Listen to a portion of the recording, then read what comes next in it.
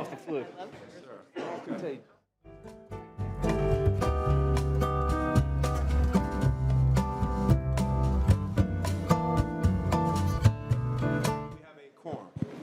I'm looking right now. I've been down pretty hard. We do. They may be walking around, but we have. Great. Yeah. If everybody can find their seats, we get this thing started. Should have a nice long meeting today. Let the record show that we call this regular IA board meeting to order at 3 o'clock on December the 9th, 2021. There's my good We'll friend, start Ryan Williams. Come. at the top of the agenda, but before I get that started, I wanted to call on Commissioner Jackson for a second for comment. Well, thank you. I forgot some of the words to my solo, so I won't sing them to you, but I did want to go ahead and tell the crowd as well as the fellow boardsmen, I have an incredibly tough cough, and I don't want you to be alarmed, and I don't want people to exodus the place. But there's I'm prone to a pretty good coughing spell, and I asked Commissioner Maddox to let me explain that to you so that you didn't think that there was any sort of danger in you being here with me. A non-contagious stuff, but I thought it was only fair and didn't want it to be disruptive. So thank you, Mr. Thank you, Mr. Chair. Any other opening comments about coughs or anything else? All right, seeing none. Yes, sir, Ms. Pingree. Yes, just really quickly, in regards to speakers cards, I know that everybody's getting settled and not everybody is repeat or used to our proceedings. There are blue speakers cards in the back. If you could bring them over to Angela, I'll just wave her hand. You can be recognized at the appropriate time. We also have, of course, some WebEx participants, and we will get to that as proper on the agenda. That is all, sir. Thank you. Madam Attorney, you have any comment? You good? No, sir, I'm fine. All right. So look, here's my expectations for today. I know we have a couple of big issues on the agenda. What I expect is for everybody to be respectful of each other, that we stick to the issue in your comments, whether it be commissioner or public, and that we get through this in a very, very civil way. That is my expectation. Anything otherwise, I will speak up, stop those comments, and we will move forward in a different direction. We understood on that. Everybody, we good? We good? All right, thank you. All right, so we'll go on to citizens to be heard on the agenda. Any citizens to be heard in person? Yes, we have two. All right, let me hear those speakers. Kate McFall and Audrey Kidwell. Name and address for the record, please, ma'am. Thank you, Mr. Chair. Kate McFall, 1206 Walton Drive. Just be very brief today. I'm a volunteer with Animal Services and volunteer and co-founder of the Animal Shelter Foundation. We just want to say thank you for allocating much-needed funding for the renovation of Animal Services. I really appreciate it, and the animals and the staff and the volunteers appreciate it. So thank you very, very much. And I also want to invite you to come to the animal shelter. Of course, several of you have come already for a recent visit. Thank you. It's wonderful. Erica is thrilled when you stop by, so let us know, or just stop by and come see us at Animal Services. And we appreciate you prioritizing animals and the people. Thank you.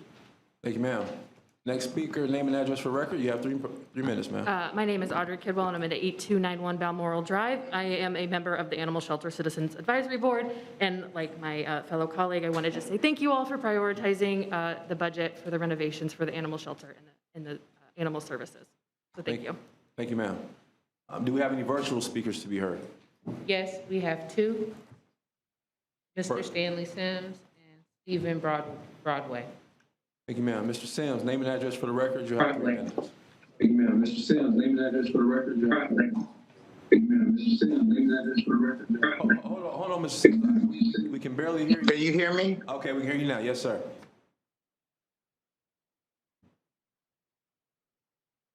I can't. Hello? Yes, sir. We can hear you, Mr. Sims. Name and address for the record, please, sir. My name is Stanley Sims. I'm at 1320 Avondale Way.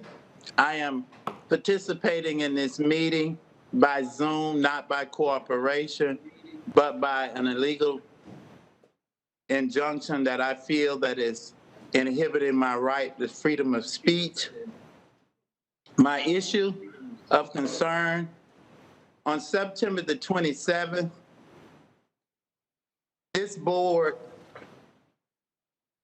allocated $20 million for FSU, $3.7 million for our pets, our dogs, our cats, and turned down the opportunity for $1.2 million to build a sustainable network with Black small businessmen in Frenchtown community. Now, Commissioner Cox, and I thank God for County Commissioner Carolyn Cummins, who fought very hard for small Black businesses and required staff to bring back a report of what happened to those small businesses. Well, let me give you a synopsis because I haven't heard the report and I'm looking forward to hear their feedback of how they helped us because no one reached out to me. But my own sources, they were offering us low interest loans. So my question is to you, why are we not offering FSU a low interest loan? They have over $500 million endowment. They have a good credit. They have a good engine boost, economic boost that they could pay it back with future gains. So why are we giving a strong financial institution $20 million that will break us? And then Commissioner Curtis Richardson say, well, we ain't broke because we got land and we got utilities. Well, last week when a developer came trying to fix the problems at Washington Square, he didn't ask for electric, he didn't ask for land, he asked for $3 million.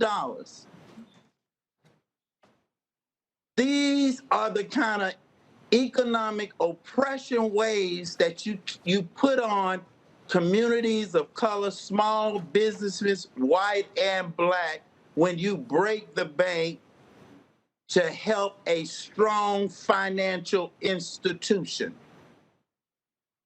So if we must help them, let's offer them a small interest loan. Mr. Sims, your time is up. Finish your comments, please, sir. All right, look like you lost them. All right, next speaker. Stephen Broadway. Hi, my name is Stephen Broadway. I'm here to speak just generally about the structure of Blueprint and what I would like to see as a citizen of Leon County. Specifically, I have concerns about how projects are proposed and initiated through the structure of Blueprint. I think a lot of citizens of Tallahassee do. I think an analysis should be published by Blueprint staff, the commission, to understand how these projects have been initiated, by whom, whether these individuals were conflicted or whether they were citizens, what category of individual proposed these, and which projects typically get carried through.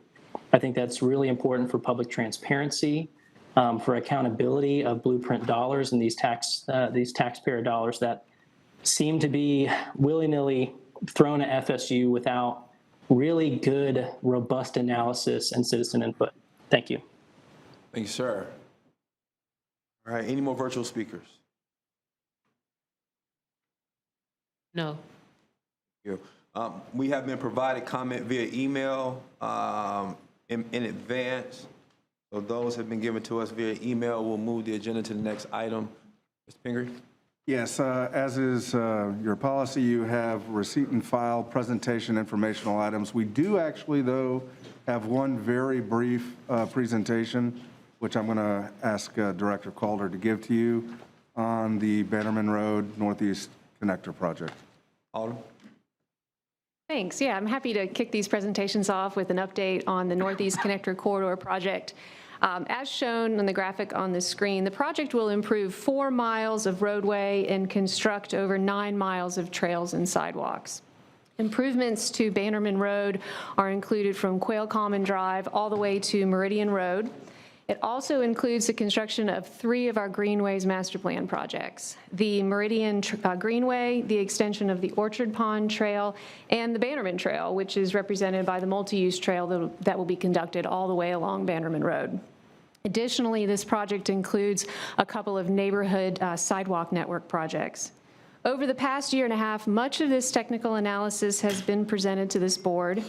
And in fact, in September of 2020, the IA board directed widening Bannerman Road from Quail Common all the way to preservation. It also included in that direction raised medians, a closed drainage system, and the multimodal improvements along the corridor. The completion of the final engineering report, or the FER, represents a significant milestone for the Bannerman Road project because it contains the technical analyses that lead us into the design. These include traffic analysis, which we discussed at this board last September, the field survey of the existing conditions, and the summary of the community outreach.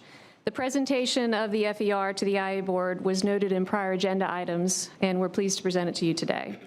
The recommendations that are included in the FER are in the complete document, which is on the project website. It's also included in these meeting materials that were presented today through the receipt and file. Notably, the FER provides the recommended improvements at the key intersections along the corridor. Those improvements are directed towards increasing the level of service and the accessibility for the travelers along the road. And the recommendation is for signalized intersections at Tequesta and Boheedly Roads, improved access at Preservation Road, and a roundabout at Meridian. And as previously mentioned, all of this and furthermore is included in the project website. Once this final engineering report at the end of the year has gone through this level of review at the IA board, we'll begin the design, which will take 18 months to complete. We'll continue the public engagement on this project, which will be ongoing, and our right-of-way acquisition will begin next summer at the 60% design level.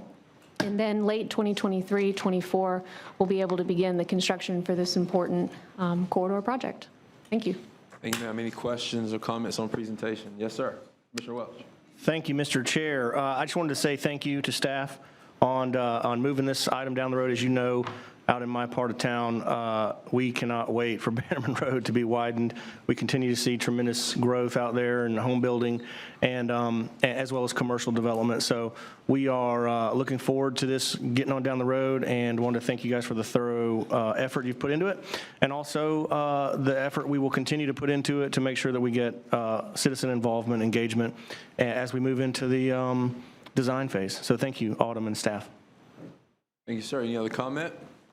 Chairman, I'd like to make a comment on this, sir. Yes, sir. This is on presentation. Just for the record, is Bannerman Road an add-on to our initial project list?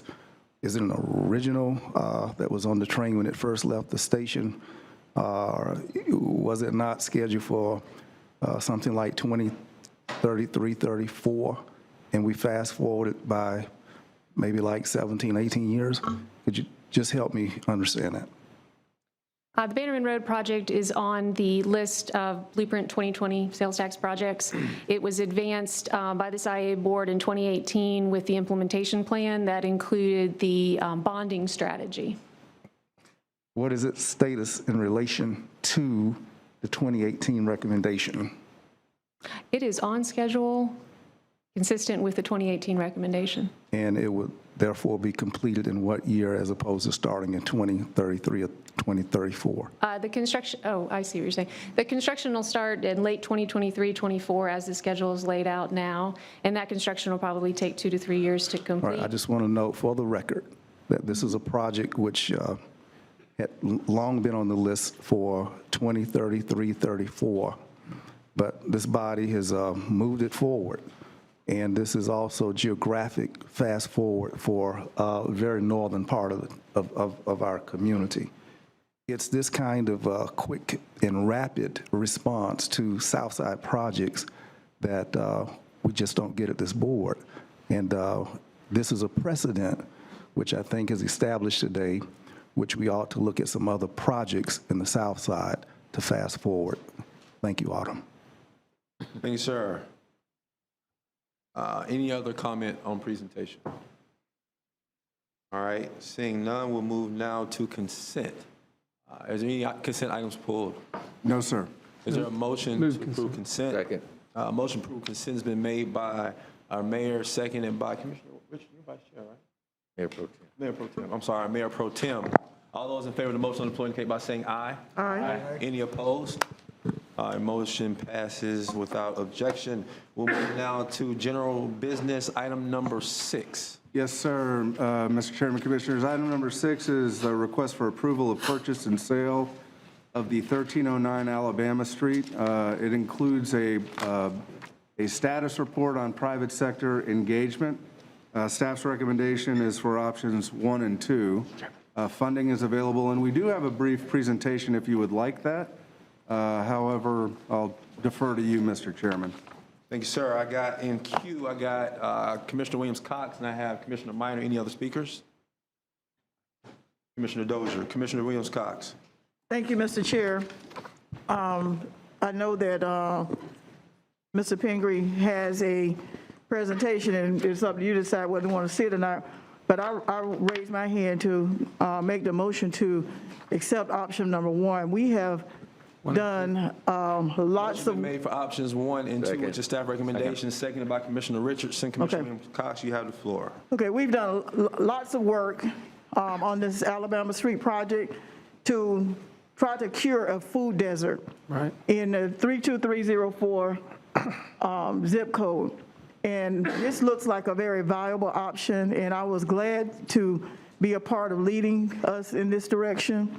And I'm looking forward to moving forward and making this a viable structure in the Griffin Heights community, and going back to buy a Coke Zero or something from the store.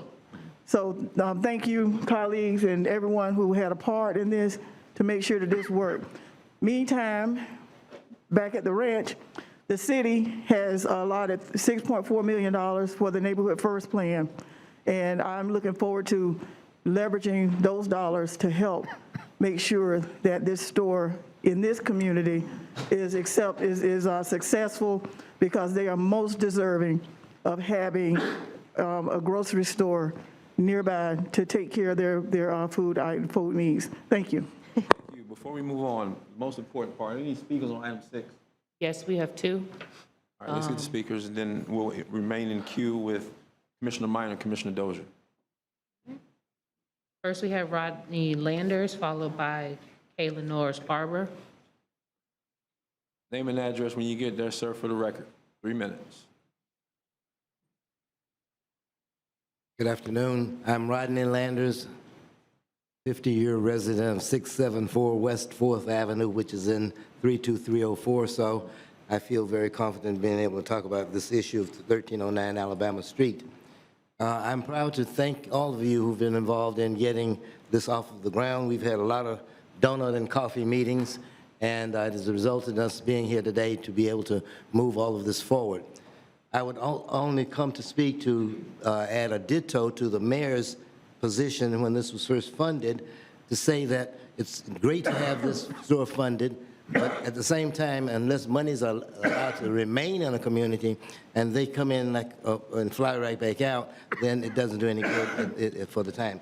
The mayor suggested, and I agreed wholeheartedly, and instructed the manager that as this project moves forward, that the vendors and contractors who are going to be party to all of this, that where legal and where capable, that they be members of the community. I would encourage that when the RFP is let, and that's important to the community, and any variance from it would not be welcomed.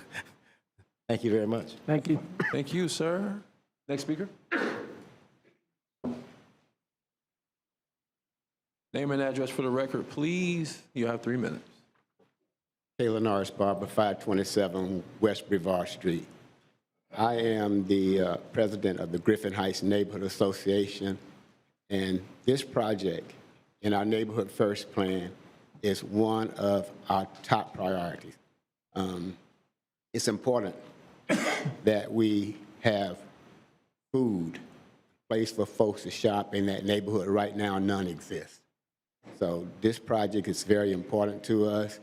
I don't have to speak much because Commissioner Diane Cox already kicked it off, and I appreciate you.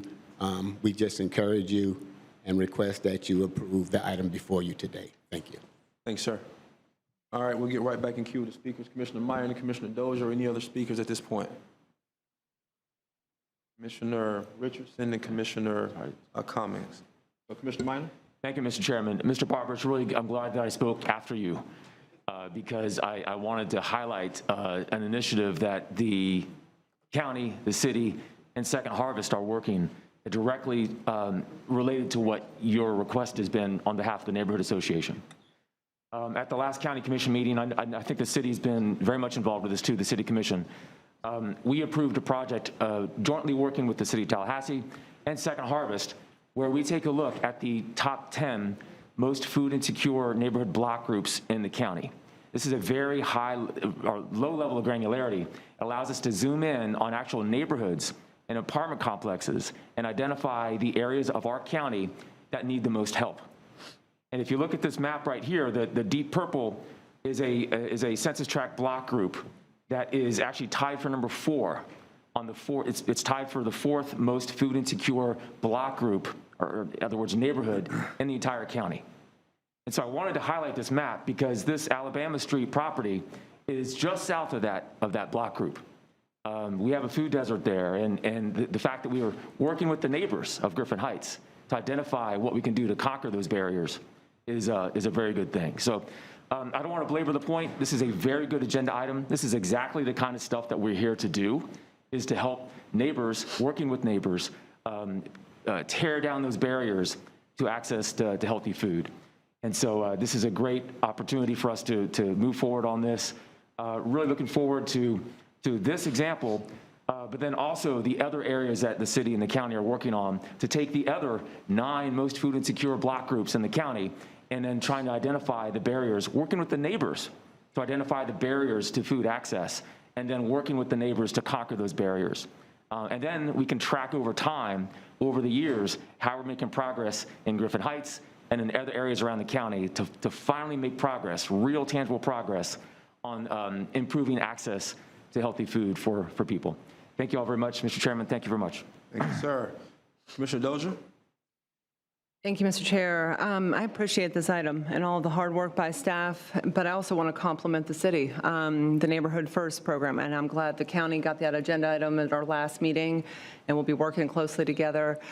Y'all have made a lot of progress on the city commission side. I think we've got some county programs that will complement it. But I did want to admit on the record here that when I first saw this item, I was a little concerned. It's not typical for Blueprint to purchase a building like this. I wasn't quite sure what we were going to do with it, and as we all remember, there were a lot of challenges at that point.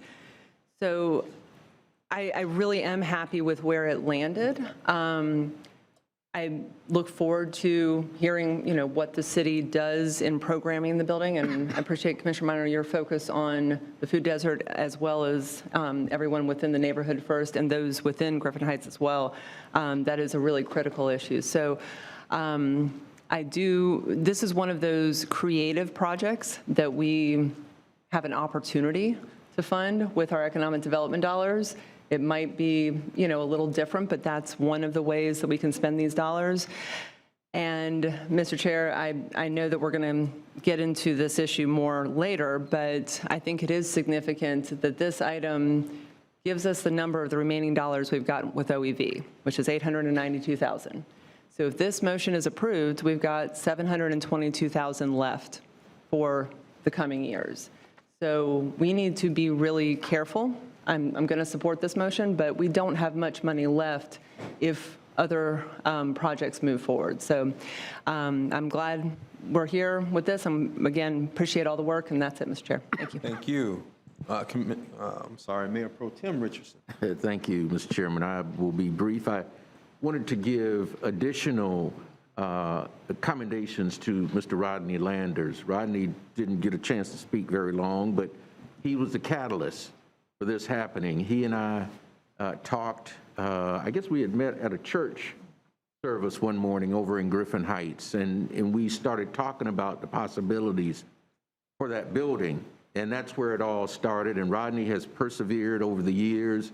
He and I have had some conversations during that time, and here we are today, addressing a very serious need in the Griffin Heights community. So Rodney, thank you for all the work that you have put into this, and colleagues, thank you all, staff in particular, for the work that you've done to bring us to this point, to address an issue like this, a food desert, food insecurity in the Griffin Heights community. The city, Commissioner Dozier will take over ownership of the property once we approve this today, and we will certainly make sure that it's purposed for what the intention was, and staff will work with us to make sure that that happens and that this community is served over time in the way that they have asked that this be used to address food insecurity in that area.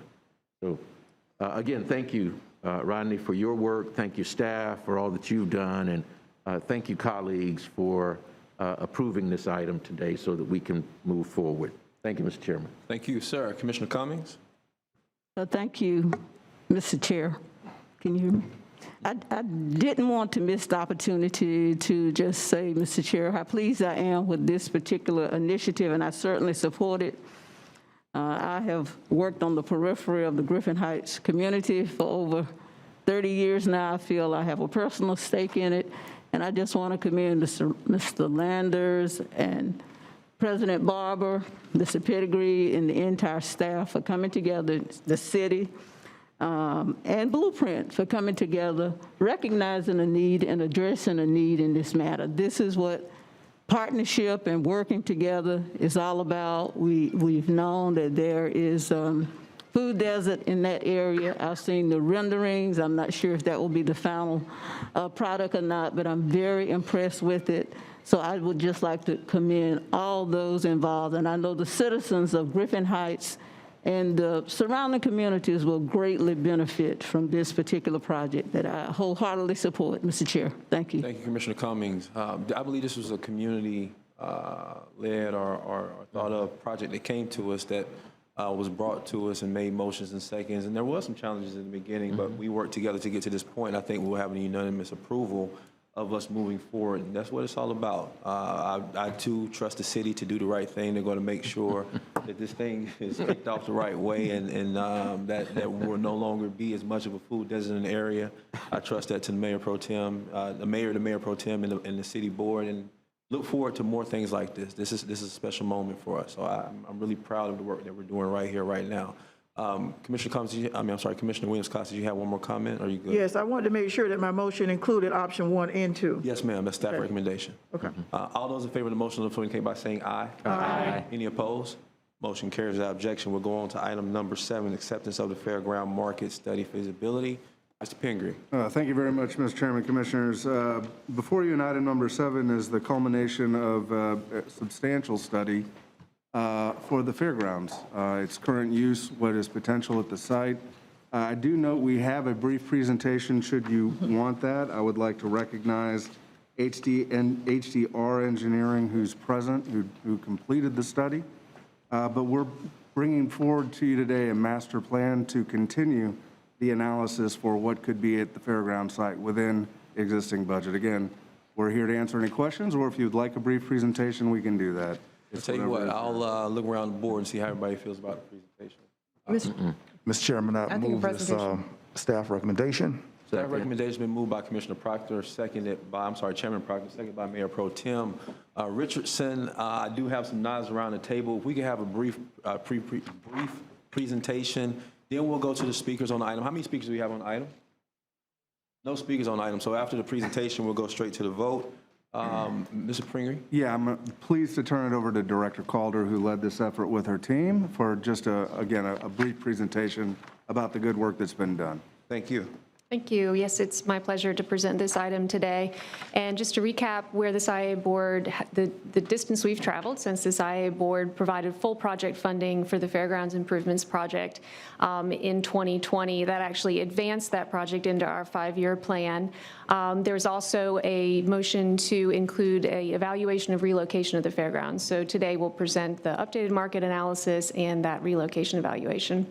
In September of 2020, the IA board authorized the procurement of that work. We initiated a contract with HDR Engineering, and today we're presenting the results and also seeking authorization to fund this next step, which is the master planning services. Just at a very high level, a couple of key points here. The role of the fairgrounds in the local economy is strong, and that economic impact will continue to grow. And it may actually grow faster with targeted improvements on the site to the fairground structures that are there today. Another key point is that fair activities can be accommodated on less acreage than included in their current leased area to Leon County, and there may be an opportunity to redevelop a portion of the site with possibly residential uses, but that would be evaluated further during the master planning services. So I'm going to turn it over to Pam Yonkin. She is an economist and has been the project manager for HDR Engineering on this project, and I'll click for you, Pam, so just take it away. Thank you, Director Calder. Good morning, good afternoon. Just a little bit about the study itself. There were 2 key components. The first one was a market analysis of current fair offerings. And for that, we took a lot of demographic and consumer data and tried to get a handle on the profile around the fairgrounds area. We also conducted an economic impact study to understand the impact to the community of the fairgrounds activities. And we did some select site stakeholder engagement where we talked to residents and businesses and the Fair Board Association and so forth to get a handle on what they thought of the fairgrounds. The second piece was the site evaluation, and for that we took a look at the existing fairgrounds property, and we also did a land appraisal.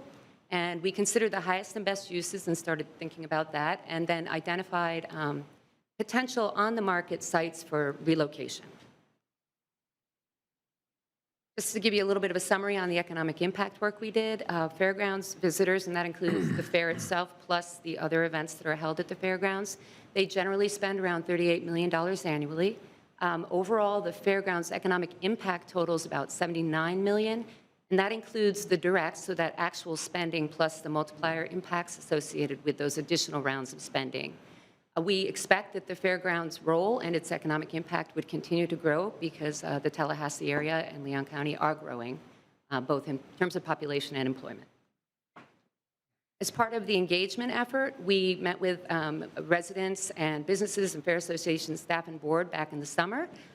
We all identified and agreed that this is a South Side landmark, a landmark for Tallahassee in general. It is surrounded on 3 sides by residential, and so we're very cognizant of wanting to include residents in this conversation. There's also an informal economy around the fairgrounds. People will actually rent, parking spaces and so forth in front of their houses to support the different events that are going on there. And it is a useful public location as well for emergency services staging, and it also serves as a local food and supply distribution site. For the market analysis, we took a look at the local office, industrial, and retail commercial market. And given the high commercial rates, commercial vacancy rates around the fairgrounds property, and also the fact that it is located in a predominantly residential area, we did not think that there was a near-term redevelopment opportunity in those types of uses for this fairgrounds property. We did see, though, that there is a fair amount of residential demand in the area, and like I said earlier, we did an appraisal which estimates that the value of the land itself is about $3.7 million. So there is potential for an opportunity to do some redevelopment there, which would be something that would be entertained a little bit more during the master planning effort that we're proposing. As part of the relocation evaluation, we do recommend that the fairgrounds not be moved. Just to replace the existing facilities would be about $22.8 million, so it's a costly endeavor.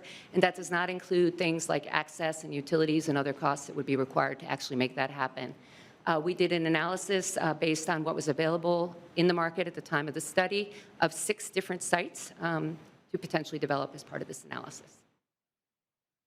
So we did generally conclude that there are opportunities to consolidate fairgrounds operations potentially. We could improve economic opportunities around the fairgrounds. And there is opportunity potentially to redevelop a portion of the site. The fairgrounds operations themselves encompass about 55 acres of the 107-acre property, so there might be some opportunity there. We would recommend that, working within the $12 million budget, we identify some targeted improvements for the fairgrounds property, and we would also encourage the people that manage the master planning effort to take a look at redevelopment opportunities to see if they are indeed viable. Thank you, Pam. So next steps, today we're seeking your acceptance of the report and approval to allocate funding towards the master planning services. Should that be granted, then we'll immediately engage our continuing service consultants to get a contract going to begin those. It'll take about 12 months to do the master plan, which puts us in line to do the design of any targeted improvements to the site and then get us construction ready in 2024 when we receive the full funding for the fairgrounds project at the $12 million level. Thank you. I see any speakers. I see Commissioner Proctor. Any other speakers at this point?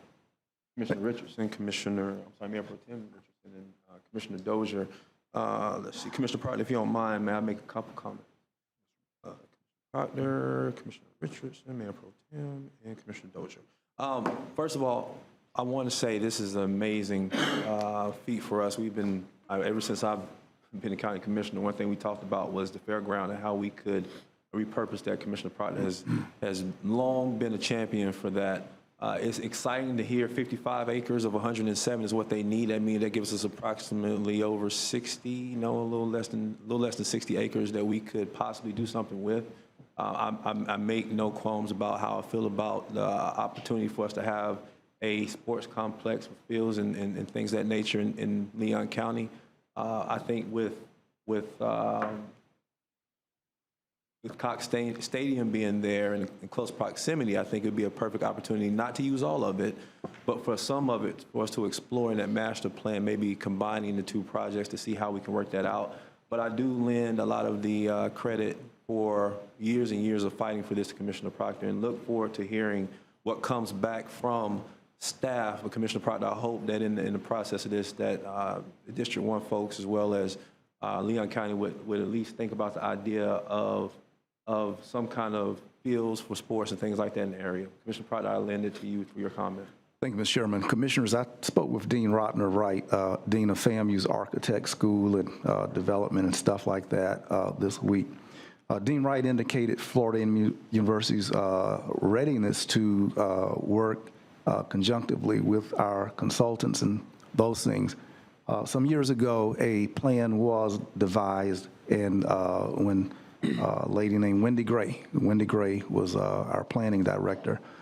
When Bert Hartsfield was the property appraiser, this property, which we've saw for and some change million dollars, it was valued between $7 and $9 million. So as property values have ascended, it's amazing that this piece of dirt has descended.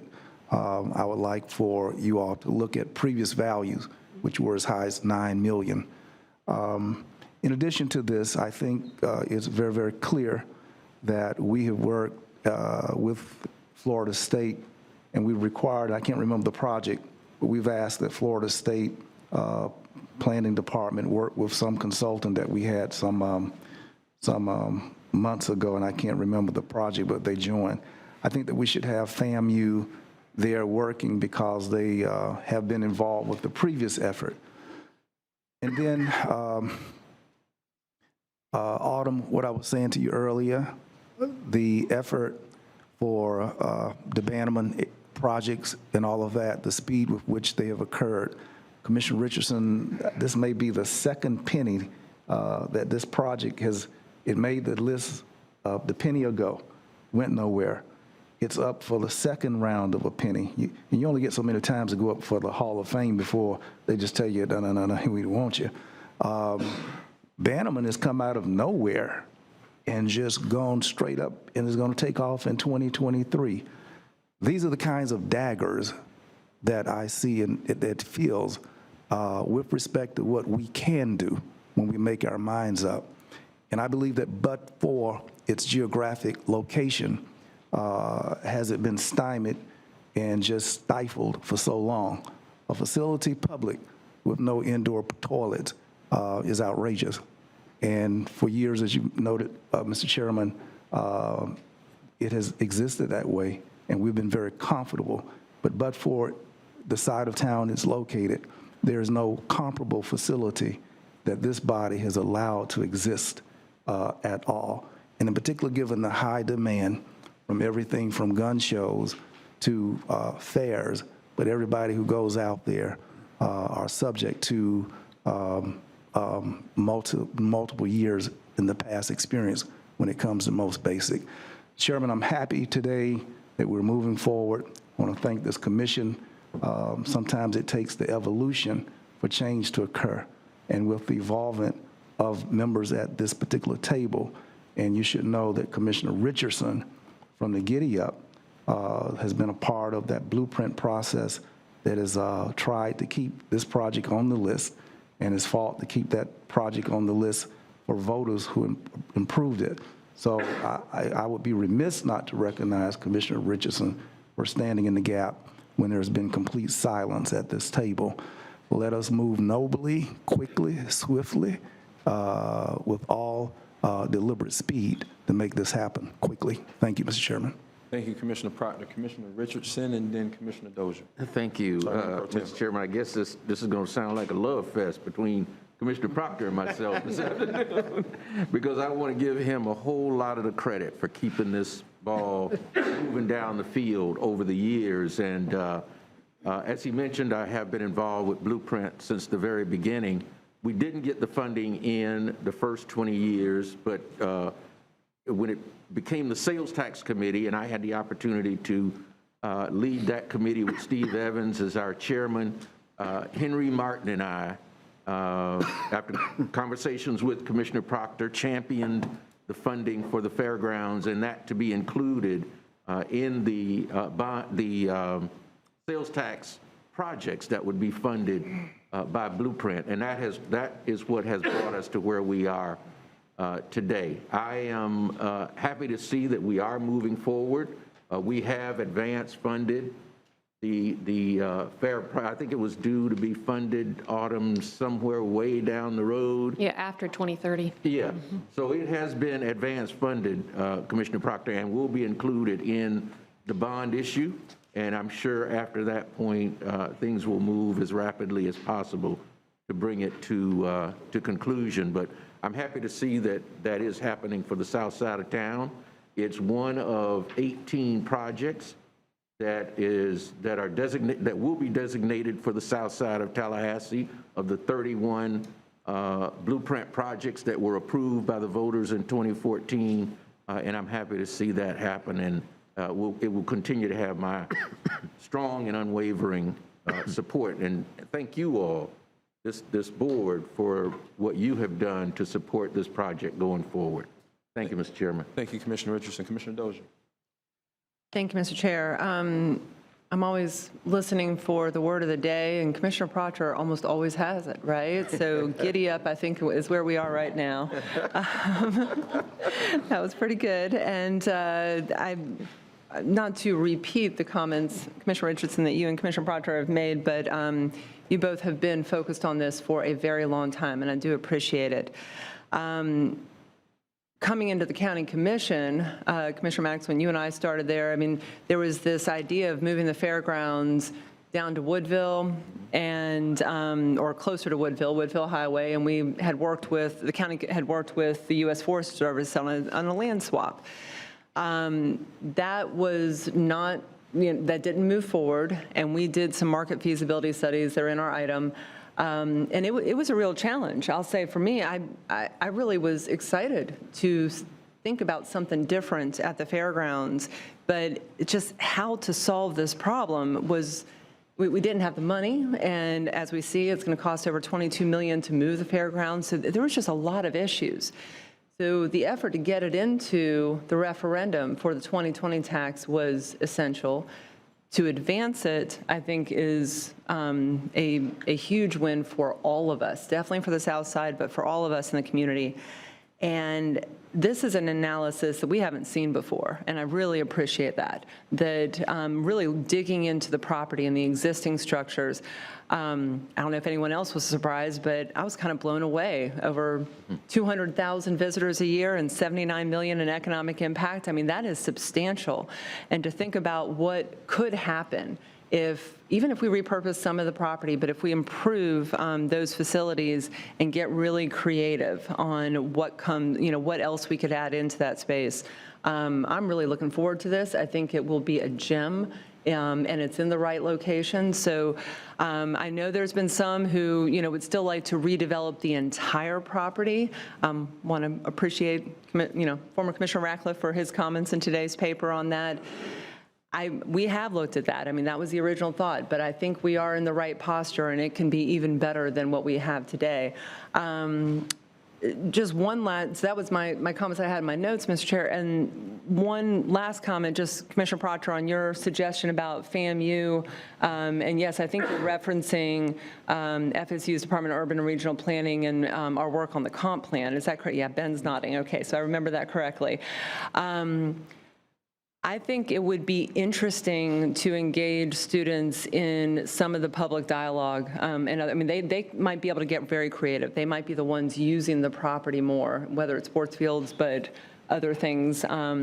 So I think that is worthy of a discussion at some point when we get more development of the plans and how we're moving forward. But I think this is a fantastic start.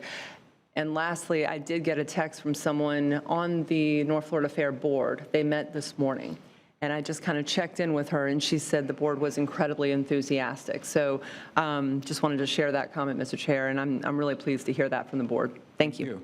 All right, any other comment? Mr. Chair, if I might circle back. Thank you, Commissioner Dozier. We would advantage ourselves for more youth to be engaged, as well as for the community's engagement. We actually had a panel of community persons who served as a fairground review committee a few years ago. Those notes should be, Alan Rosenwag knows where those notes are archived. They had great suggestions, and I think it should not move forward independent of community engagement at this point as well. Finally, Mr. Chairman, I ask the board's consideration that we leave open our possibilities of securing dollars not to be limited. And Ms. Dawson, are we limited? Can we secure other dollars to leverage something that occurs, say, like if we ever became a part of the state of Florida and our community qualified for state dollars, could the state do something like that, or are we prohibited from their money? No, we're not. I'm sorry. Madam Attorney. Thank you, Mr. Chair. Commissioner Proctor, we can certainly look at all leveraging opportunities. We have a leveraging policy that allows us to do that. And it's my understanding that we are constantly looking at opportunities from state government and even federal government to support the project that we're working on. Thank you. And I say that because we know that the cost, and we may well speak to the ascension of cost for another item we may look at this afternoon, and how much it has gone up since originally adopted. We're in the same community, the same concrete, the same metal, the same cost.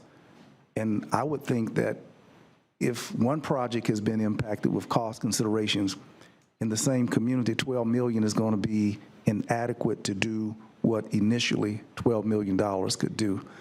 This thus requires that we leverage, seek other opportunities, and I think the precedence has been established, Commissioner Dozier, with respect to our Woodville, the securing of monies for sewer. And we started off almost low to slow, but money just comes slow to the south end. But we've amassed $70 to $80 million now to take sewer pipes down into the Woodville area. And our staff was not limited nor restricted by our board, and they continue to find money. And I think that if we attach that spirit to recognizing that $12 million when this was adopted is not 12 million today. We need to be proactive in securing additional options for funding, even if we have to consider the presence of one of Florida's buildings down there, but whatever it requires, in CARES Act dollars, which our community has rejected. And when I say our community, across the street. Thank you, Mr. Chairman. This is great. Thank you, Mr. Chair.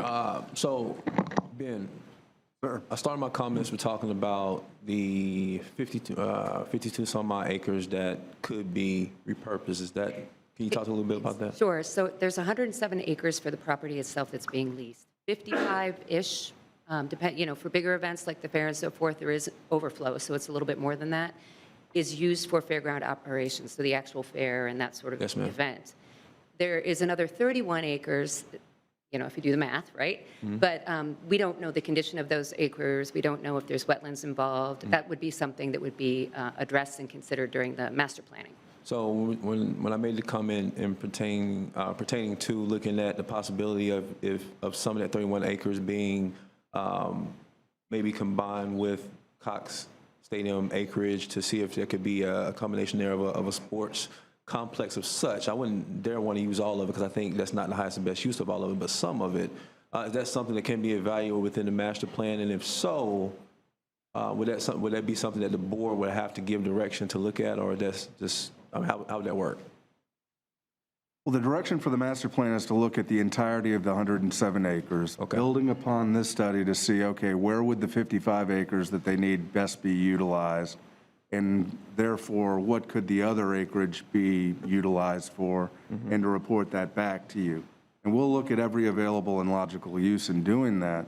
Now, if this IA board wants to go beyond that and say, oh, in addition, we definitely want a focus on an alignment with Cox Stadium or something else that is outside of the 107 acres, keeping in mind Cox Stadium is not included in the 107 acres, then we would, of course, welcome that direction. Mr. Chairman, Yes, sir. I think you've touched something significant, and you've always been on this theme about the sports complex. But last week, the mayor made a beautiful commercial at Cox Stadium welcoming the Florida High School Athletic Association state championships, which begin today, tomorrow, and Saturday. And it's housing teams, high school teams, multiple classifications that will come here overnight for some teams, maybe not Madison, but nevertheless, it's a venue. We have been a venue, Tallahassee, for Florida High School championships in recent years. And if we're taking note of the Tourist Development Council's report to the community on, I believe, Monday night, they indicated that some 35,000 visitors were associated with the national cross-country track event that was held in our community. I can't remember how many millions that equaled, but that's that sports thingy. And in the 83 years of cross-country championships, nothing had ever come to the state of Florida. If we are intentioned to become that site, a place like, I'm just hypothetical, let's just say that, for instance, we had a national soccer team, national champion in Tallahassee, if that happened before. And we really got serious about what it appeals to, and it seems that some people are serious about soccer around here. But where's that comparable facility for people who are kicking a ball at a national level of expertise? And that's the scope of totality of high school, of NCAA level, be it a national soccer to play cross country. I'm with you, I'm with the mayor, I'm with this board, and I think that this piece of property gives us that opportunity as one of the few central city that gives us that opportunity to think in forward ways to encompass all of those potential dynamics. Thank you. I think the comment I'm making is so specific, that's why I wanted to bring it out amongst the board to make sure we had a discussion that it's something that if we don't want to evaluate, I would rather take it off the table now versus giving them the direction to look at something so significant and then come back and say it's something that we're not willing to do. So I have Commissioner Dozier, Commissioner Williams-Cox. Is there anyone else in queue? If not, then we'll go straight to the vote. Commissioner Dozier. Thank you, Mr. Chair. For our purposes now, I guess, question for you, Ben or Autumn. It would seem like if we're entering into this planning process, we would be looking at the property immediately surrounding and what those assets are, including Cox. I mean, that may be a more significant because it's sharing the parking lots and it's actually within the property, you know. But we've got Jack McLean, we've got a lot of different assets in this area. So to reflect on kind of a cluster of these, you know, public spaces seems like a good thing for a master plan to reflect on whether or not it was specifically included in the analysis of that 107 acres. Am I on the right track with that? I mean, would that be done within this study? Yes, absolutely. We'd look at all of the surrounding areas, look at the community as a whole, and identify what types of uses could be best supported in that space. And sports and recreation would be, I mean, that's kind of a natural part of what we might be looking at because of the proximity to Cox and others. Would that be fair? May I? Yes, please. Yeah, and one thing to add to that is that there was a prior study looking at the sports complex uses, so we would go back and look at all those prior studies again. We did for the market analysis, and we do it again for the master planning services. Okay. Well, you anticipated the last part because I know Commissioner Maddox and Commissioner Proctor, you'll remember the sports complex studies that we did at the county years ago, and the costs were astronomical for some of these facilities. We have a phenomenally creative staff who looked at the cross-country track. I mean, very low dollar and huge return and great partnership with FSU and others. So I think this is a unique opportunity. I'm glad you're bringing it up. I don't know how formal you want to make it, Mr. Chair, but that's why I wanted to ask those questions because it would just seem like it would be in our interest to include those surrounding assets anyhow and to start exploring that. Thank you. So before I go to Commissioner Williams-Cox, let me ask our attorney, given the comments that were made and kind of direction that we're moving in here, do you think there's a specific motion that needs to be made per se to really look at evaluating how that cluster will look, or can it just be included in the master plan specifically without a motion being made? Possibilities. Sure, Mr. Chair, I think the way the option is drafted is general enough to include that. Of course, if you give staff that direction, it will be done. But I do not believe an additional or some sort of amended motion is necessary. Yeah, I don't want to amend the motion. I think it's good as long as staff hears the direction from the board to evaluate such. We hear it, sir. Thank you. Commissioner Williams-Cox, and then we'll go to a vote. Thank you. I want us to be careful not to pigeonhole this project into a certain area. On the Tourist Development Council, Commissioner Welch, Commissioner Richardson, and myself, we sit there and we have had some conversations about sports complexes because we're having to travel, take our kids out of town to different sports complexes, and they can't come here because we don't have the facilities. I'm in favor of that. Having been the past president of Capitol Park Baseball, we have 2 baseball fields in that area as well. So I would like for us to explore great potential. I would also like for us to have food venues there so that when these folks come in, they don't have to leave there to go somewhere to find food. Even if we have football going on at Cox, there's some avenue to dine in the area, as well as possibly having some type of lodging so that they don't have to come all the way from the fairgrounds, all the way back downtown, all the way back to the Parkway for lodging. I would not want the fairgrounds to become just a sports venue.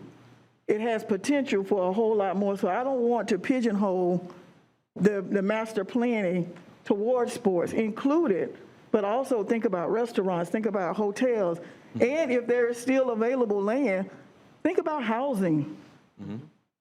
Put some nice homes around there. So let's dream big. Let's not just think about sports. Include it, but let that not just be the only thing. Thank you. Extremely good comments, Commissioner Williams.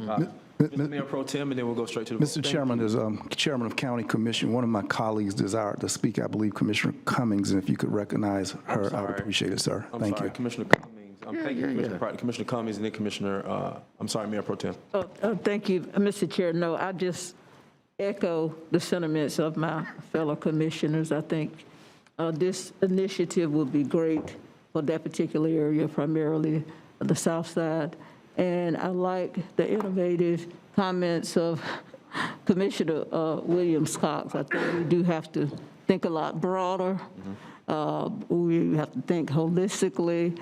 And I think a sports complex that's all-inclusive where we can provide services to the visitors from out of town would be ideal and would be a great economic booster to the city and to the South Side. No, So thank you. Yes, ma'am. You know what? I had a system last time that worked, and I forgot about it. So if you want to speak, flip this down. I'll look, see, and then flip it back up when I call in, because I missed you at least twice now. I'm so sorry. Mayor Pro Tem, and then we go to the vote. Thank you, Mr. Chairman. I just wanted to suggest that we include the neighborhoods in this. You know, this property is surrounded by residences on 3 sides. A sports complex could be very disruptive to those neighborhoods. And so I would just want to make sure that we've got their consensus as well, that this is what they want to see adjacent to their neighborhoods in that way. Because the lighting, the noise that comes from it, the parking in the neighborhood. So just make sure that the neighborhoods are involved in helping us to make that decision as we go forward, because they will be the ones impacted by that.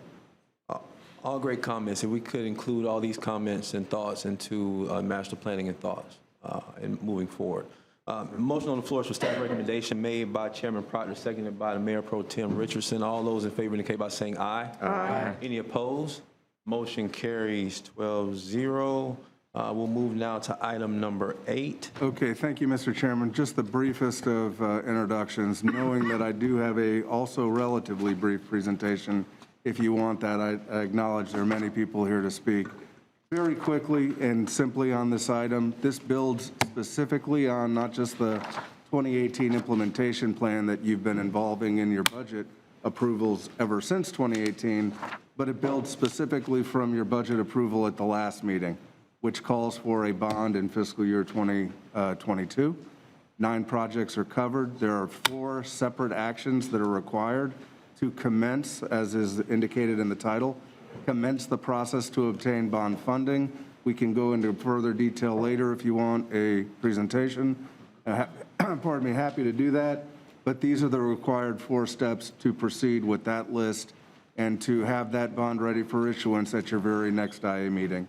I'll turn it back to you, Mr. Chairman. Thank you, sir. I'm sure we have virtual as well as in-person speakers. How many in-person speakers do we have? 31. All right, how many?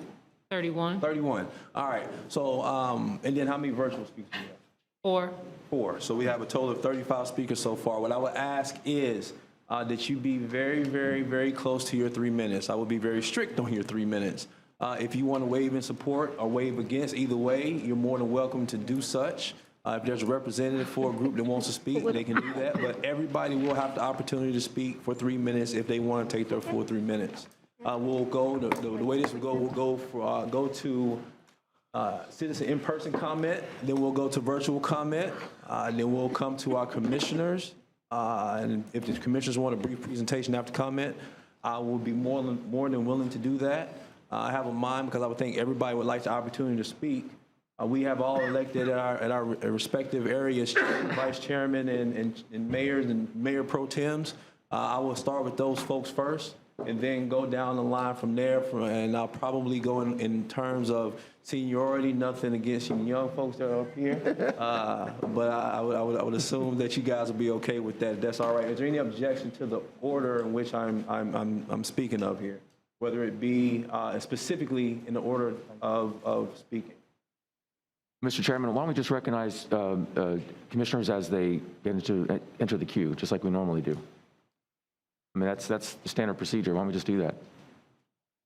Well, because I was chairman and I thought maybe it would be better if everybody got a chance. It's your prerogative, sir, but it seems a little unusual to keep this one motion. But it's your prerogative, but it seems a little unusual to change the procedure for this. Actually, I've seen it done before, Commissioner. All right. Commissioner Minor. But we'll get there when we get there. We'll start with our first speaker in person. First, we have David Colburn, followed by Leonard Hamilton.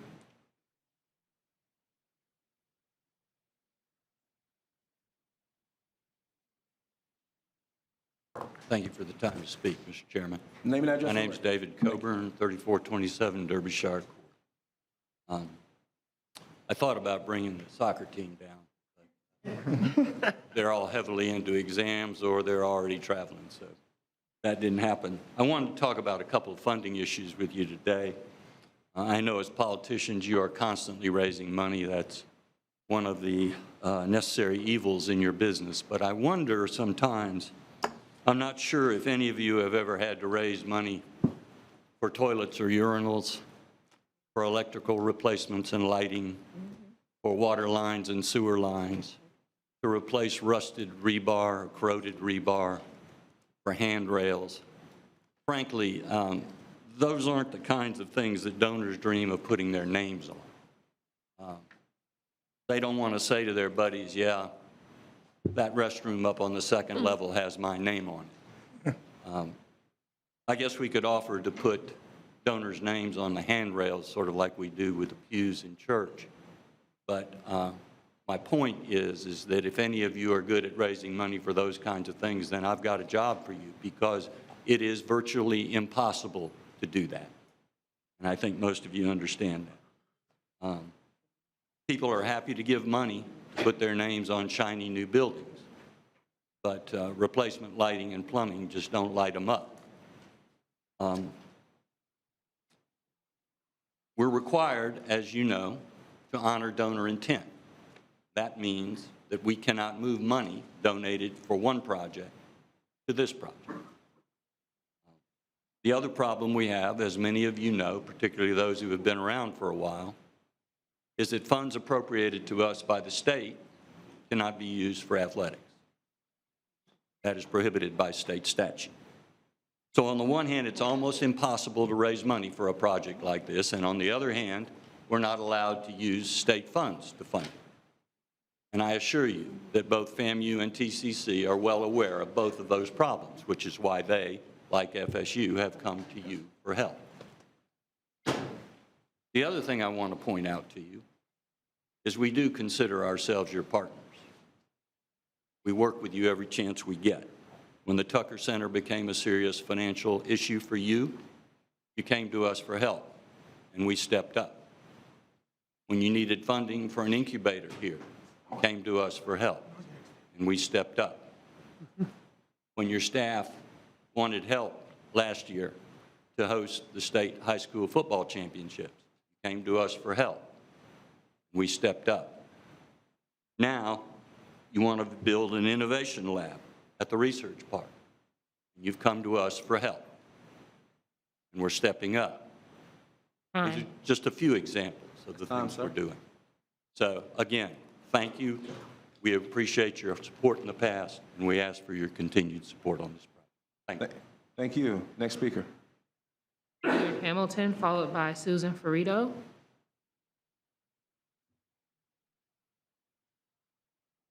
Name and address for the record, please, Coach. Name and address for the record, please. My name is Leonard Hamilton. I'm a proud citizen of Tallahassee, 1255 Sherrill Court. I can't say anything in 2 minutes, but I'm going to try. As a youngster growing up in Gaston in North Carolina, doing segregation as athletes, we didn't have an opportunity to go to a lot of schools. I lived my life vicariously with what I read in Jet magazine about Mr. Gaither, Florida A&M football, and Bob Hayes.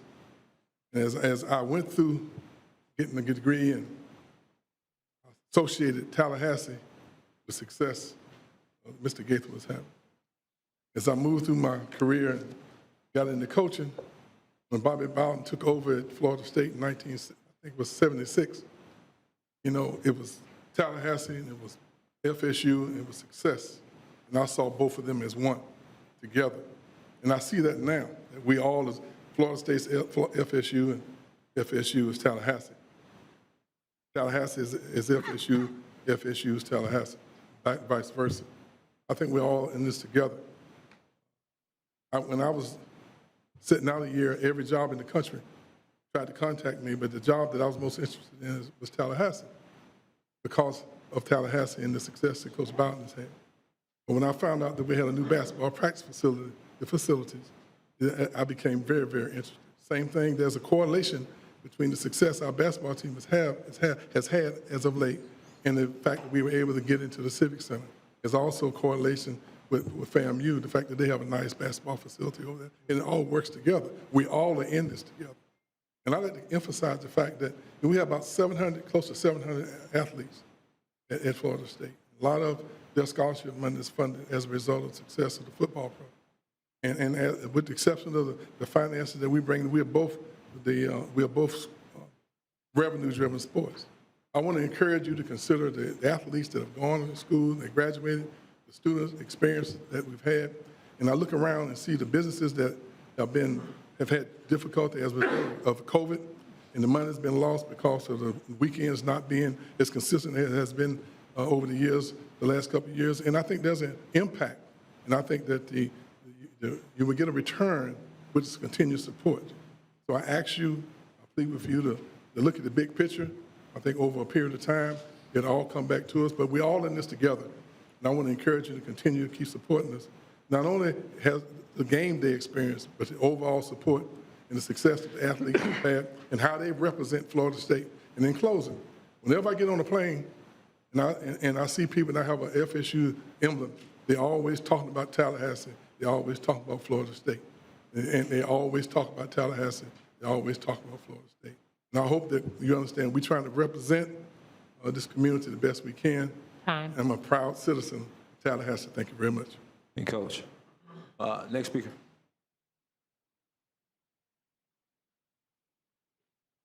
Good afternoon. I'm Susan Fiorito. I'm the Dean of the Jim Moran College of Entrepreneurship at Florida State University. My address is 2451 Oakdale Street. We appreciate the investment Blueprint is making in Doak Campbell Stadium. Thank you for your strong leadership. I believe in our community. I believe in the relationship between Tallahassee's local government and our 3 institutions of higher education. Together, I've seen us accomplish great things. As an entrepreneur myself, I understand the trials and challenges of finding opportunities to grow new companies that strengthen the financial and intellectual, social, and cultural capital of Tallahassee. And I love our community that has and appreciate that you have set a fund aside to support this purpose.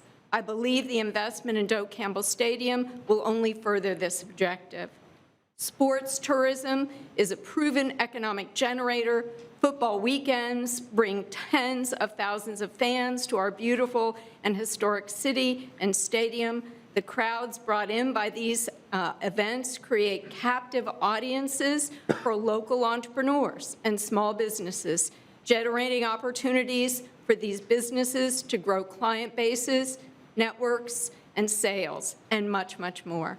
Doak Campbell Stadium has a 70-plus year history, a benefit to our community. I look forward to seeing this history continue through this venture, and thank you very much for your leadership in investing in this project. Thank you, ma'am. Next speaker. Next, we have Ramona Abernathy Payne, followed by Johnny Crow. Name and address for the record, please, ma'am. Thank you. Ramona Abernathy Payne, 2006 East Indian Head Drive, Tallahassee. Members of the Blueprint IA Board, many thanks to Commissioners Porter, Matlow, Dozier, and Welsh for the courage for your votes on September 27th to deny giving $20 million of our sales tax money to FSU for repairs to Doak Campbell Stadium. To the remaining commissioners, I ask you to consider the community backlash to your decision. You have the option today to correct your action and heal our community by rescinding the award. While FSU may be a driver of our economy, this project to repair Doak adds nothing to the economic vitality of our community. It does not add significant number of new permanent jobs. It does not ensure an influx of money into our community. It does take away all possible funding for more worthy projects for the next 15 to 18 years. You have options. Option 1, rescind the award of $20 million to repair Doak Campbell Stadium. Option 2, direct Blueprint staff to unbundle funding for Doak from the bond issue so that it can be addressed separately and deny that funding. Option 3, separate Doak funding from the bond issue and delay any action on it until after the strategic plan report comes back from Vision First, the consulting company you hired to advise you on appropriate ways to allocate Blueprint and OEV funds. Choose option 1, rescind $20 million going to Doak. Thank you. Thank you, ma'am. Next speaker. Johnny Crow, followed by Randy Denker. Name and address for the record, please, sir. I'm John Crow. I'm a 1969 graduate of Florida State University and a current member of the board of directors of the Booster organization. I also played football here in 1969 and played in what we refer to as the Richter set then, small stadium, so small that the Marching Chiefs would take requests at halftime because we were close. But we've come a long way since then. The stadium has grown with the university. The stadium has been a big part of that growth. It's helped us grow revenue by putting more people in the stands. We've benefited as a university, as a city of Tallahassee, and as a community of Leon County. I thank you for your support of the project. I urge you to continue to support it. It'll make a difference. We must remain competitive with our facilities. It's a key landmark on our stadium, in our university. It's a key landmark for the city. It's a key landmark for the county. Thank you. Sir, next speaker.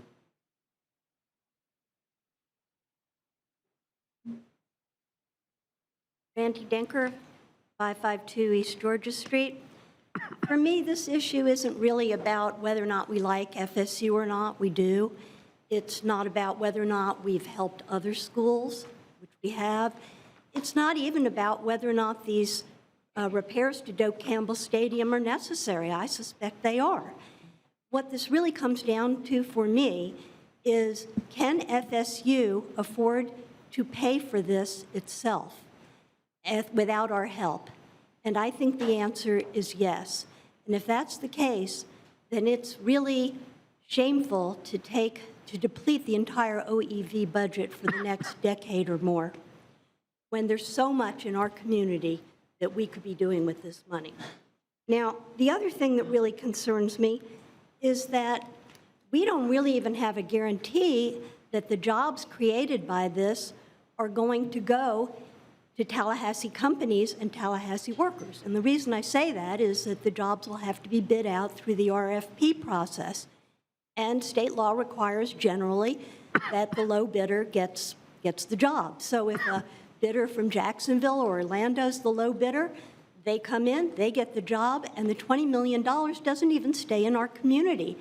They might bring in their own workers. We can't control any of that. And none of these jobs are permanent jobs. These are temporary jobs. We want to be creating good-paying, permanent jobs. So I don't see that this makes sense. I spend my weekends as a member of the Big Bend Voter Registration Project. We walk underserved communities and we register new voters. And I have seen things in Tallahassee that hurt my heart, things in our community that just should not exist. And we need to be investing in our underserved minority communities because there is so much need there. I would like to see this money spent on down payment assistance to boost home ownership. Only 40% of the Black community owns their own homes. 1 out of 3 Black members of our community is living below the poverty line. 10.8% in the Black community are unemployed. We should be putting this money into job training, permanent jobs, underwriting minority-owned startups, weatherizing and upgrading substandard houses, planting trees, good sidewalks, youth programs. Gosh, there's so much stuff we could be doing with this. I sent you all an article a few weeks ago about an article that I read about tree planting. When you have tree-lined beautiful streets with beautiful sidewalks, crime goes down, property values go up, utility bills go down, and hope goes up. And hopelessness is what leads to crime and drugs. And that affects all of us, whether we're rich or poor. Now, FSU has a discretionary fund of nearly $1 billion. Let that sink in. Excuse me? That's your time. Could you wrap up your comments, please? My time's up? Yes, ma'am. Could you wrap up?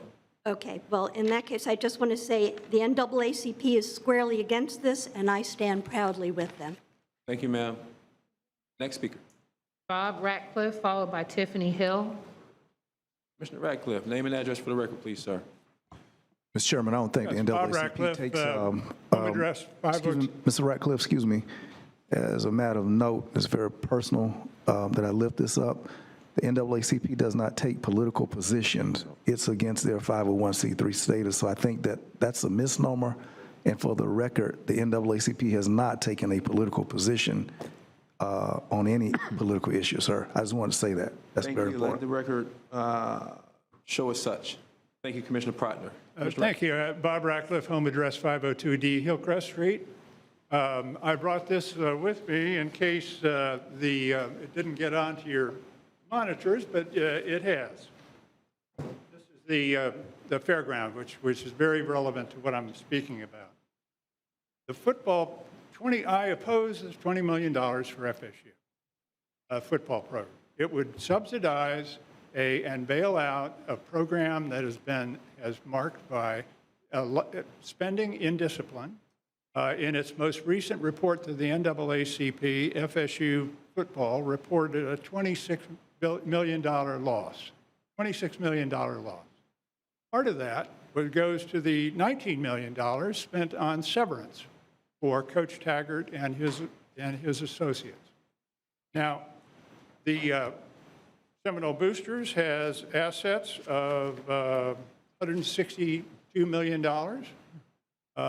Most of the 95 of that is in marketable securities. That money is available. The stadium improvements that you want us to pay for includes $100 million. In addition to that, it's $100 million for other improvements and $60 million for a football-only addition. I can't imagine why that money can not be programmed to cover the $20 million that we want. Now, I wanted to show you the reality of fairgrounds.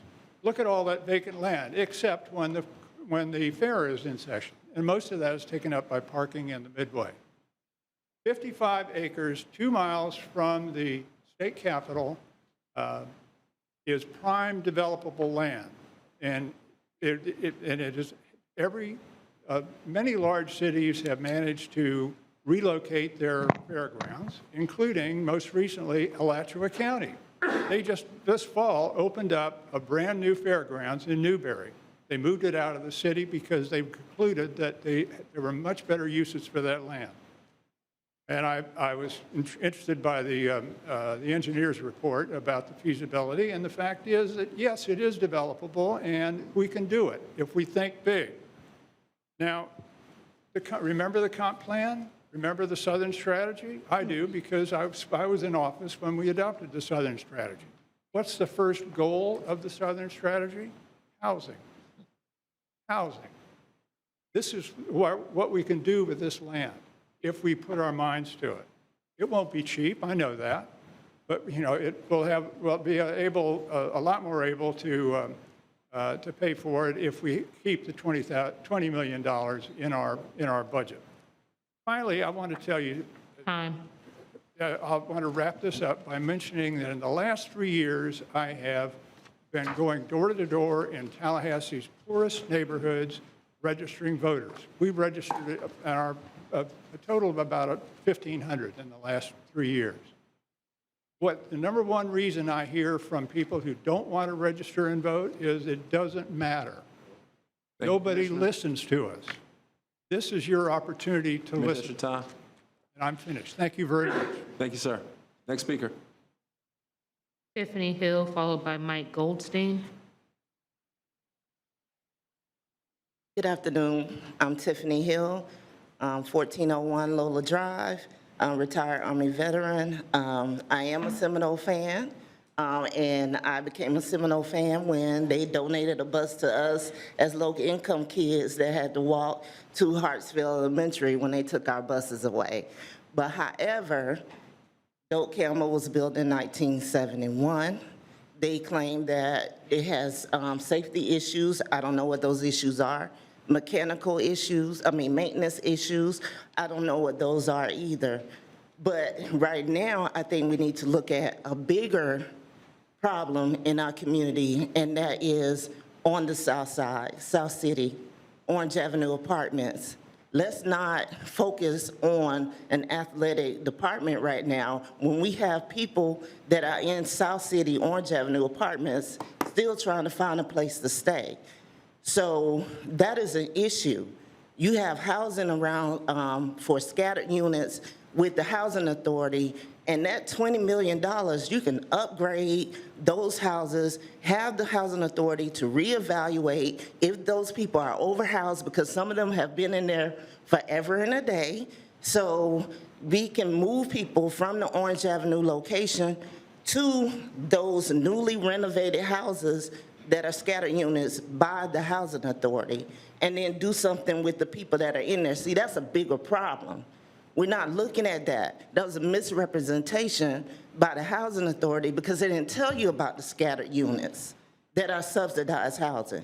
But now we're talking about giving $20 million to a stadium, all brick building, same as Orange Avenue Apartments, all brick. Built in 1970. They claim maintenance issues. Well, in your plan, you're replacing all the pipes anyway. Where's our priority? Are we not looking out for the people? We have a homeless issue here in Tallahassee. You give vouchers to people who misunderstood the voucher, left Tallahassee in Georgia. There's a family that is in a hotel because they're waiting on housing in Atlanta. No one explained all that to them. When you port out, what happens? You still have to wait on a list. Let's not do our people like that. We can renovate those apartments just like they want $20 million to renovate a football stadium. Right now is not the time to approve money for something like that. We need to approve money to invest in our community so that our minority people won't feel like they're being gentrified. That's why people don't come here. That's why they don't come here, because they don't feel like you listen. But I thank you for your time, and vote wisely. Thank you. Thank you, ma'am. Next speaker. Mike Goldstein, followed by Karen Woodle.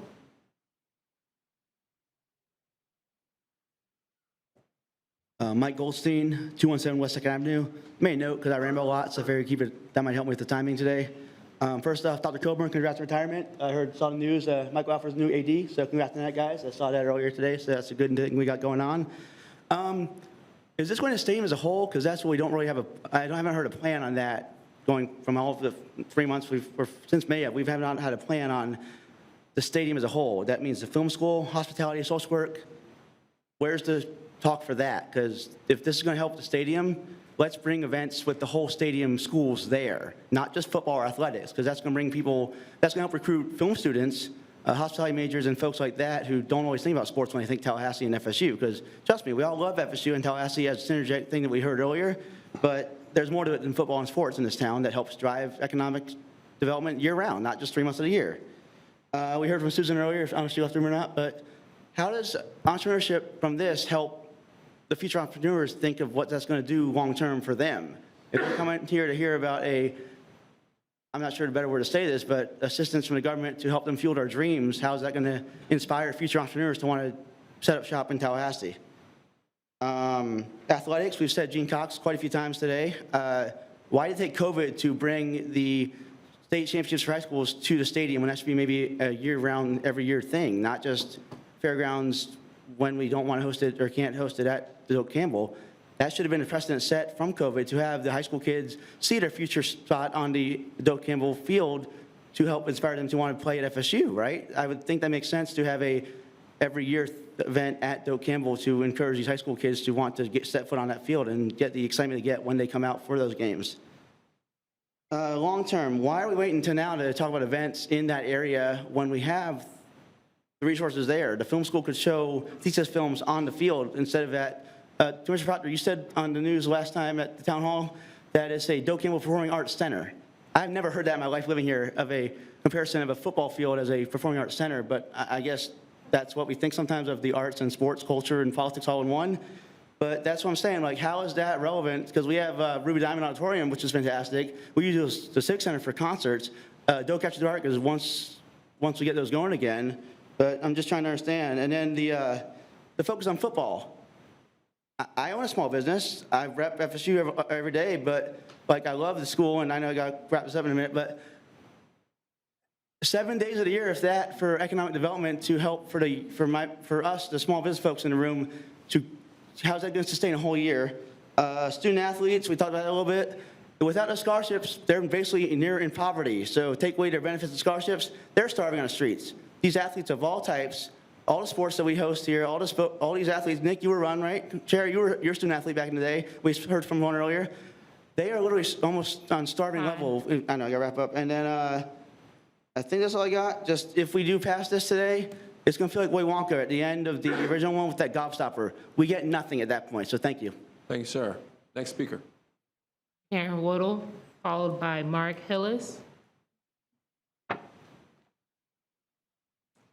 Thank you, Mr. Chair, Commissioners. I'm Karen Woodall. I'm using my business address at 603 North Martin Luther King Jr. Boulevard today because that is my center, and it's right smack dab in the middle of Frenchtown. And we have the blessing of having lots of folks come in and out of our center. I sent each of you a letter expressing my concerns. I'm not in favor of giving $20 million, actually more than $20 million, to FSU, to a stadium. And I'm a graduate of FSU. I love FSU.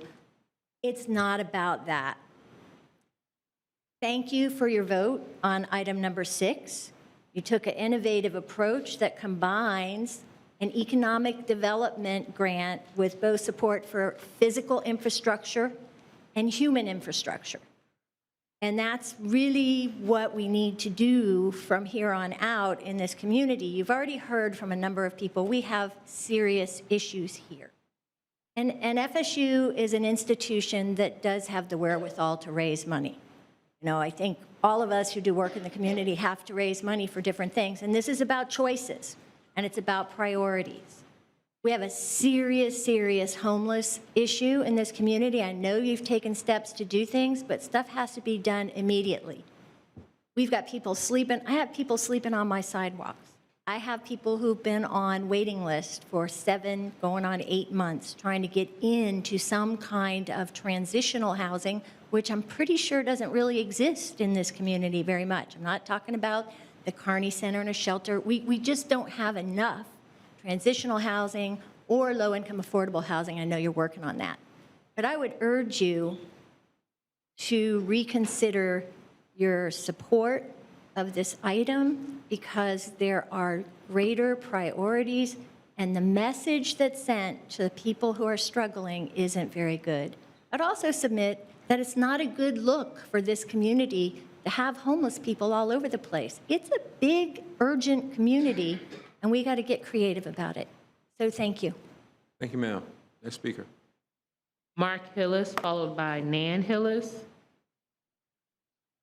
Good afternoon. My name is Mark Hillis. I'm a 1964 graduate of FSU, lived 2 blocks from here at 215 West College Avenue. I serve on the Seminole Boosters Board of Directors and recently rolled off the Board of Trustees, where I served as Vice Chairman of our board and Chair of the Academic Affairs Committee.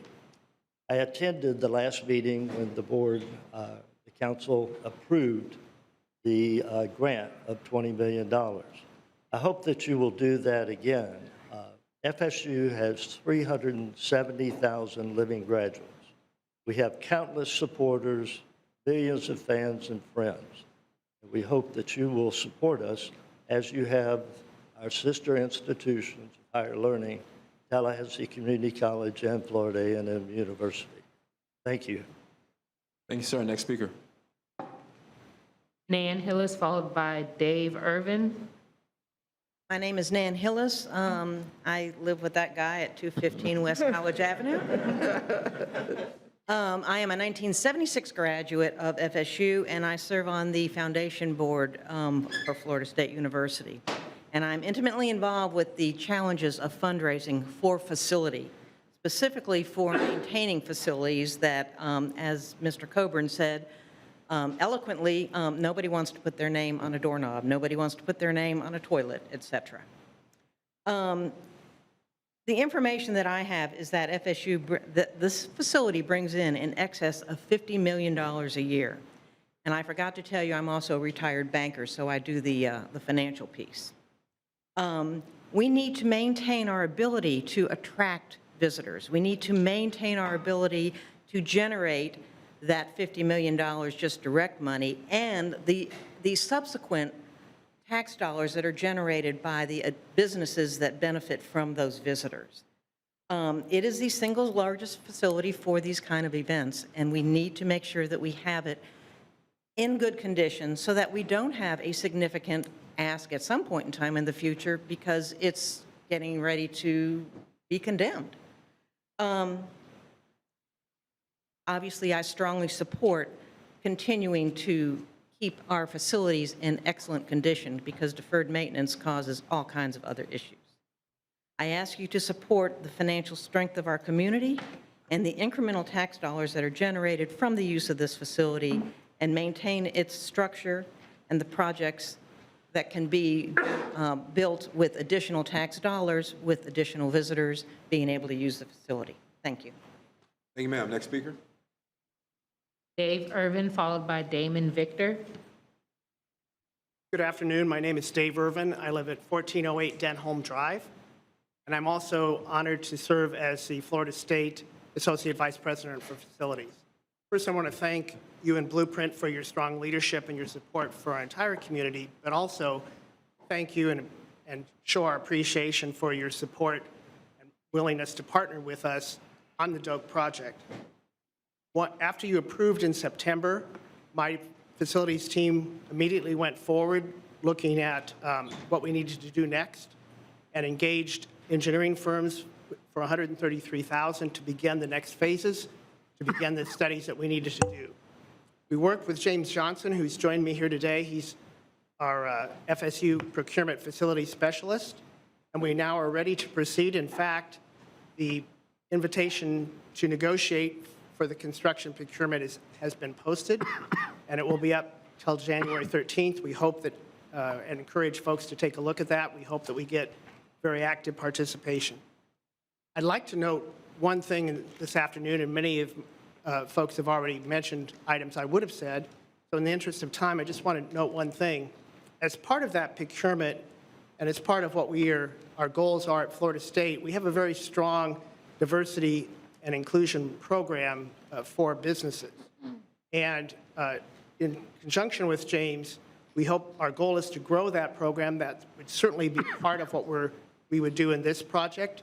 And we look forward to partnering with you, not only in how we might grow that program, but other goals that we can share together. So again, thank you for your support. Thank you for your partnership, and I hope you continue to do so. Thank you. Next speaker. Damon Victor, followed by Mutaki Akbar. Hello, my name is Damon Victor. I live at 2212 Joyner Drive.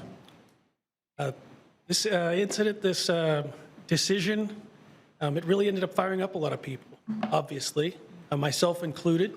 I'm now running for Leon County Commissioner, District 3.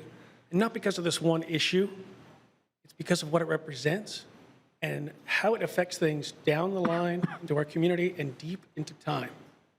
You know, we are going to be I'd like to talk to you about opportunities because I heard a lot of that today. Think about the opportunities lost since your decision on May 27th. You've had mobilized great number of community leaders and community members. There have been town halls with 60+ people. There have been Zoom meetings with 30+ people, and they're all tied up in this, fighting you, this decision. At every crossroads, you seem to have made the wrong decision. Now we have another decision here. Thinking about opportunities. Opportunities for businesses to grow, for people to work at them, for lives to grow, for our communities to grow. Those are dreams. Don't hit that gavel, shatter dreams, the wrong decision. We also have opportunities for the Office of Economic Vitality, for the vitality of our community coming up. Now they won't have the toolkit to do their job. When we speak more about lost opportunities, there could be things coming down the road. And I was involved in this during the pandemic when it first came on. We have organized a Tallahassee manufacturers group for COVID response. We could have a situation where supply chains are in trouble like they are now, but we can't get PPE. But we need to mobilize our community ourselves to take care of ourselves. We won't have that money to do it. So just remember, whatever happens, these good people that came out here to speak and to mobilize, to hear their voices and their vision and share their values, it's important that we recognize that. And I just want you to listen to them moving forward. And remember that we will be here, no matter what you vote. We will be here fighting for our communities. I would hope you would expect us to, and myself included. Thank you very much for your time. Thank you, sir. Next speaker. Mutaki Akbar, followed by Mike Dasher. Good afternoon, Mutaki Akbar, 2633 Neuchatel Drive. I'm also president of the Tallahassee branch of the NAACP. And just a correction, we can't take positions on political issues. We just can't take positions on specific candidates. So last week, almost 100 ordinary citizens came together to have a real discussion about this issue. I wish more of you would have been there to come to hear the genuine concerns that citizens had. I also wish you would have been there so you would know that the discussion was centered around facts, not this alleged misinformation. Reading directly from the September agenda, we made it clear that the money was for repairs. We discussed FAMU and TCC and the precedents that was set. We also discussed what economic development means and where that 12% can and cannot go. With those facts, the ask was and remains that you not wipe out our bonding capacity if you are seriously concerned about economic development, especially in minority communities, as most of you campaigned on. $700,000 or $116,666 for the next 7 years is not sufficient if there is a serious commitment. Economic development, from the definition I found, is the creation of wealth from which community benefits are realized. It is more than a job program. It's an investment in growing your economy and enhancing the prosperity and quality of life for all residents. How will community benefits be realized with the mere 243 temporary jobs with no insurance that these jobs would be open? How will this investment grow our economy in a significant way that will enhance the prosperity and quality of life for all residents? How is this not just a supplement to the $100 million project that FSU is going to do anyway? This effort to change this vote is not a personal attack on those who voted for it, and it's not a personal attack on FSU, but it is personal. It's personal to the single mother of 6 who spoke at the town hall and was begging the commissioners to find ways to improve our community with this money. It's personal to the residents of the 32304 zip code, the poorest zip code in the state of Florida that has lots of liquor stores, convenience stores, and smoke shops, but no grocery stores. Last night, the City Commission, rightfully so, asked the developer to meet with the Frenchtown community so the Frenchtown community could tell the developer the right thing to do with the developer's money. Today, we're asking you to do the right thing with our money. Thank you. Thank you.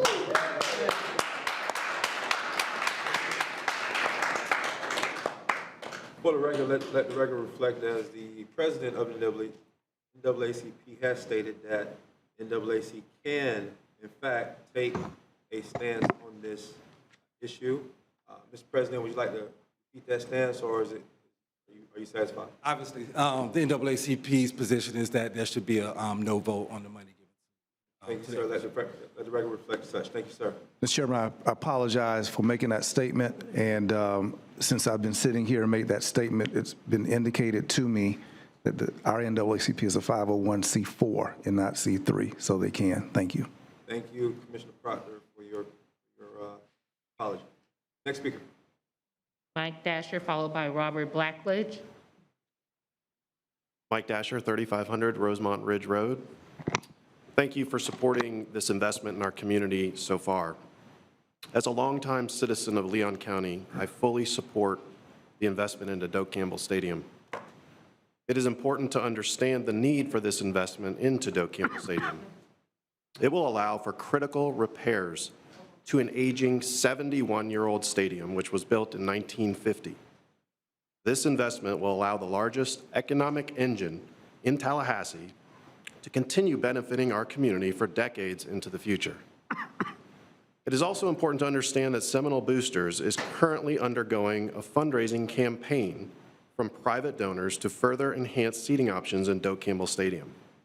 This effort is above and beyond the $20 million from Blueprint. It's an effort to raise over $100 million. The premium seating from private donors cannot happen unless the basic infrastructure repairs are also completed. FSU is asking for help from you for the funding of basic infrastructure repairs, not the additional premium seating. I ask you to please support this investment of $20 million into Doak Campbell Stadium. I am not alone in my support, as many friends and neighbors in my district, which is Commissioner Welch's district, also support this investment because they see the economic impact that will benefit our community. Thank you. Thank you, sir. Next speaker. My name is Robert Blackledge, Tallahassee, Florida. I'm the executive director at Domi Station. We are a 501c13 nonprofit, so we're not taking a position, but we wanted to express our thank you for all these hard decisions that you're making. This is not easy. It's a big part of what it means to be a part of a community. Domi Station over the last 7 years has created over $109 million of economic impact in Tallahassee, Florida.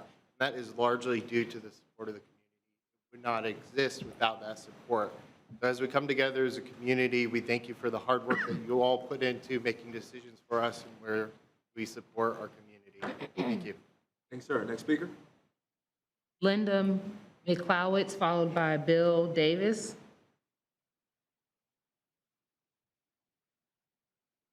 Can you give us a third speaker? Tony Carvalho.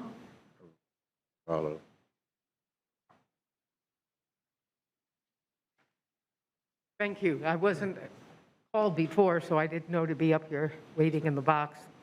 I'm Linda Miklowitz. I live on Arthur's Court Lane. I'm here to ask the commissioners on Blueprint to reconsider its September 27th decision that put a football stadium ahead of people in our community who live here 24 hours, 7 days, 365 days, over a well-heeled stadium that has the capacity to raise money, that is in operation only for 3 months in the fall, from August through the end of November or early December, and isn't even active all week, but only on weekends, and not every week, but every other week. So you've got 9 months of a stadium that's really not used very much. The people who live here, who can't afford permanent housing, have difficulty keeping jobs because they can't always show up reliably with clean clothes, having to go from place to temporary place. The people who don't have permanent housing and can't afford it are people who are either victims of crime or cause crime. So being able to contribute to permanent, decent housing and affordable housing for people in our community 24 hours a day, 7 days a week, 365 days a year is going to have a much greater impact on the well-being of our community. For I'm not here to give the football stadium advice, but I do know that Broadway adds $1 or $2 to each ticket they sell and have turned dingy theaters into gorgeous palatial spaces with all kinds of enhancements. The football program has the ability to add a couple of dollars to their tickets also. So in summary, I ask you to think about people who live here all year round, who can't afford permanent, decent housing, versus a football stadium that's used 3 months of the year and only every other weekend. It's the right thing to do. Thank you. Thank you, ma'am. Next speaker. Bill Davis, followed by Tony Carvalho and Margaret Moore. Commissioners, my name is Bill Davis. I live at 2100 East Bellevue Drive. I'm going to be brief. I think I emailed all of you. I think you know the numbers. But I do want to echo what this gentleman recently said from the boosters. This is about infrastructure at Doak Campbell Stadium. It's not about economic development. By your own standards and your own track record, this does not measure up. If you look at the results of the Danforth funding, for example, or even the Amazon funding, you'll see that this is not an economic development contribution or donation from the city. We have an economic crisis in this city. I saw it with my own eyes when I was going door to door canvassing in the presidential election. I heard it with my own ears on the streets during the Black Lives Matter demonstrations. I saw people that I don't know if they ever went uptown. They were down there, and I listened to them. We stood back and listened. I hope you did too. The studies are out there about the lack of economic mobility and the economic segregation in this city. If you want economic development to save this city, you need to make it a place where your own police department doesn't put up billboards to scare people away, talking about the crime that grows from the poverty in this city. You need to build trust with the people of this community, not with the elites, not with the leaders, but with the people. And this does not do that. You have that new information now. The NAACP, for example, voted 13-0 on their executive board to oppose this. And you've heard that. I know you've heard that. You can do better. You can target what you're going to do. You can be innovative. You can develop your workforce. Thank you. Thank you, sir. Next speaker. Tony Carvalho, followed by Margaret Moore and Will Crowley. Thank you, ma'am. Good afternoon. I'm Tony Carvalho. I live at 3896 West Millers Bridge Road. I've been fortunate to live in this community for 47 years. I've also been fortunate to be married to a wonderful lady who grew up, who's a lifelong Tallahassee resident, who grew up next to Doak Campbell. Not the stadium, but the president of the university off of Buena Vista Drive. Times have changed. Presidents don't live in our neighborhoods anymore. We need to be creative. We need to be competitive. We need to recognize that sports have become big business and they have a big impact on the economics of this community. The economic studies show the benefits of Doak Campbell Stadium. I think that's clear. In my almost half century here, you don't need a study to understand the amount of activity and expenditures that come to this town. From 1974, where you hardly had anybody in the stadium, to today. I'll be brief, though. The one thing that has not been mentioned that I want to ask you to consider is we're talking about going forward and economic development. I'd like you to consider sustaining economic development, okay? Because the nature of college sports in our country is changing. And if I told you today that in 10 years or 20 years, if there's not partnerships, if there's not commitments to support this university, that we may not have the economic development that this stadium brings. We might be having half, 25%. It's a very important thing. I congratulate you for taking a positive position on the funding for Doak Campbell, and thank you for your time. Thanks, sir. Next speaker. Margaret Moore, followed by Will Crowley and David Van Williams. Hi, thank you. I'm Margaret Moore, 1910 Monticello Drive. I come today before you just as a resident of Tallahassee, Leon County since 1999. I moved here to go to FSU. I have a bachelor's in 2002. I've got a master's from FSU in social work, and I've spent my career servicing populations that I feel have been really caused and exacerbated by a lot of bad investments. And as a parent now and watching my kids grow up here in Tallahassee, I realize that we're not leaving them much. In fact, we don't even have much right now. There's no money in Blueprint right now. It's not. I find when I talk to people, they have a misconception that there's two $10 million bags of dollars being hoisted about, but there is no money in Blueprint. We're borrowing against what might be collected in the future off of a regressive sales tax that's collected on the backs of our hardest working and poorest citizens. I'll waive the rest of my time in opposition. Thank you, ma'am. Next speaker. Will Crowley, followed by David Van Williams and Ruth Chase. Yes, my name is Will Crowley, and I live at 2308 Cypress Cove Drive. I've got some prepared remarks, but I'm going to deviate from them a little bit. With all due respect, I'm a Florida State University alumnus, 2 graduate degrees, working on a 3rd. Yeah, that means I'm a nerd, total square, total dweeb. And as a nerd, I labor under the delusion that if I can craft the right argument with the facts, with the nuance, and with heart, then I can get to the truth. But I have come to the conclusion that the facts do not matter. You cannot reason someone out of an argument, out of a position that they have not reasoned themselves into. No matter how bold the typeface is, you can't see through a $100 bill to read it. And you can tell that these facts don't matter to certain folks by the way they behave. It doesn't matter that most studies show that investment in public sports facilities do not return. In fact, they're a net loser for most municipalities. It doesn't matter that FAMU's need was demonstrably more severe than FSU's. It does not matter, excuse me, I'm getting a little angry. I'm mostly sad, not mad. Trying to get in tune with my feelings. It does not matter that 20 years of our bonding capacity will be wiped away for a handful of jobs, most of which are not permanent, and might not even come from this city. None of those things matter. What matters is power.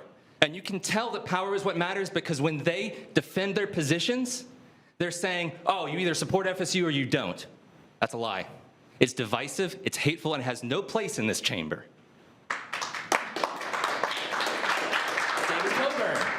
David Coburn saying that people like me who have a concern with fiscal responsibility are liars, dangerous people that we should be concerned about. That's fear-mongering. It has no place in public discourse. He should be ashamed of himself.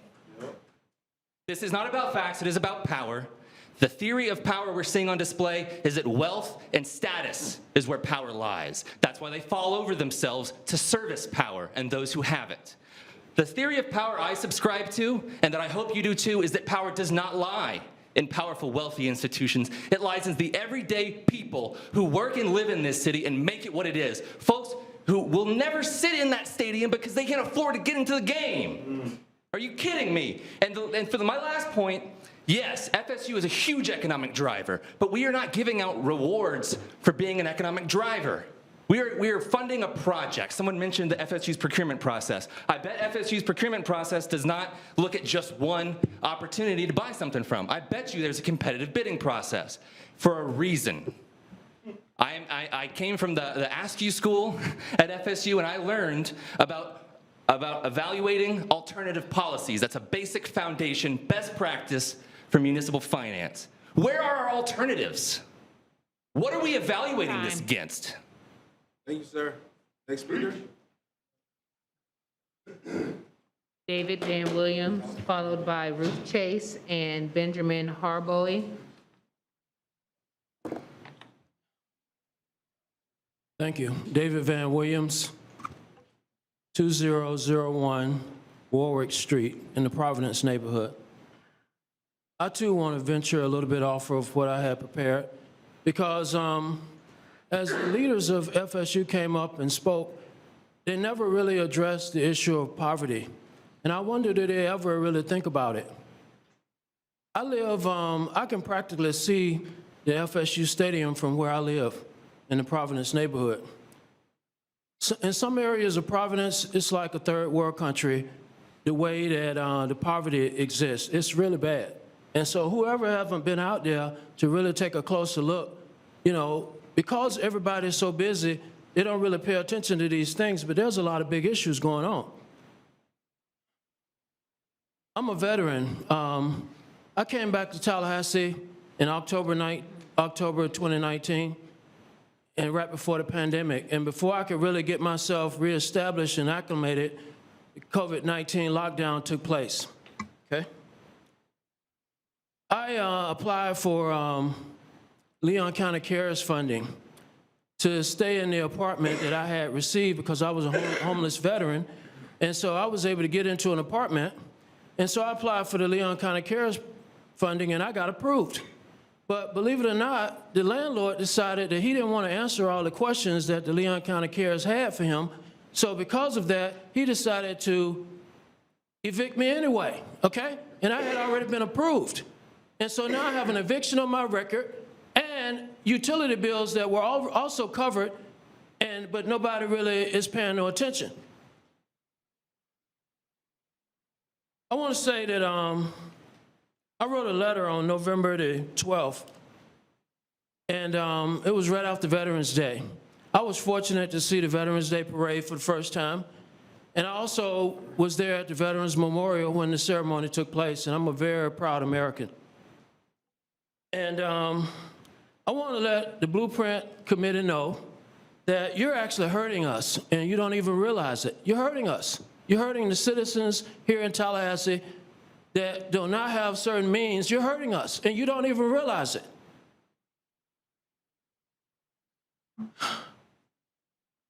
When a young African-American dies on the street of Tallahassee, or one goes to prison, I'm personally hurt by it. Why am I personally hurt by it?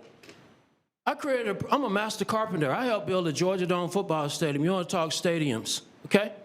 And over the years, I've seen less and less African Americans participating in the construction field, especially carpentry, okay?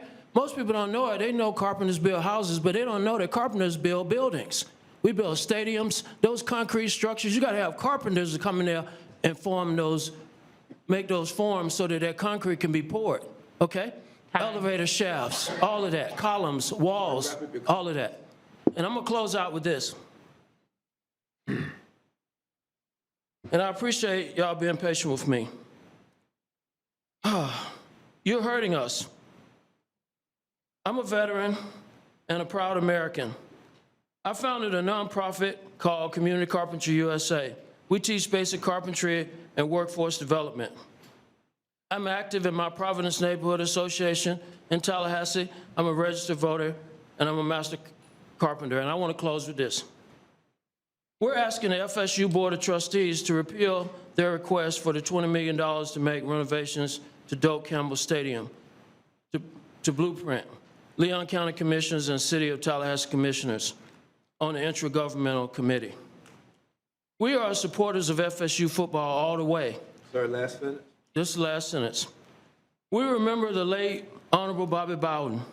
The students of FSU make an awesome contribution to Tallahassee and Leon County. So that was two sentences. Go Seminoles.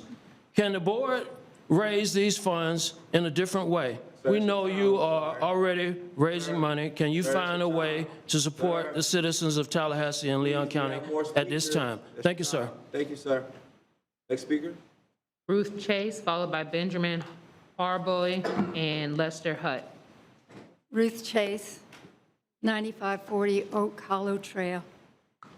You know, one of the funny things about privilege is that you don't know you're privileged.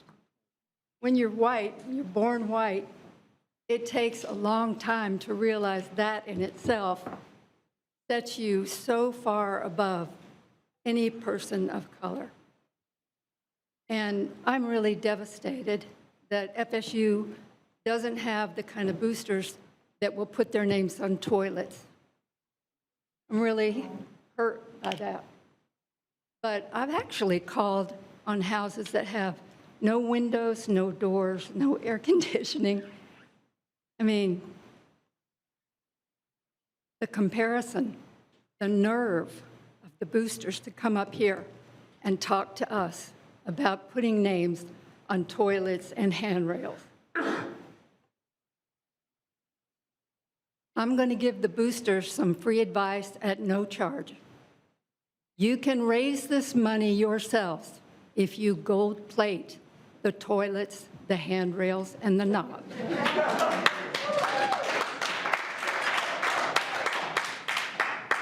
Thank you, ma'am. Next speaker.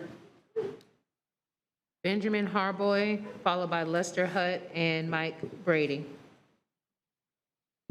Give me a second. I am a U.S. veteran, PTSD survivor, and I did not want to come today. I am in mourning of my future wife who passed away less than a month ago. But it's a duty to God and country to tell you guys what I've heard and what I've seen. My last name is Horbovi, which means man with a message from Mount Horeb. And my message to this commission is to stop it. Stop lying. I've been out here picking up trash. I go to the South Side barber shop, and you talk about it's slow to get to the South Side. The barber shop on the South Side welcomes you, Commissioner. And I've been telling people about the truths that can happen if we work together. I've been to FSU, TCC, Flagler, and Stanford. And I can take a group of college dropouts, and we can get more stuff done than this commission. And I ask you, if you've been on this commission for more than 2 terms, to drop out and to stop it. Christian Dozier came to the U.S. Veterans Hall, the American Legion, on Veterans Day, and told me to my face to stop what I was doing. Stop what? Telling the truth? I'm not going to, okay? I'm going to tell you I have a solution. And I relate with that nerd that left here angry. But after she passed, you see a new Benjamin. All the fury towards injustices, towards white people, towards black people, towards foreigners. My father came to this country as a political refugee who escaped communism. I don't see black and white. What I see is a bunch of people trying to divide our nation. But I have good news. Yeshua is here to bring us unite, to work together. And as far as like the food shortage, the nutrition shortage, I can solve that too. I have enough crypto to buy the town and to buy the fairgrounds. And here's a food for thought. How about we have a community garden with moringa, hemp, marijuana, and give it to the people for free, and we will still have a bigger economic impact than just only $100 million. My solution is a Web3 Florida. It would solve for corruption and weaponizing the system against us. We the people, take note. I have enough crypto that I can give everyone in the city, everyone in the county, and everyone in the state $100 worth. There's 22 million people in the state. You do the math. Over the summer, since some of you were not at the NAACP where I announced this and outed myself as a crypto whale last week, I am #1 in Tallahassee as far as resourceful person. Search your time. And I will tell you this last statement. We are a group of U.S. veterans and communities working together as a social enterprise collective towards a sustainable future at smartflorida.org. My name is Big Ben. Nice to meet you. Sir, can I have your address, please? I live in 1113 Old Bumpy Road. It's actually Capitola, Florida, but since we've been neglected in District 5, my address says Tallahassee. Thank you, sir. Next speaker. I'm sorry, ma'am. How many speakers do we have left? 4 in person. Okay. Name and address for the record, please, sir. Yes, my name is Lester Hutt. I live at 4089 Faulkner Lane. I've been a resident of Tallahassee since 2003. Got 3 minutes, so I'm going to just get straight to it. No one is questioning the positive economic impacts whenever FSU has a home game. FSU itself did a study that showed that there's 80 million of positive economic output for all of the home games, and that's every year. So what our commissioners are having to decide on is whether to invest 97% of the remaining blueprint money into the stadium. That's $20 million plus $6.5 million in interest.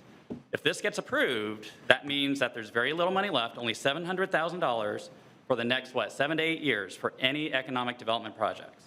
Basically, we're putting all of our economic development eggs in the stadium basket. So the key question I think we all have to ask is this: is this a good investment as far as increasing the economic output? So above and beyond the 80 million per year. FSU did a study on this too. And in that report, they stated an increase of $2.6 million of extra economic output annually directly related to the blueprint money. Okay, I'm going to break this down. So let's say that this dollar bill represents the $26.5 million. All right, if we take 2.6 million extra divided by the 26.5, you get a percentage of around 10%, give or take. What this means is that for every blueprint dollar that we invest into DOKE, the expected annual rate of return is this. For those of you that can't see it, it's a dime. For every dollar that we're putting in, we're only getting a dime annually. Now, for some people, that might be great. Like, it's slightly higher than a CD, I think, at this point. So let's put this little guy aside for now. Now I want to review a program that Leon County invested in starting in 2013. And the representative from DOMI was actually here, Robert. Just so everyone knows, I am not an official spokesperson for DOMI. The reason I chose them is because they have well-researched data on the economic impacts of their programs, and it's an example of something that Leon County invested in. For those of you that don't know, DOMI is a nonprofit business incubator, accelerator, and co-working office space. To date, Leon County has directly invested $408,000 into DOMI. The report that Robert gave, since 2015, that had a total economic positive impact of $109.5 million. Okay, so if you do some quick math, take that divided by the number of years it's been around, $15.6 million annually is the positive economic impact from DOMI. Let's do that same exact calculation. So let's look at the return on investment for Leon County's dollars for that. I guarantee you it is not a dime. It's all of this. $38 of economic return for each dollar that the county invested. All right, let's let this sink in for a second. I'm going to hold up both things here. Okay. Would you rather vote for the dime? Because if you vote yes, that's what all of you are voting for. When we have programs and projects that can provide this level of economic impact locally. I hope those of you that have voted for this are brave enough and have the courage to have this money go towards other projects in the community that honestly have much higher economic impacts. Thank you for your consideration. Thank you, sir. Next speaker. Mike Brady, followed by Brian Lupiani and Hugh Tomlinson. Hi, everyone. I'm Mike Brady, 1204 Conservancy Drive East, and I am a faculty member at Florida State. I'm also the current faculty athletic rep for the university. I'm a two-time grad of Florida State and an 18-year faculty member in the College of Business.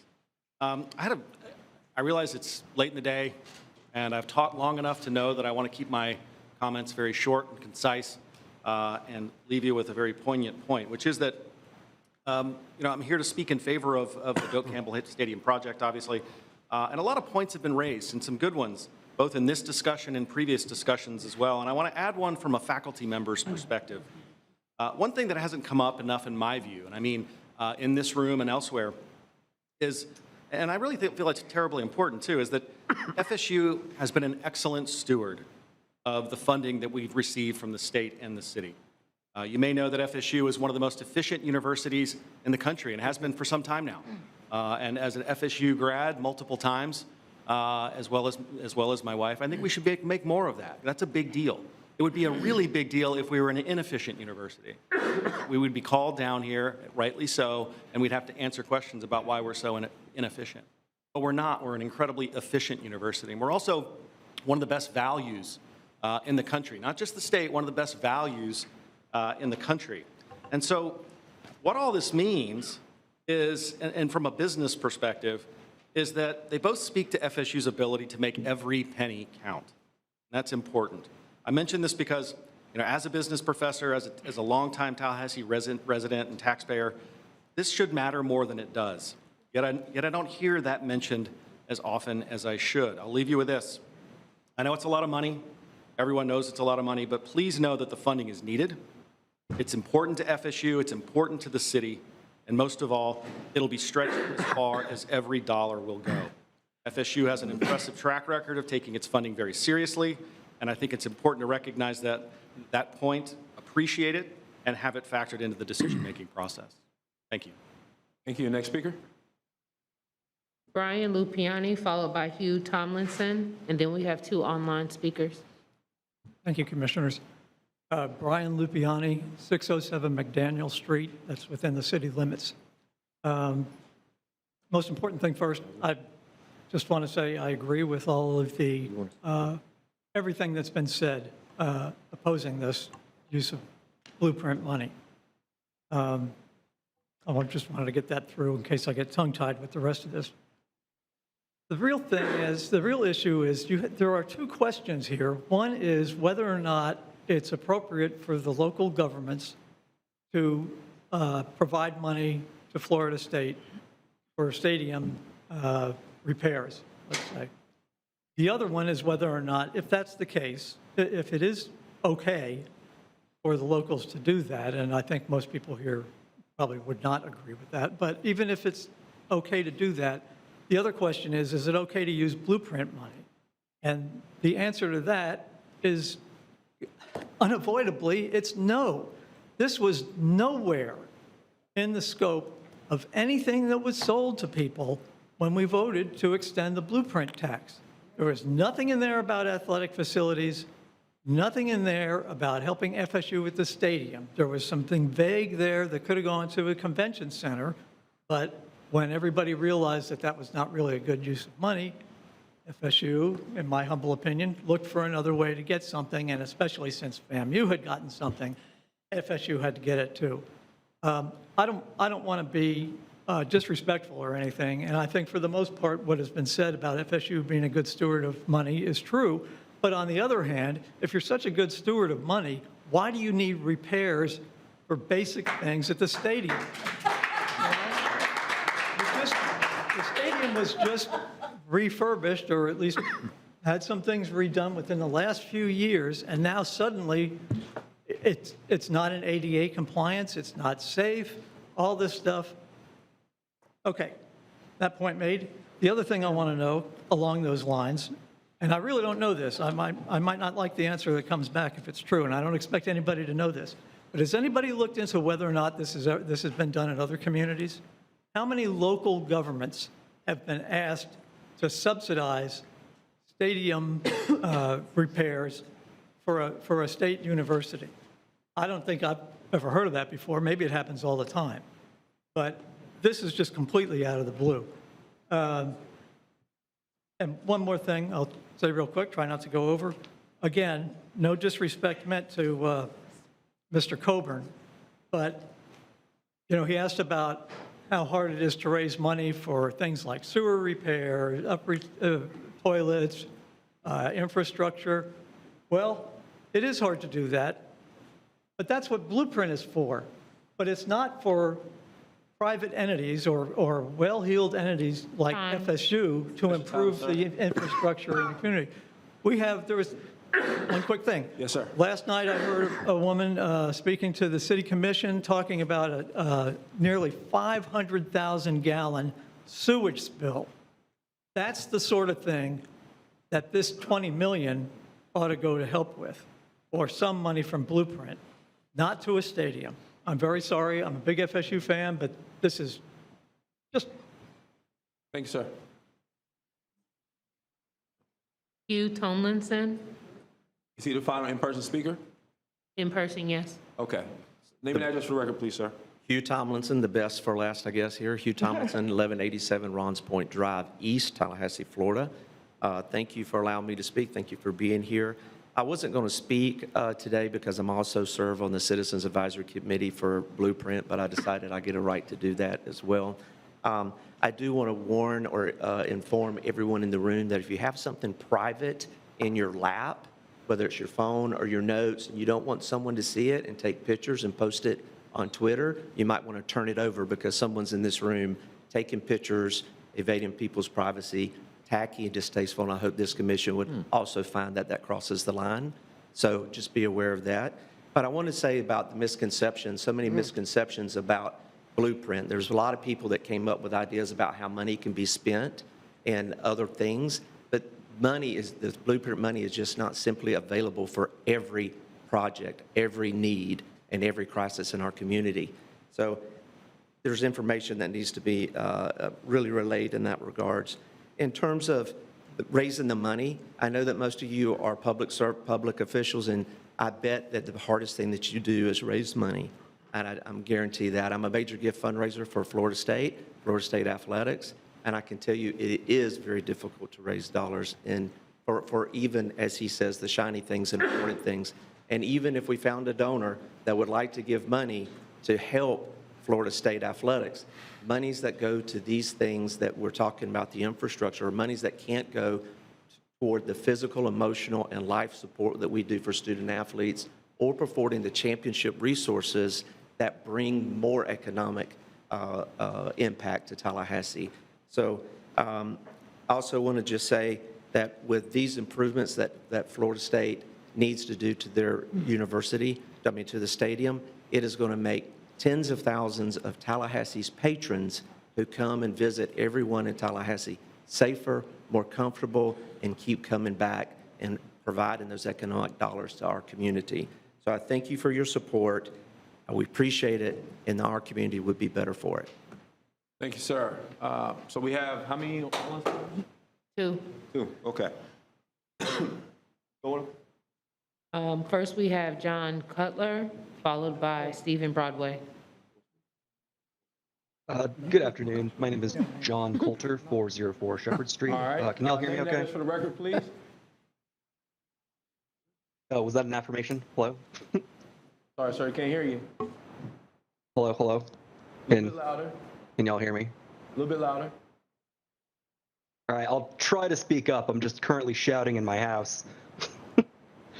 Good afternoon. My name is John Coulter, 404 Shepherd Street, and I would like to address the authorization to obtain bond financing for the $20 million giveaway to Florida State University for the improvements at Doak Campbell Stadium. I'm frankly shocked that this decision has required so much debate. To throw away about 20 years of potential local economic development and to saddle taxpayers in financing this waste to the tune of $6 million or so just to sink into a stadium is difficult to comprehend. I'm insulted by the level of intellectual dishonesty from local leadership and community stakeholders that have tried to frame this decision as being about for or against FSU. I got both my degrees from FSU. I will be a proud Knoll till the day I die. But to have the concerns of so many in our community thrown back in our faces with such a flippant and childish straw man argument is beyond disrespectful. It is a willful misrepresentation of valid criticisms about the viability and responsibility in decision-making regarding public investment. I'd like to commend the city and county commissioners who have already voted no on this irresponsible use of public funding. You have demonstrated your willingness to make your sound, fiscal decisions and advocate for the responsible use of our tax dollars by uplifting local businesses in the face of significant pushback from powerful institutions. That is what leadership is and what good governance looks like. As for the commissioners that are willing to obliterate years and years of funding and economic development in our neighborhoods, I believe voting for this clearly shows your disinterest in helping those who need it most. Voting yes on this issue flips the idea of putting local tax dollars back into local hands on its head. When so many members of Black communities in Southside and Frenchtown are scraping by, you are deciding to condescend and patronize them and their very real material deficiencies by blowing up the already meager investments they have been promised. People are going hungry. People can't afford housing. People can't start businesses and create local jobs, and y'all want to give a spit shine to a stadium. The disdain for working people and for public discourse should disqualify anyone from being trusted to make decisions for the residents of Tallahassee or Leon County. I believe any commissioner that votes yes on this decision should be recalled or run out of office, and I'm certain I'm not alone in feeling the sentiment. I would ask every voting member of Blueprint IA to put a stop to this farce and choose to invest in the people who make up our local economy. Thank you. Thank you, sir. Next speaker. Stephen Broadway. Mr. Broadway, you are our final speaker. Name and address for the record, please, sir.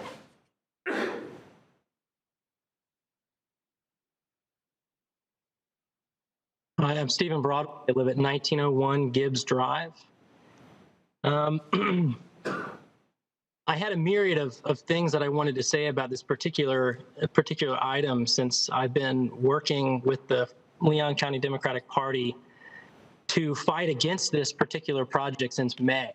But it's hard to capitulate or consolidate anything that's stronger than the opposition that you've gotten from all of the citizens in this room and at this meeting today. I think that speaks volumes for what you're not paying attention to. You heard from so many concerned citizens about how this project has come about and what it means for Tallahassee and Leon County residents, and most certainly what it doesn't mean for them. And you've been hearing that since May, and you heard it in September. And I'm glad to know that the tide is turning in terms of favorability on this particular project because people are beginning to listen. But the issue is that you didn't set this up from the beginning to be democratic and just at all. You had an opportunity to provide specific forums and events to collect, consolidate, assess, and analyze public input and sentiment towards this project. But you didn't do it. That's a miscarriage of, in my opinion, your position on this board, which is to ensure that projects are not only beneficial and wanted by the community, but represent a relative benefit compared to other projects, which I share Commissioner Proctor's sentiment when he said at the beginning of this meeting that some projects seem to come from nowhere and still get approved and passed and supersede in priority other projects that go to the least of us. This project is not one of those. It lifts no one out of poverty. It houses no one and ensures that no one does better tomorrow than they are doing today. It's an economic output that's not robustly measured against an output that could exist if there were other projects taken under, or if FSU was revoked the opportunity to get funds in this manner. It's fiscally irresponsible. You're allowing an institution which has bragged about its ability to fundraise an amount much larger than we can recoup in a 20-year period in a 20th of the time. They bragged that they could raise $80 million in 3 to 4 years.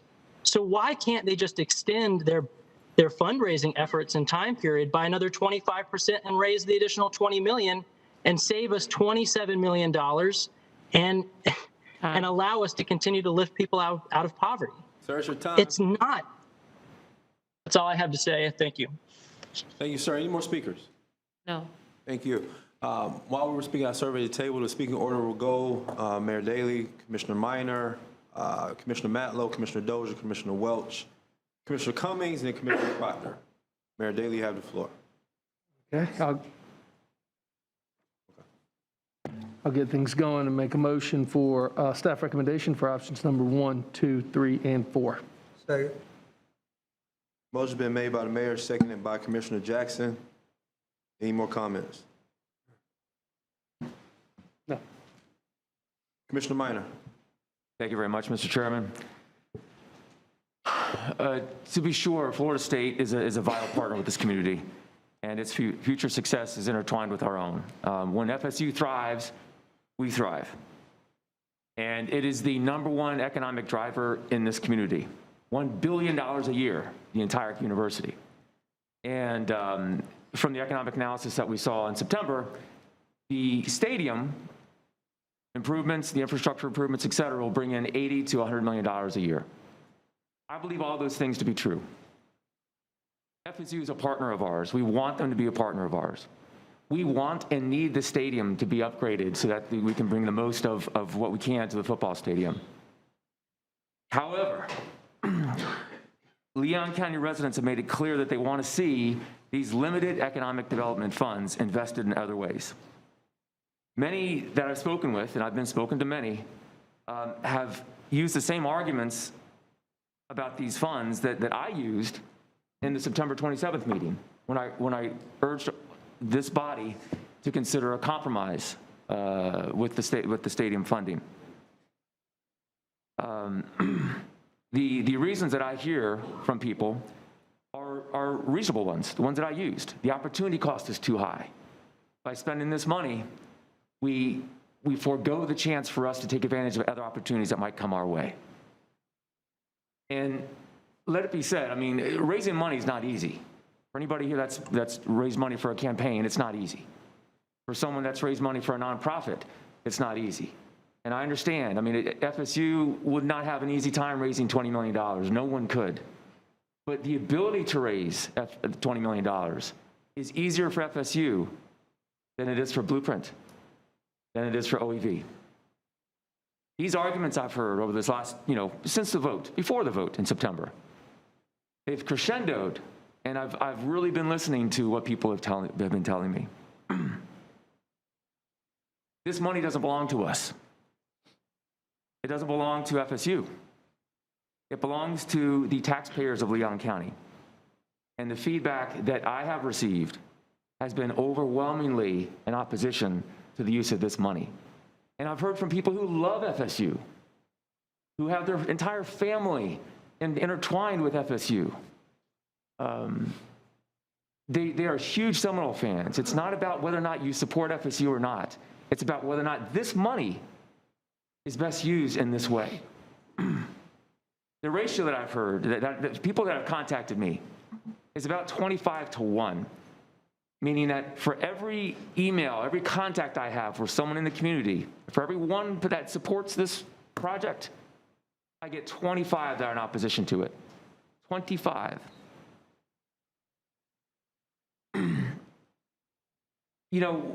I get the economic benefit. I hear it. You sold me on the economic benefit. I voted for it in September.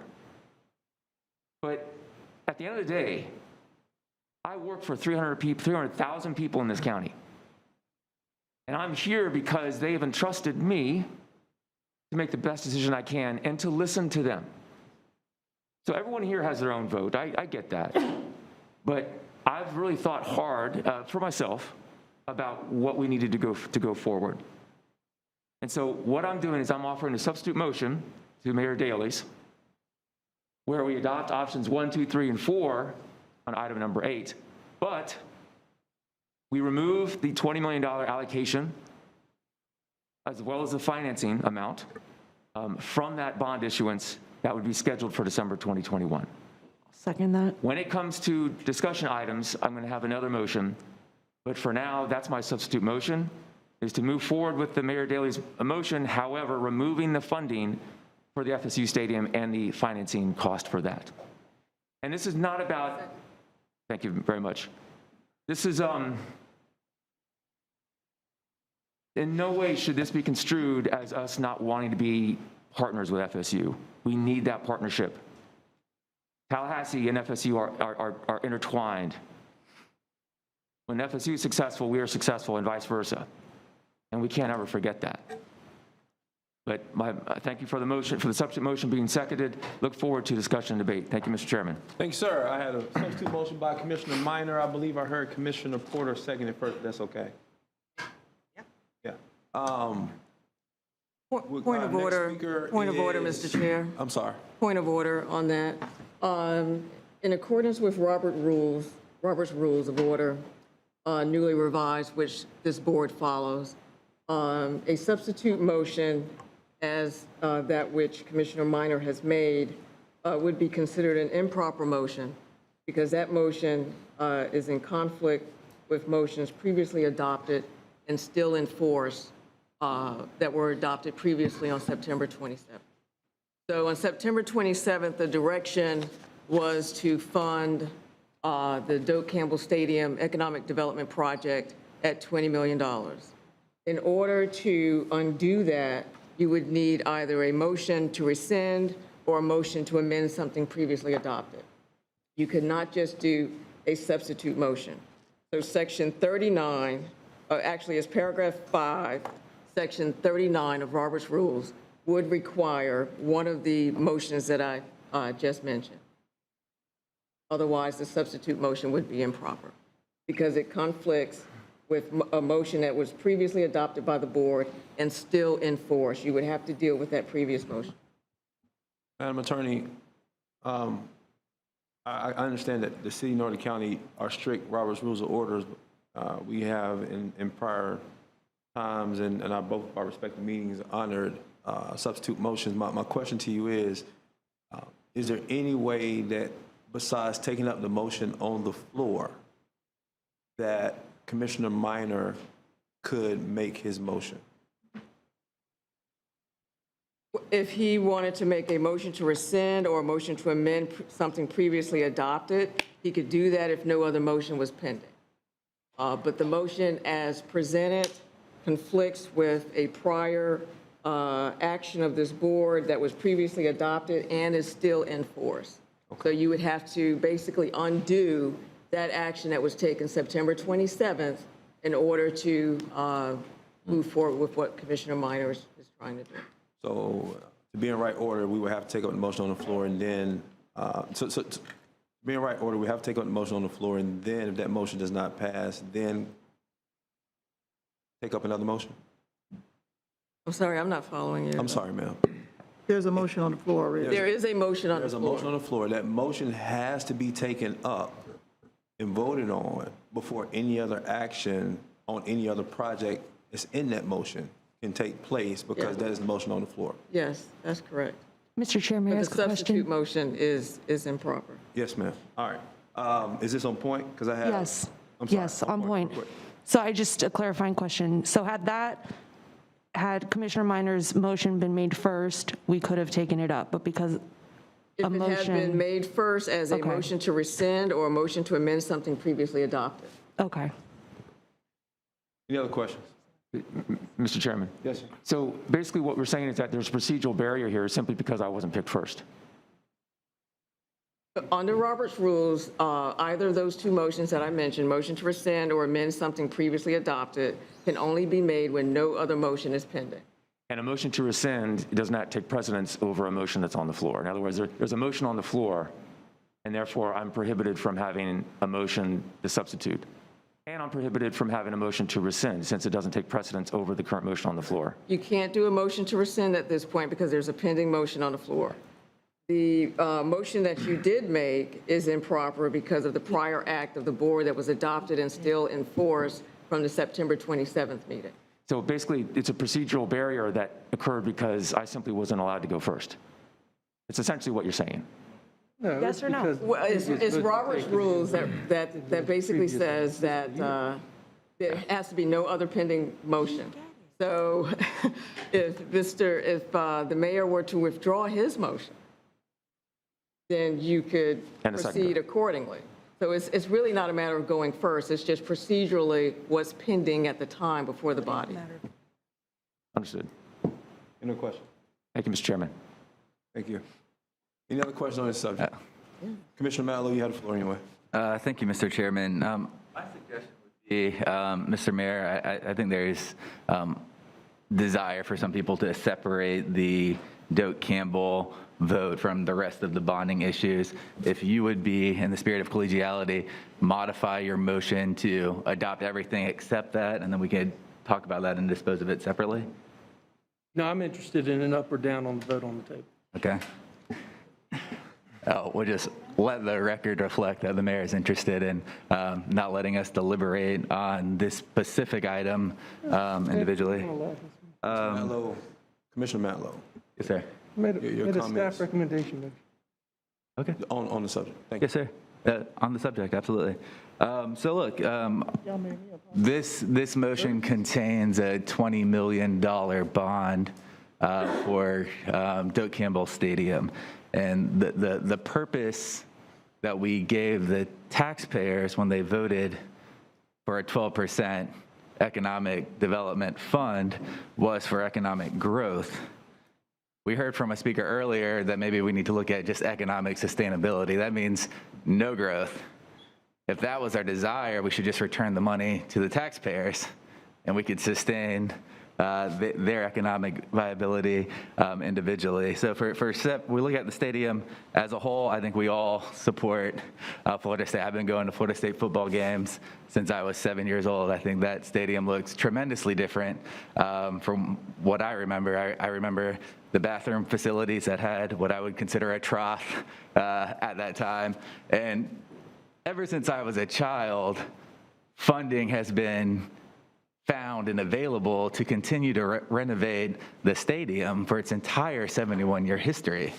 At no point previously has the university had to come to the local taxpayers to do the most basic repair. So I struggle to find historically where the disconnect has happened and why there's not funds available for the most basic repair. So I don't know what the final vote is going to be, but I do think recognizing the need of the university, if the grant is not given, there may be an opportunity to speak with OAV about a low interest loan rate. And we also have great business analysis, I think, that can help develop plans for the future to make sure there's budgeting opportunities going forward so they don't find themselves in a position where they can't make some of these most basic repairs. I know we offer that to many local businesses, and I think we should put that on the table as well. So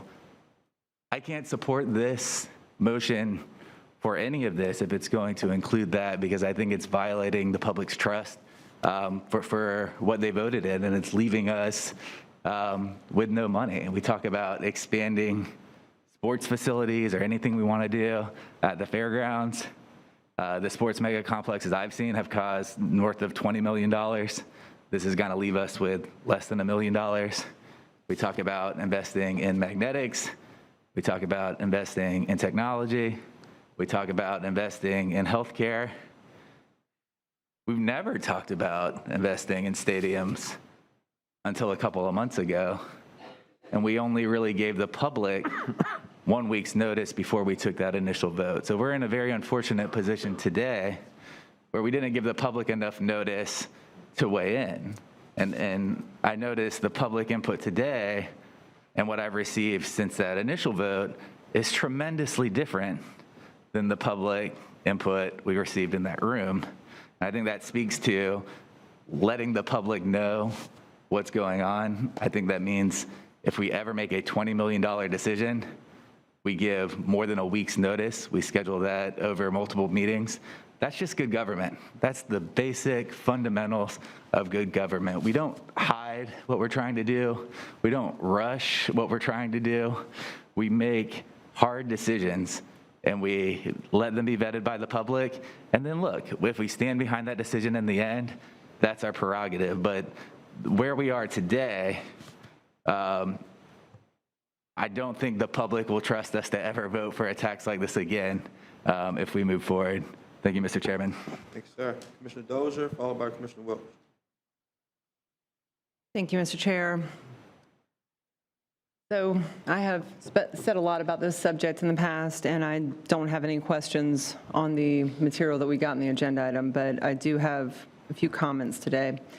And first and foremost is this is really disappointing. We should never be in the position where we've got the public pitted against FSU.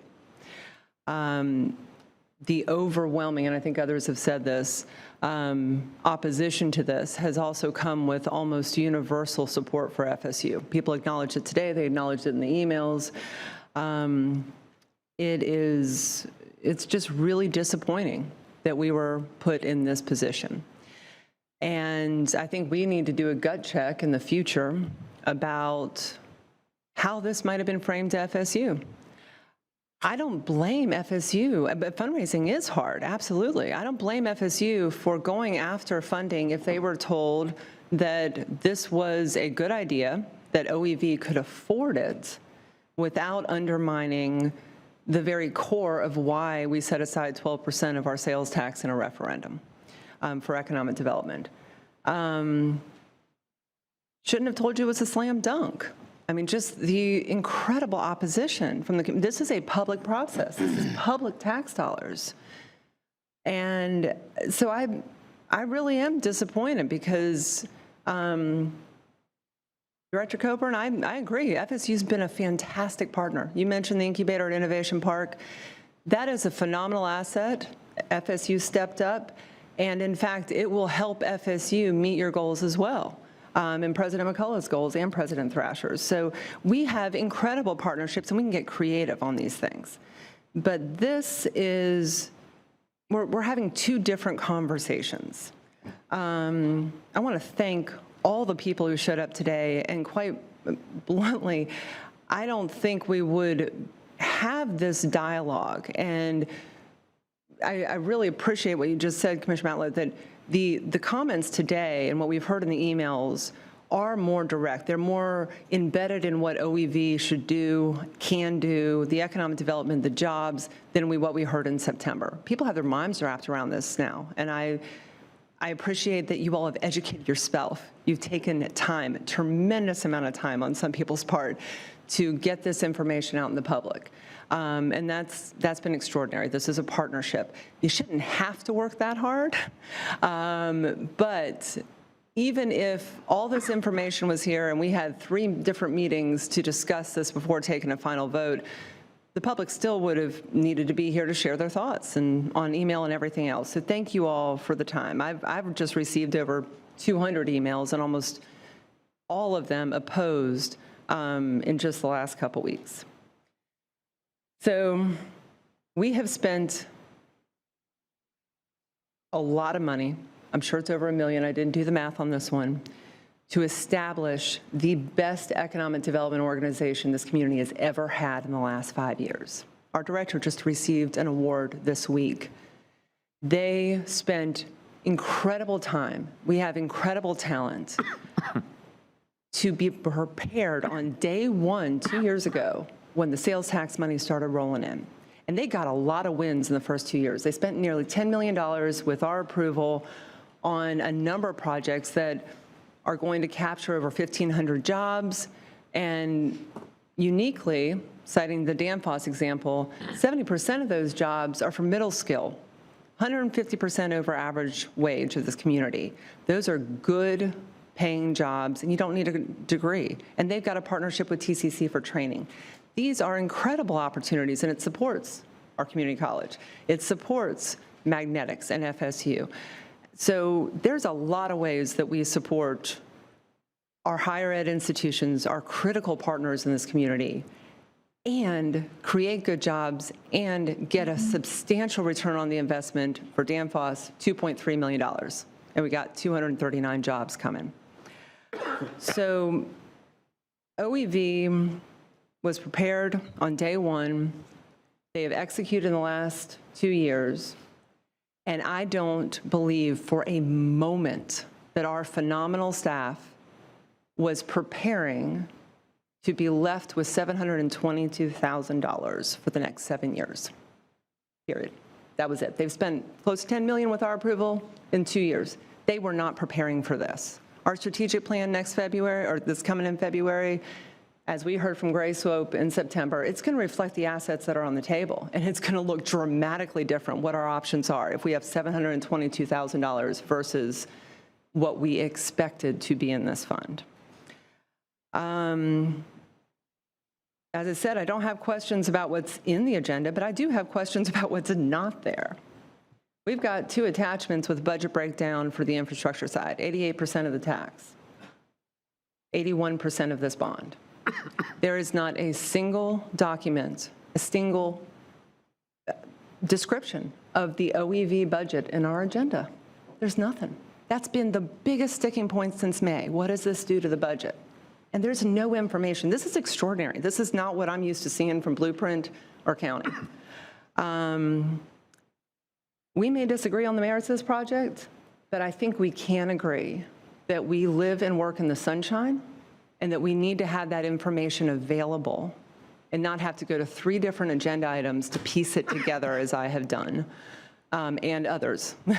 Citizens have done this too. We should have it in the agenda item as we normally do. And that's just fairness. Even if we all supported this project and every person in the audience was cheering us on, we should have that document in this agenda item, and it's not there. So we're missing a lot of information. I am rather baffled by the support here. Again, I'm going to set FSU aside. I mean, you got to go after money for the stadium. It's hard to raise money, even if $80 million economic impact is a small portion of the $3 billion economic impact. And we have incredible resources with tech transfer and commercialization, increased research funding, and new businesses and recruiting businesses. But I was tagged in something on social media a little while, or yesterday, saying that I was the epitome of anti-growth. That's just astonishing.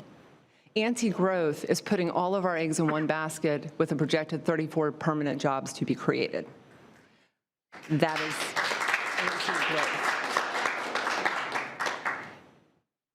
The growth comes in being an efficient and good steward of taxpayer money. And when we can spend $2.3 million and get a return on that investment for 234 jobs versus 20 million and 239 jobs, 20 million at 34 permanent jobs, that's not a good use of taxpayer money. It just isn't. And so this isn't FSU versus those of us who don't support this item. It's y'all were put in a bad position. Somebody told you this was possible before the public chimed in and before we had the numbers. Fairness has come up as well. And this is my last comment, Mr. Chair, and I'll, other than I want to make one comment about the Roberts Rules issue that came before. I got a lot of blowback. I was the sole vote against the Bragg Stadium. I am very, very happy they were able to hold a 2021 season. Bragg is a huge part of this community, and their need was substantial. I voted against it because I thought we were moving very fast. We were in virtual meetings during a pandemic, and I was worried about the implications for the budget. And we hadn't seen the convention item come back, which we couldn't have afforded anyhow. I've been told that over the winter, staff found out and FSU found out it would have cost us $80 million. We never would have been able to afford the convention center. But fairness has been invoked. City, county, Blueprint, we never have enough money to fund every single project. We just don't. We make hard choices every day. It's our job. FAMU is in desperate need of those funds. It came to us. This board made a decision. FSU does not have the same desperate need. I hear you. You need basic ADA, life safety, other things. That's true. But it's not the same position. And you do have more fundraising capability, even if that is difficult, and I acknowledge that. We have another bond in 2 years. If this board still wants to commit money and FSU still needs the money, we can do that in 2 years. We do not have to do it right now. And given everything we've heard, the numbers, the incredible needs in our community, we need to pause.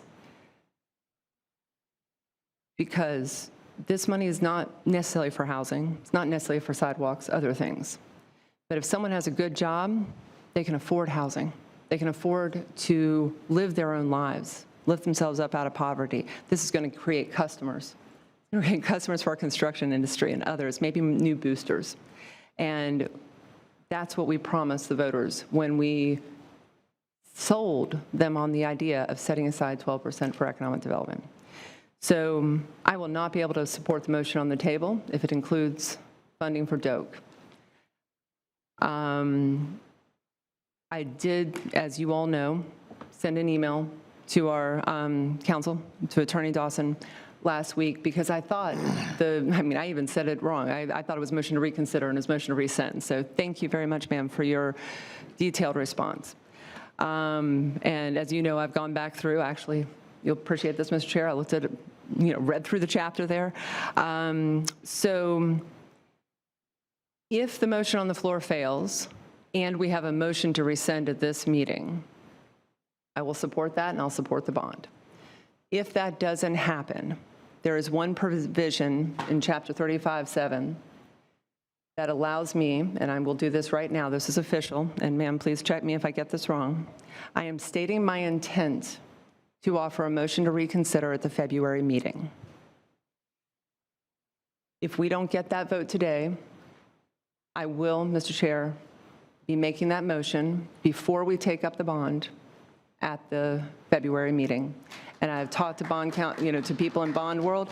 We can remove DOKE at that meeting, even after we have the documents, without jeopardizing any of the other projects. Thank you. Thank you. Just to clarify, so that Yes, it ma'am. would not be a motion to reconsider, it would be a motion to rescind. or Motion to amend. rescind at the February, I'm stating my intent, that is the language in that chapter, correct? Right. I'm stating my intent to offer a motion to rescind at the February meeting, rescind the September 27th vote for funding Doak Campbell Stadium, if there is not a motion to rescind at this meeting today. Is that correct? That's clear and correct, yeah. Thank you, ma'am. Thank you, Mr. Chair. Madam Attorney, for the interest of board members in the audience, what exactly does that do? That's a good catch, Commissioner Dozier. And yes, I am happy that you read. I'm very, very happy about that I part. think everyone has read up on Robert's rules after this. But what she's basically, what the commissioner is expressing is that if the board were to adopt the motion on the table today, motion on the floor today, I'm sorry, and that passes, she will, at our next IA board meeting, which is February 24th, she will bring forth, because now she has given notice of her intent to do so, and she can do that orally, which she has just done, to bring forth a motion to essentially undo this motion. And I assume as well as which would be undoing also the September 27th motion as well. So it would be undoing this action and the prior action of the board. And of course, with notice, now that she's given such, it would be a majority vote.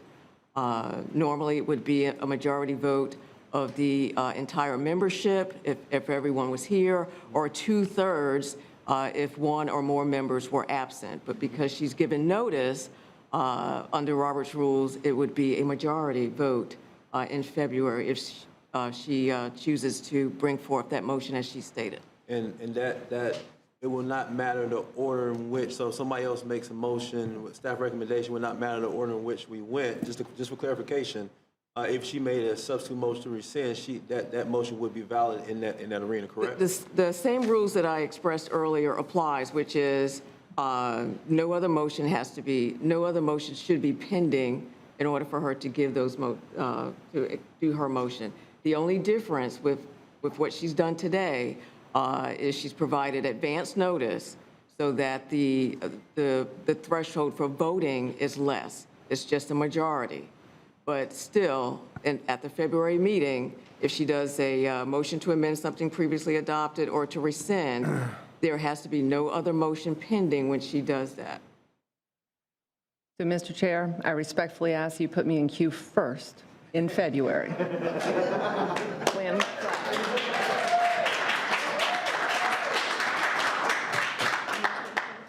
I'm going to say something in support of what I just heard, and I think I have this right. I don't believe that your intent would be to rescind this motion.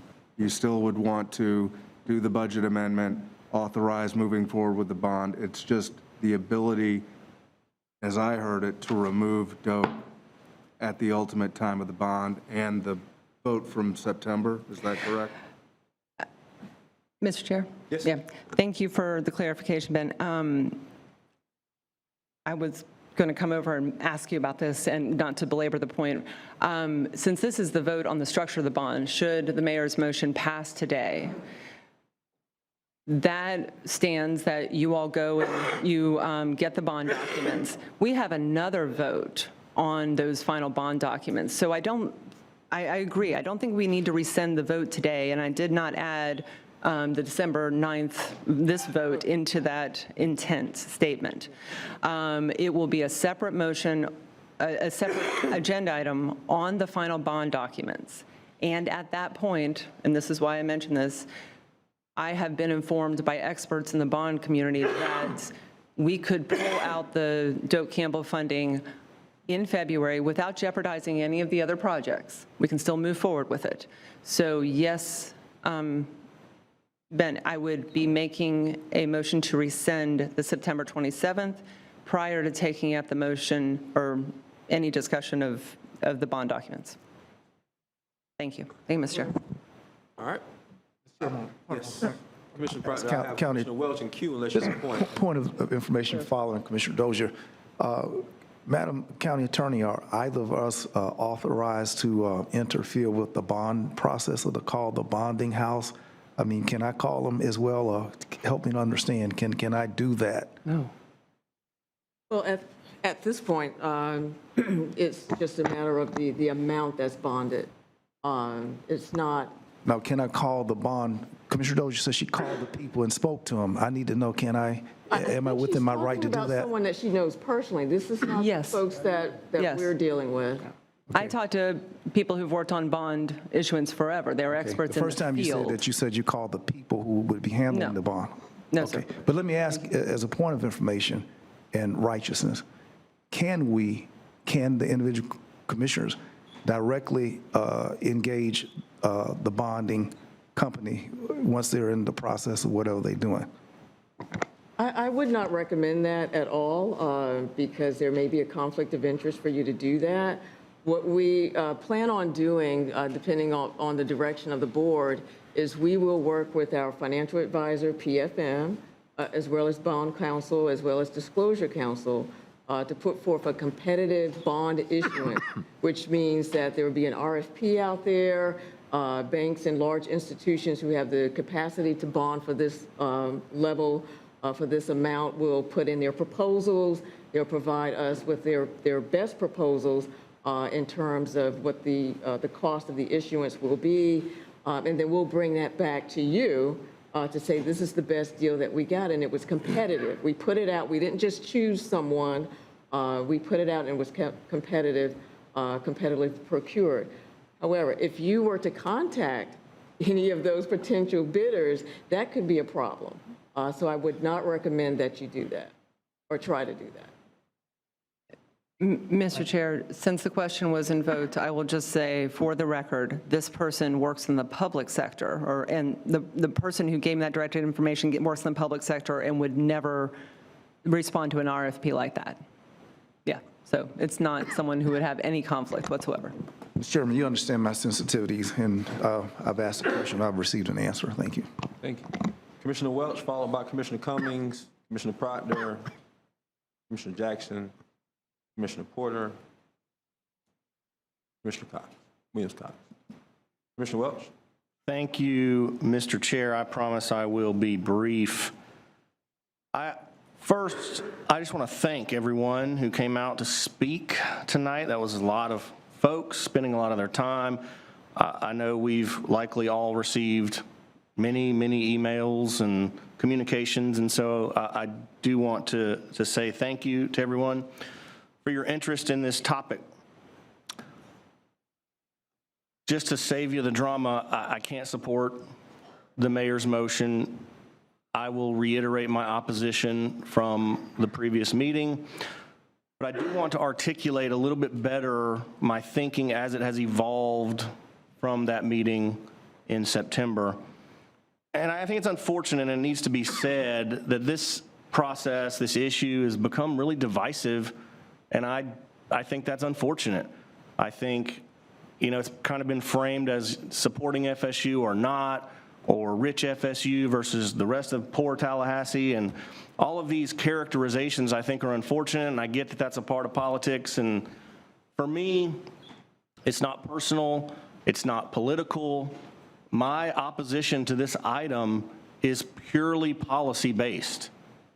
I think it's bad policy to do this allocation to FSU. I love FSU as much as anybody else, as any other double grad. I have tremendous amount of respect for what FSU offers the community, the role it plays in the fabric of the community. We recognize that FSU is important to our community. FSU football is important to FSU vis-a-vis our community. They are our partner. And I think the project is worthwhile. I will also say again, I went and looked at the stadium. It is a 71-year-old stadium underneath newer bricks. It is a worthwhile project. It is something that needs to be done. I think in the larger context of what they're trying to do, it has been conflated to be associated with luxury seating and things like that. And so I think that FSU's intention here is good. But I think what we've lost is the notion that FSU's boosters specifically serve a constituency of one group, and that is FSU fans. And not everybody in our community is an FSU fan. We don't have the luxury of being so myopic about who we represent. We represent, as Commissioner Minor said, 300,000 people in this county and 60,000 people in our districts, if that's the case. Every taxpayer, every family, every business person, this is their money. This money really should be used to benefit everybody. And we answer to all of our constituents, whether they like FSU or not, whether they go to a game or not. That's our responsibility. I also think that there are some misperceptions about the reality of the situation. I don't think FSU football is not going to happen next year without this allocation. And I think that something that has not been mentioned that is important is that FSU's larger plan for the stadium is to reduce its capacity to about 65,000 seats. They base that on its current average attendance, which is about 60,000 people. So if that is true, you have effectively not increased your capacity very much. You've effectively decreased your capacity in the stadium. And I think we all accept now that the economic benefit is marginal at best on that $20 million or $26.5 million. FSU football's economic output will not be impacted one way or the other by this allocation. They will continue to play. They will continue to get 60,000 people on average in the stadium, and then they will renovate it, and they'll continue to get 65,000 people in the stadium. It won't move the needle on our economy. Now, yes, there's hypotheticals that you'll be able to get different events in there and things like that. I think even if those things are realized, we still recognize that the return on investment is very small.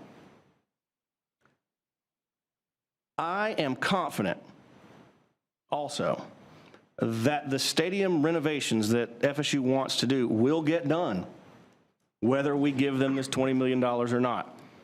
I have looked at the blueprints. I went up there and looked at all the loge boxes and the suites and the field level amenities, and it's beautiful. It's going to be great, and it's going to be awesome for the folks that can afford to get in there and watch games in that way. And I promise you, they're going to do that, whether we give them this $20 million or not. I know it's hard to raise money. I know. We all know. It's hard. And I could equate raising money for handrails and toilets to raising money as a first-time candidate going up against a long-term candidate. It wasn't easy, but it can be done. It can be done. And it is just a hard place to get when an institution with $100 million in marketable securities and $167 million in assets is asking every taxpayer in the county for $20 million. Now let's talk about that $20 million for just a second. that was really smart of our citizens in Leon County to approve that referendum in a way that allowed us to leverage millions of dollars for targeted economic development. Targeted economic development. That's what that money is meant for. Now, I get that the definition of what that is has been loosely placed, and we can kind of massage that in the way that we want. I don't know how this is targeted economic development. I think giving $2.5 million to Amazon to entice 1,000 jobs is targeted economic development. So this is essentially an issue about need. FSU needs the money. They see us as a fund giver, and they are fundraisers. They need the money, unquestionably.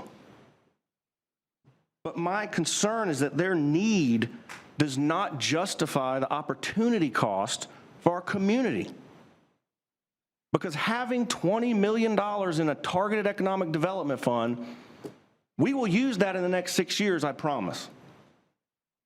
I say we, y'all have used 10 in just a couple years to great effect. Congratulations. You should be thanked for that. This, if my understanding is correct, leaves us with no money till 2028, no bonding money outside of $700,000. We can't borrow any more money. We're effectively left with $722,000 until 2028, which is almost 2022. Let's call it 6 years. I think that overall, this does not create tangible benefit. It does not create a lot of jobs. It is essentially, in my mind, just a gesture of goodwill, of good faith to FSU, but it is an expensive gesture. And so I just cannot get to a place where I can support it. It ain't got nothing to do with not liking FSU. They got a lot of money. I have full faith that our now new athletic director, if I'm correct, former booster president, our football coach, they will figure out a way to make FSU's game day experience incredible. All right, FSU has invested a lot of money in personnel, especially at FSU football. When you're running that big of a deficit because you're paying off a former coach, that was money that was raised by boosters. And so it's not personal, it's not political, it's pragmatic for me. It's sensible, it's reasonable, it's balanced. That is $20 million that our taxpayers had the foresight to say, go out and use that money to diversify our economy, to bring in new jobs, to help local businesses. Every business owner, every resident, every family, every taxpayer, every citizen in our county, that is their money. And it is our job to be as responsible with it as possible, and I find this to be the least fiscally responsible thing we can do. And that is after looking at it very pragmatically, you guys. I really put a lot of effort into being reasonable about this, not political, not personal. And that's the conclusion that I will continue to come to. So I can't support the motion, regrettably, Mr. Mayor, but, you know, I hate that we're in the position now to have to vote against all the rest of these, because I think they're all, you know, with the exception of the $20 million, you know, good stuff. So thank you, Mr. Chair. Thank you. Commissioner Cummings, followed by Commissioner Proctor. Thank you, Mr. Chair. I want, first of all, to let the citizens that came out tonight to know that they've been heard.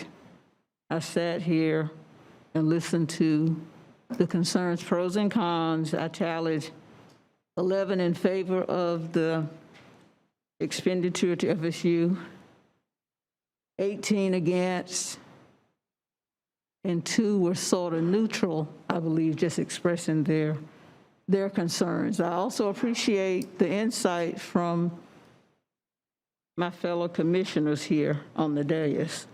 But I've been struggling with this issue, trying to determine how we arrived here, why this issue is so divisive. And if you recall back in the summer,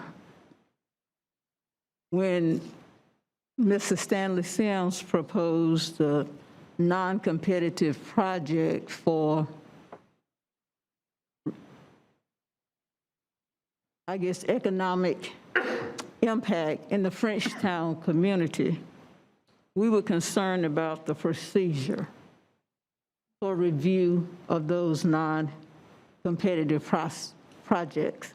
And we asked OEV to come back with the procedure so that all applicants that applied for funding could be treated the same, so that they would be on par. And I'm happy to say they did that. Came back with the procedure, with the process, so that everybody would be treated fairly, treated the same. All projects would be analyzed with the same criteria.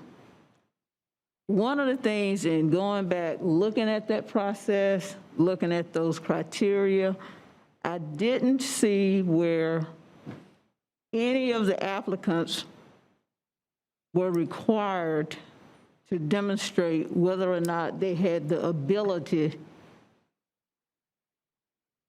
to fund whatever project they were presenting. I read it 2 or 3 times. What I hear from the citizens, from the public, and from some of the commissioners is that FSU has the ability to fund their own infrastructure repairs.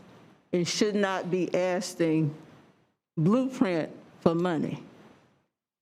However, I know Commissioner Dozier talked about fairness. I'm concerned with fairness and due process and notice and opportunity to be heard as well. And I didn't see anywhere in that procedure where any entity that applies for funding from Blueprint is required to show that they don't have the ability to fund the projects that they want to fund. So I'm concerned that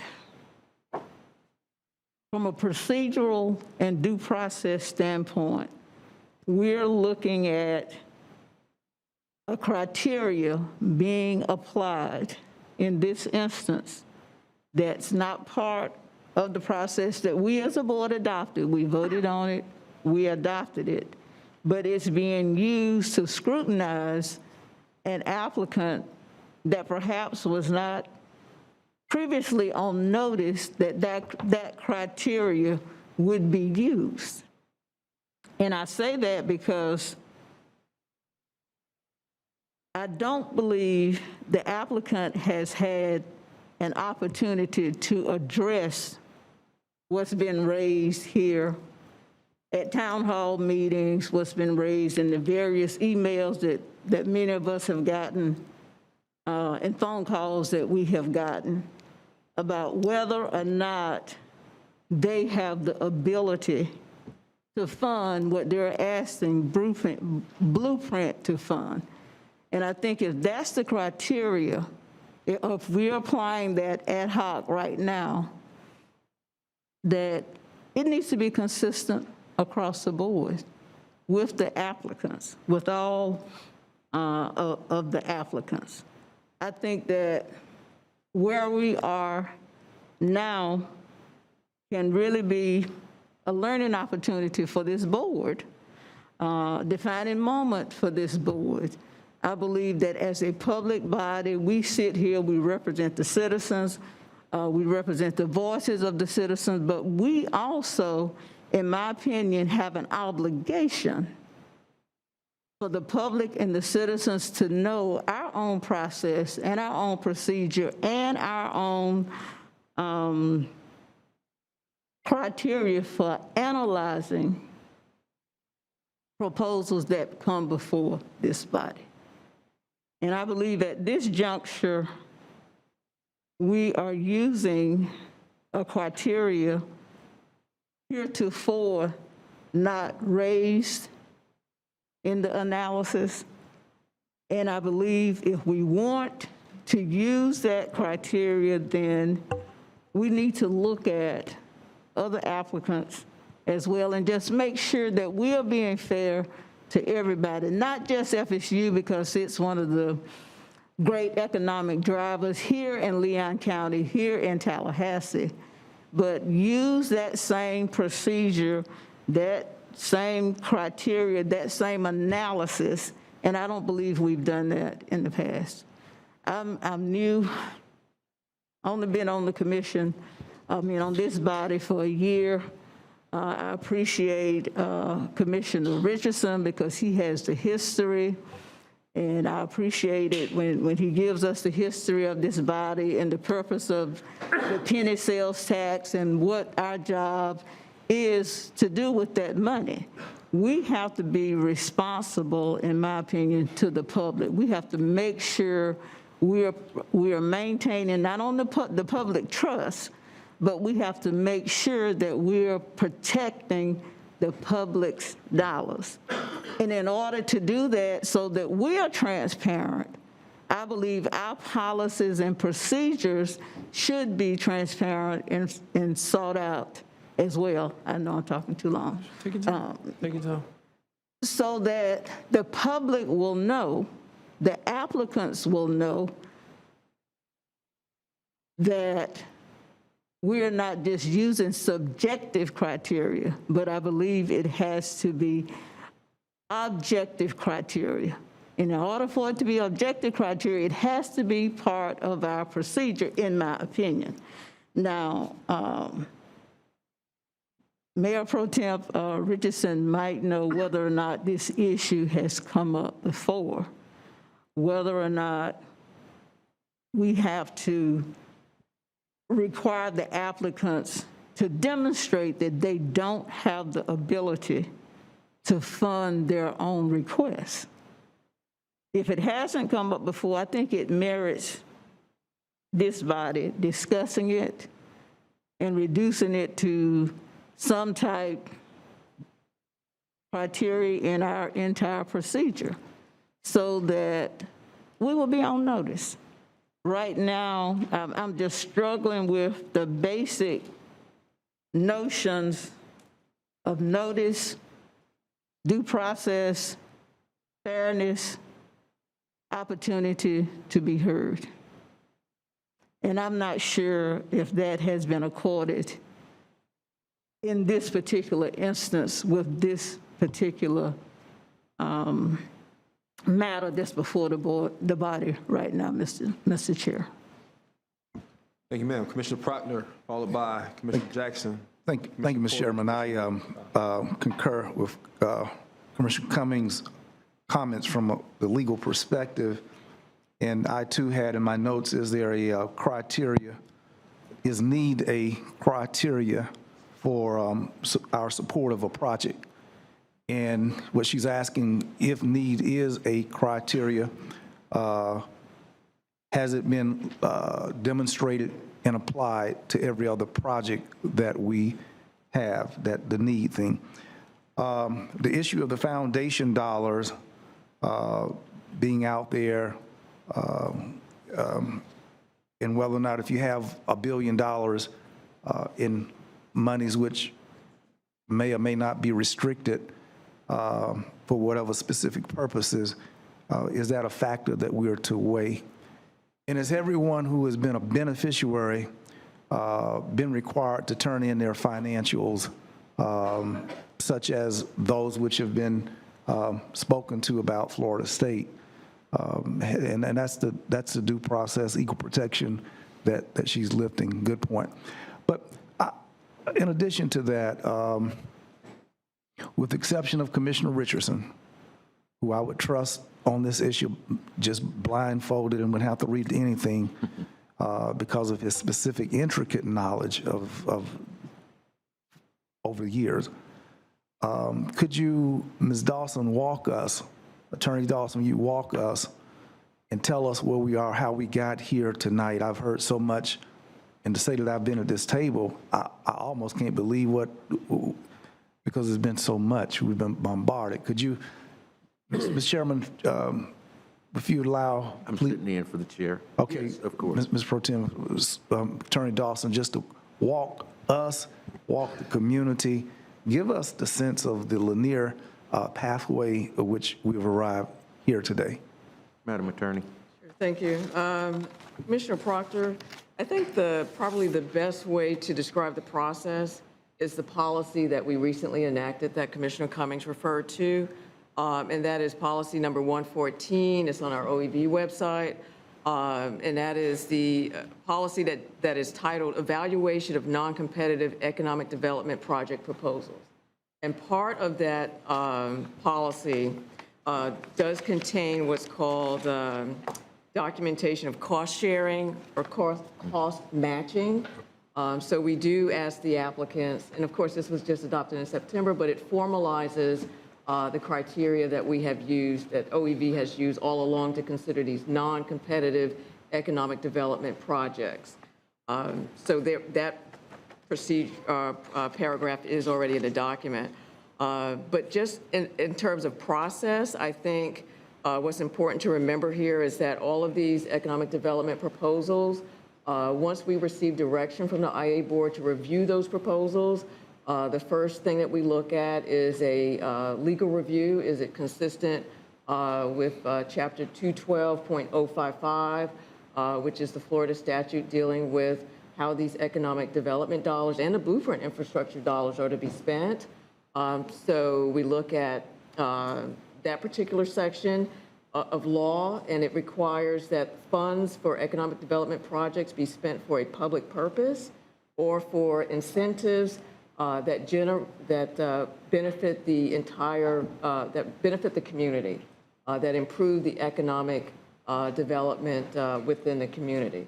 So once we sort of get past that legal overview, see if it's consistent with the interlocal agreement, if there's no conflict there, if it's consistent with our OEV strategic plan, then the division, the OEV takes a closer look at the program overall.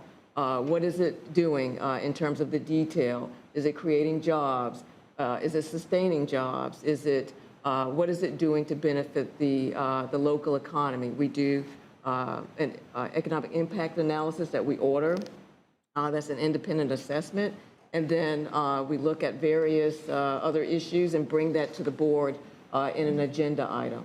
So hopefully that kind of explains to you a bit of the process, but really it's outlined and codified within policy 114 for all to see. And it's several pages explaining what we look at and what the criteria is.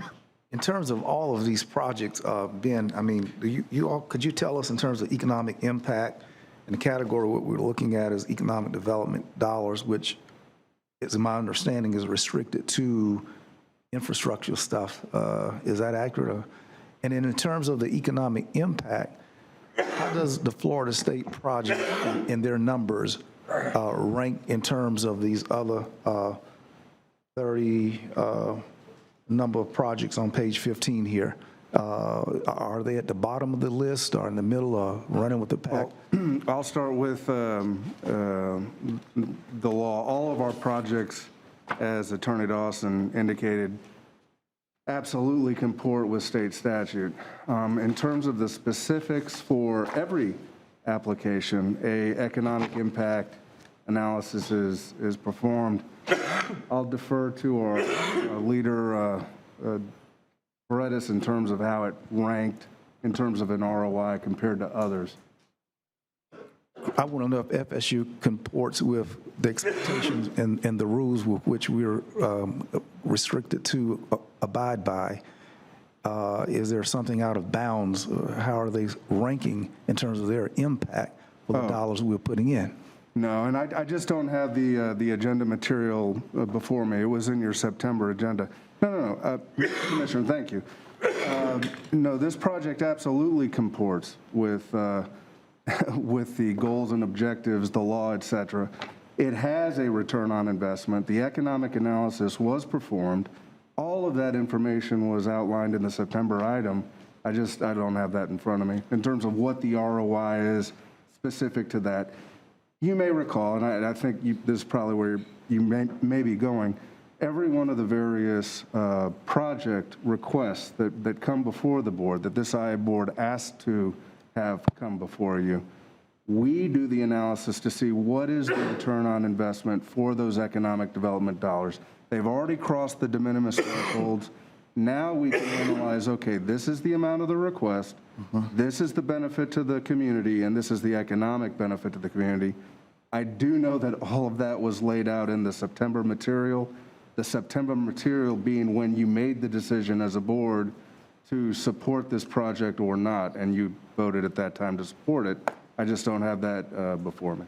Okay, thank you. I was struck by the gentleman who said that you can get $38 back or you can get a dime. And his contention was that the ROI would be very minimal for what we put out. The stadium is I've been told 71 years young, and I imagine will be around for another 71 years.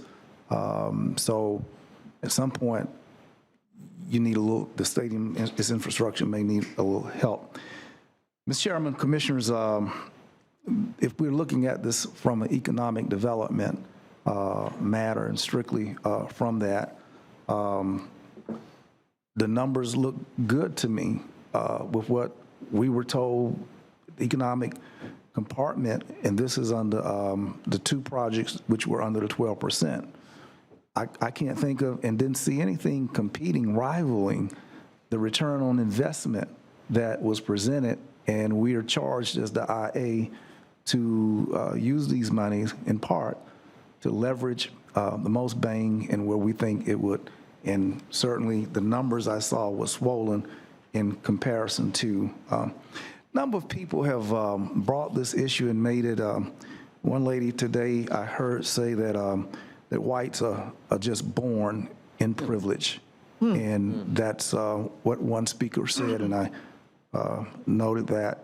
And I think that that thought, that perspective is an undertow to the response. And I want to thank President Akbar for hosting and bringing the community together last week, that we were able to hear perspectives.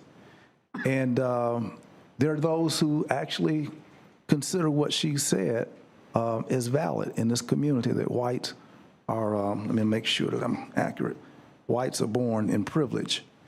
And to the extent that browns and blacks and less fortunate whites believe that Florida State is the vanguard and the symbol of that privilege, to the extent that others are excluded and denied privilege, is an undercurrent in this matter. I have identified that history and the historicity of this matter is also a part of the swirling undercurrent. And for those who have long enough memories as to when African Americans could not walk through FSU's campus, let alone attend it, maybe go there at 5 o'clock to clean up, but certainly not to matriculate through his academic halls as students. There are those who recall that. And I think that there needs to be a conversation beyond today, this vote. But through all of that pain and indifference, I'm not even sure that there's been an apology. Harvard University came here in 2015. Harvard said that there was a lot of poverty across the street surrounding Florida State University. Crickets. Toronto University came here and cited Florida State as being surrounded in the midst of poverty. Crickets. Commissioner Bill Proctor listened to the Florida Chamber indicate that 32304 is Florida's most impoverished zip code. And that commissioner couldn't believe that, didn't want to accept that, but actually led 4 summits in 2019 to try and explicate just how entrenched or accurate the report from the Florida Chamber might have been. There's been no scholarship, with the exception of Commissioner Bill Proctor producing written documentation on 32304. The rest of this community has been crickets. I am as perplexed and angry and concerned as the citizens we've heard from. And what translated what many are saying is that the privilege gets theirs, and we, though it was not stated in this way, but we are in 32304 and we get overlooked. You don't get to be the poorest zip code in the state of Florida without a whole lot of folk not seeing you and reacting to you. You cut off, you're strangulated, the blood doesn't circulate there. I get that. Been trying to tell you, commissioners, tell all of y'all. Some of y'all wouldn't even come to the 32304 to see what's going on. And all of us are complicit in this strange sound that we have. And this, I think Coach Leonard Hamilton said, I see one Tallahassee. And I just can't believe that $20 million is dividing, separating. We greater than that. We bigger than that. We are more than $20 million of struggle to separate, tear up the whole community. But I understand the levels of gradations of passivity that lies beneath the surface. Florida State has a responsibility. Harvard told them in 2015. Toronto told them, look around you. Look who's surrounding you. And I implore Florida State, its president, its board of trustees, to pull their collective heads from out of the dust and out of the dirt and hear what our community citizens have been saying about money that we would take, which is their money, all of our money, to give to the privilege, as the speaker said. We have a responsibility beyond today to do something. People want some of this money. We got a responsibility to do something with the money. And I am not sure if we bankrupt the fund or not. Trying to look at all of these perspectives, but there is no way that we should give FSU some money. And FSU, with their coalesced brilliance, coalesced academic units, coalesced genius, sits there with a business school, finance department, social work, and all of that, and ignore. That's what the people are, if you translate in here. And I'm down with that, like 4 flat tires. Yet today, to be truthful, we're sitting across the street. Mr. Akbar, from your meeting, a lot of the stuff that people said they wanted, soft services, human services, the caring, I get that. But why ain't we holding town hall meetings on the $2.3 billion that DeSantis refuses to fill out the form, and Florida is the only state out of 50 that will not submit the form for CARES Act dollar? That $2.3 billion that the U.S. Department of Education is telling Florida, we want you to fill out the forms, and he won't do it. We've got needs that were cited in that town hall meeting. Needs which, if across the street would accept the Medicaid dollars, could address some of those concerns. But we got a governor that's cutting off circulation, and there's 1,000 times more money that he denies the state of Florida. And a part of it would come here. And I'm frustrated that $20 million got us scrapping like cats and dogs. And 1,000 times this much is across the street. The man won't sign a sheet of paper. We're the only state in this union that has refused to fill out the sheet of paper for Floridians to be helped. I respect all levels of passivity, both sides of it. But I got another sheet of paper that I looked at. Mr. Chairman, Exhibit A here is pretty impressive. I have a list of those persons that I've asked, the FSU all-time professional list. And when I look at the names, commissioners, of all of the young people from 1951 all the way down to right now, who at this Performing Arts Center, the Doak Campbell Performing Arts Center, have graduated and done good. I'm here to tell y'all that if those other departments at Florida State were as developmental, tight and right as FSU's football program, it would be major. But we have the 18th rated public university in the country, and we got to keep it 18th. We got the #1 HBCU in the country, and we got to do all we can to keep it #1. Ham was right. We need both of them. And for what?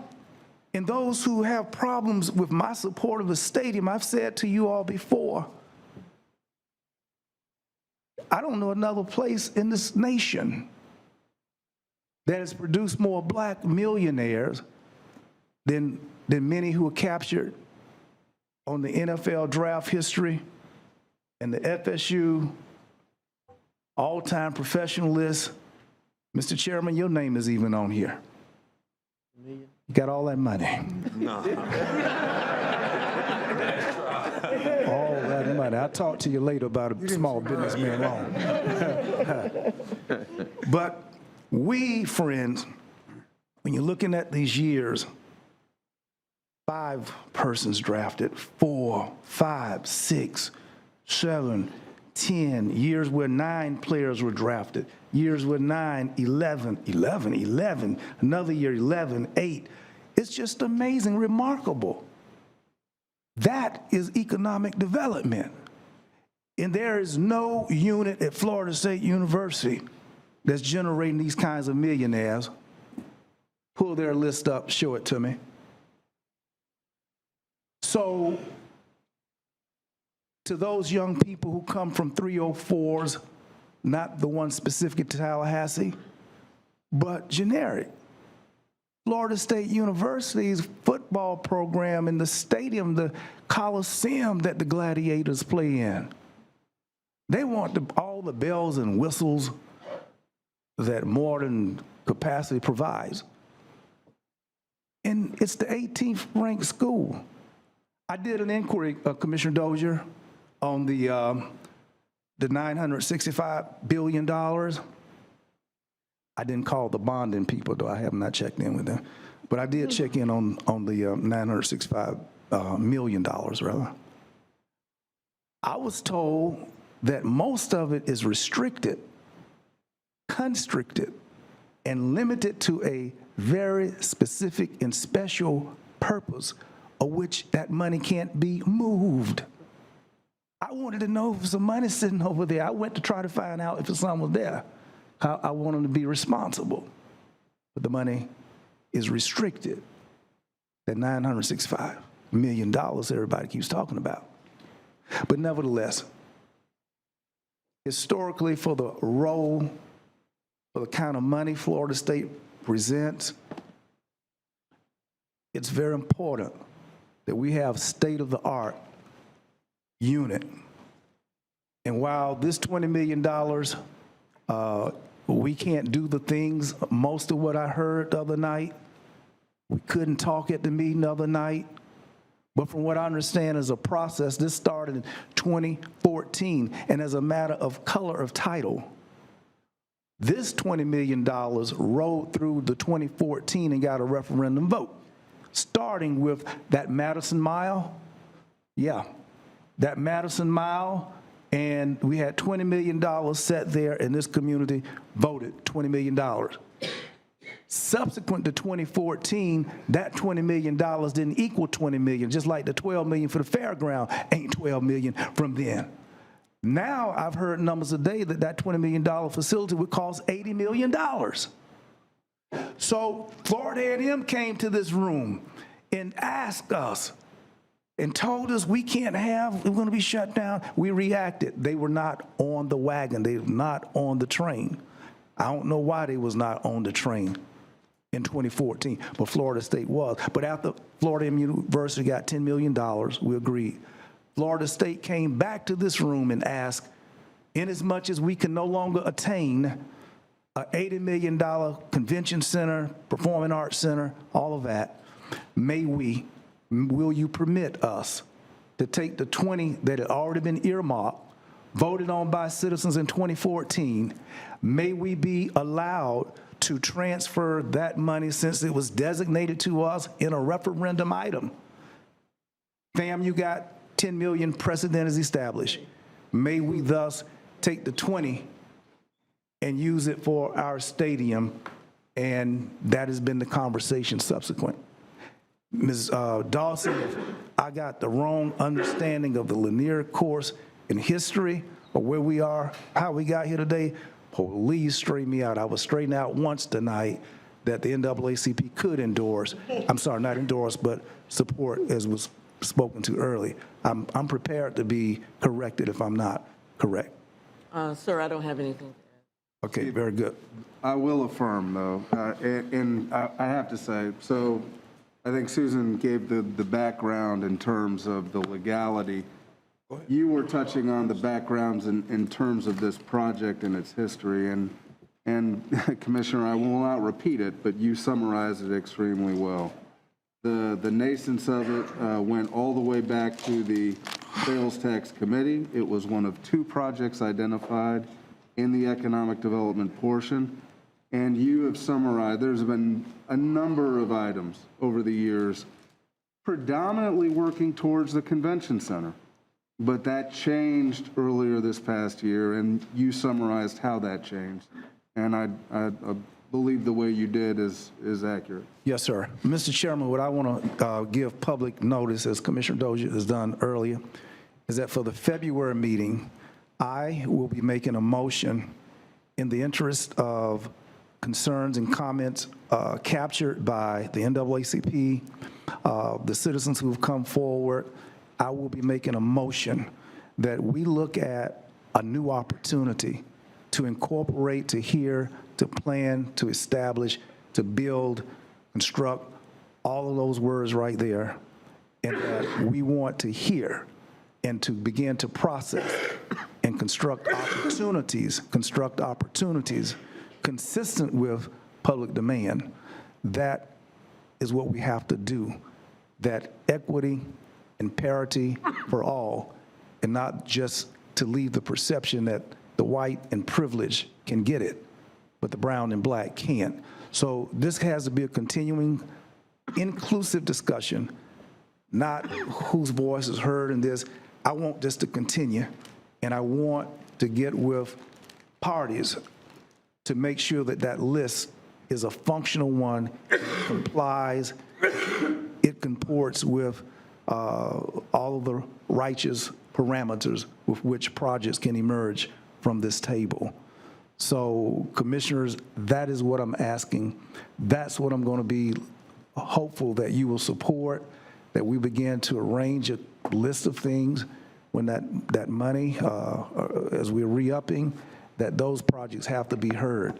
That's why I'm comfortable tonight that there is enough precedent that FAMU was honored. Florida State asked to decouple from a project going nowhere and to use that money for what they've requested for their stadium. Thank you very much, Mr. Chairman. On point, Mr. Chairman. Yes. Has the convention center officially been removed from OEV priorities or consideration? No, it is not.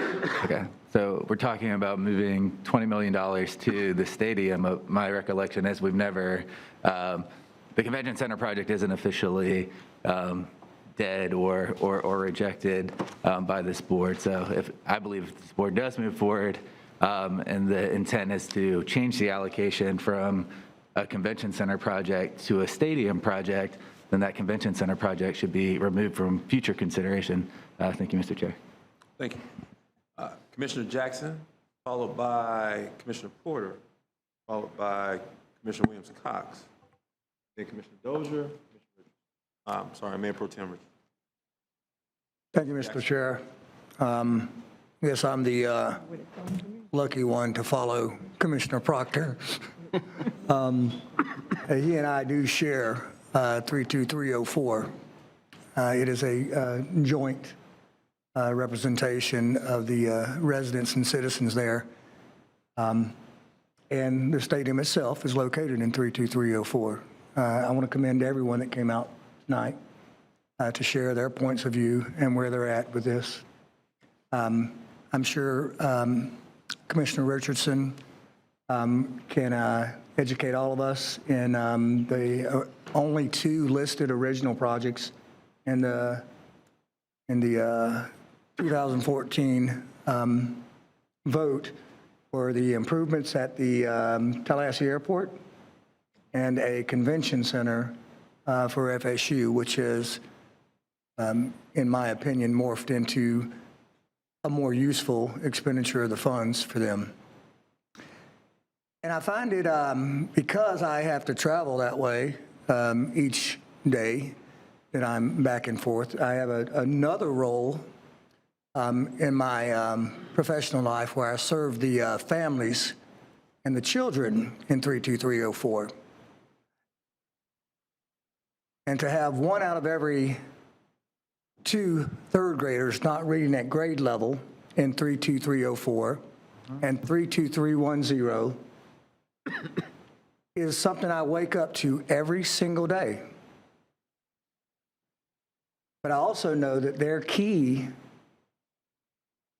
out of that environment and out of poverty is an education. Many of these children and many of these families may not have the resources to afford to send them all over the world or all over the nation to a university or a college. And their dreams, many times, when they get to middle school, we serve a K through 8 population, are to go to TCC and then to go to FSU. And they should be allowed to have those dreams, and they should be allowed to understand that this is a partnership in Leon County and Tallahassee. It bears mentioning that FSU built a primary health care center off of Eisenhower Road directly across from Sable Palm. Any child that is going to school in any Leon County school that can't afford a physical to begin school can receive a free physical there. It also serves the community's members in 32304, not just the children, but the families, and is utilized very regularly by the students and families in 32304 and 32310. So I say all this to say that the West Side is deserving of not so much a crown jewel, but something that we can be proud of and something that we can hang our hats on. We have a Northeast Gateway. We have the possibility of 2 South Side gateways. We have Amazon on the East Side. And I think the West Side, which sometimes is ignored deserves to have something like that in our community. Now you say, well, it's a football stadium repair. Well, jobs available at football games and football stadiums and in construction are jobs and skills that the residents and families in 32304 and 32310 are representative of. I feel really strongly that the partnership of FSU goes even deeper than that. For the last half a century, it has supported the economy in Tallahassee and Leon County. 2007, 2008, and 2009, when lots of people were going belly up, FSU sustained 30,000 to 35,000 students, employed 10 to 14,000 employees. Every morning that is a weekday morning, we have 50,000 folks that come on FSU's campus and inject lifeblood into our local economy. And 15,000 families, nearly 15,000 families, are affected by that as local property owners or spenders in our sales tax structure. I'll be voting for the motion as presented, options 1, 2, 3, and 4. And I can't say enough about the partnership that FSU offers to our community and the history that has proven that they will continue to be a good partner. Thank you, Mr. Chair. Thank you. Commissioner Porter, followed by Commissioner Williams-Cox, Commissioner Dozier, Commissioner Jim. Thank you, Mr. Chair. I think it should go without saying that this is, I think, one, that my position is clear. I will not support this motion. And it should go without saying that it has nothing to do with my love and admiration and support for FSU. I have 3 degrees from FSU. I was actually a student of Mr. Coburn's, took his Florida appropriations law class. FSU was what brought me to Tallahassee. It was what played a huge part in my deciding to stay in Tallahassee and fall in love with this community. Those of you who are here in the audience and on this board who have much more experience than I do, you know that what we do here and in any leadership role is a balance of community input, staff expertise, our own expertise, leadership, as well as humility. And let's say that everything FSU has said is true, and it's not, frankly, that I doubt that it is, that there is an economic impact, that there are certainly merits to this project. But simply put, I mean, just the community does not support this. I have gotten hundreds of emails. The fact that this even came about the way that it did, I think, was really inappropriate. That we would be put in this position without there being talk about due diligence, the community input and engagement that needs to take place when we're talking about something this significant. I hope that something like this never happens again. The lack of engagement, the pitting of communities against each other, this is not what we should be about, and this is not what this process should look like.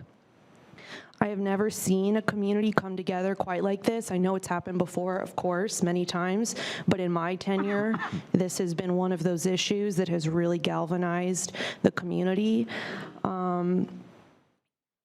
We talk about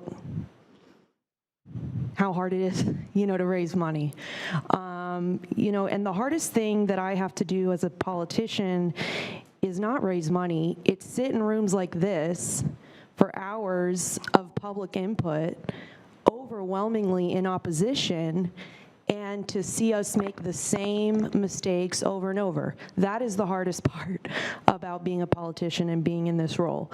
And I imagine another thing that is hard is The other thing that's hard is having to sit through an NAACP town hall and hear a single mother of 6 kids talk about how she works 3 jobs to barely make ends meet, and know that there is something that we can do about it as a board, but we are not going to do it because we are going to do other things that do not have the proven direct impact that other opportunities in economic development have.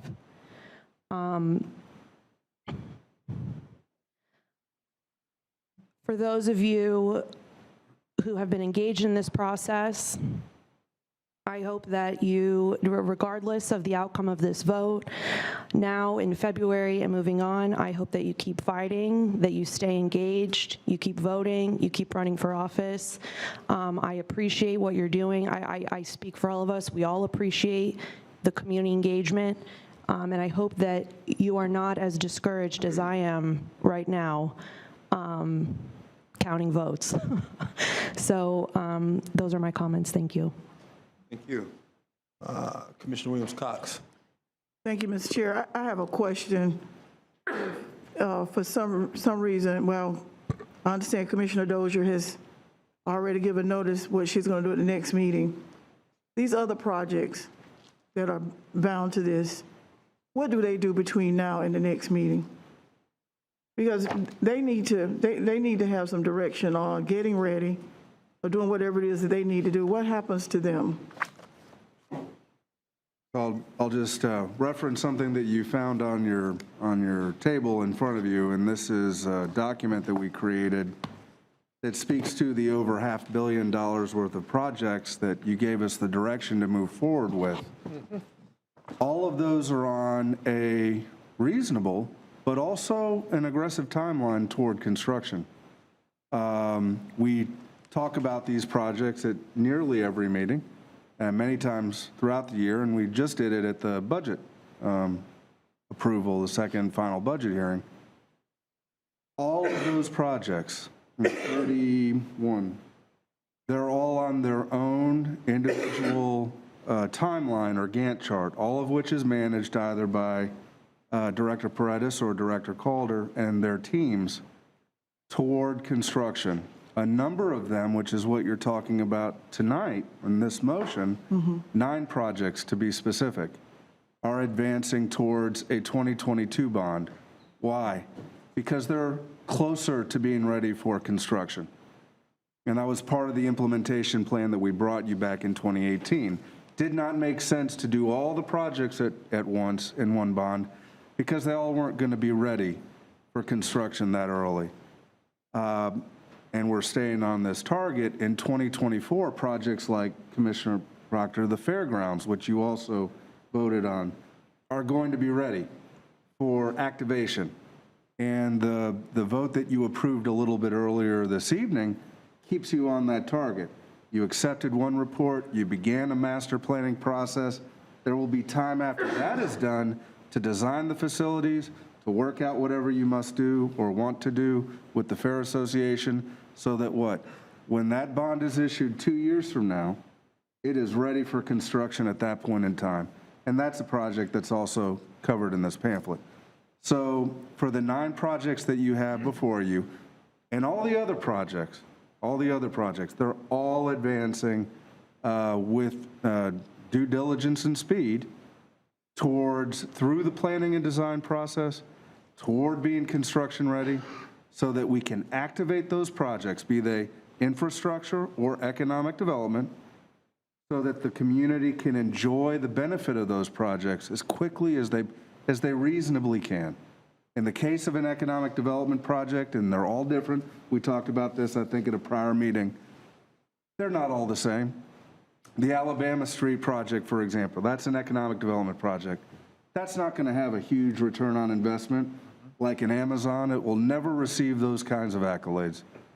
But to the neighborhood that it's in, could be, I won't say life or death, but it means a great deal, and it matters deeply. Amazon, tremendous return on investment, no question. The stadiums, all of them, that have been approved thus far, are larger, not as large, maybe a return on investment to the gentleman who had the dollar and the $30 and the penny and all that. But on scale, they are huge economic drivers, and they also drive more visitation and spending, which also does what? Grows the economy, creates jobs, and adds more dollars that you can then put towards projects or different projects when we're done with these projects. So appreciate the opportunity to give a somewhat lengthy answer, but that's really it. All the projects that you have before you are advancing week in, week out, and we give you those updates periodically as is proper. Hope that helps. So thank you for that, Ben. So what I'm asking is, if the vote goes forward to moves for this to go forward tonight, but we already have heard that there's going to be a motion in the future to rescind. What does that say to these projects and these people who are working on those projects? What are they doing between tonight and February?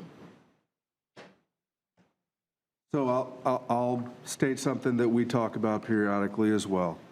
Full acknowledgement that the IA board may, because of any number of reasons, take up new policy actions, and that happens from time to time. But we work as your professional staff and the consultants that we hire with the standing direction of this board as a whole. So the answer to your question of what will we do between today and February, if this motion is approved, we're going to get the bond ready for issuance. Continue preparing these projects for construction, all of them. And if the board takes a separate action after this vote tonight, or a vote in the future, then we'll modify that, of course, in accordance with that new direction. I just wanted to make sure that things would not be on hold, waiting, anticipating that something else is going to, with the uncertainty, because this is not FSU by itself. And I think we need to remember that.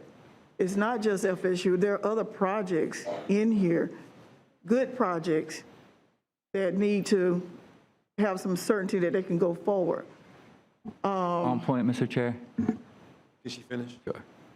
Go ahead. So I wanted to just know what would happen and would we be putting these other projects in jeopardy or putting them on hold or what have you. So thanks for answering that question for me. And I just want to move forward, Mr. Chair. I want to make the motion that we call the question. Motion been made to call the question. Is there a second to call the question? Motion's been seconded by our mayor to call the question. Motion made by Commissioner Williams-Cox. This is a non-debatable motion. All those in favor of the motion on the floor indicate by saying aye. Aye. Any opposed? Aye. Roll call. Mayor Daley. Aye. Commissioner Matlow. Nay. Commissioner Porter. Nay. Commissioner Richardson. No. Commissioner Williams-Cox. Yes. Commissioner Cummings. Yes. Commissioner Dozier. No. Commissioner Jackson. Yes. Commissioner Minor. No. Commissioner Proctor. No. Oh, okay. Commissioner Welsh. No. Chair Maddox. Yes.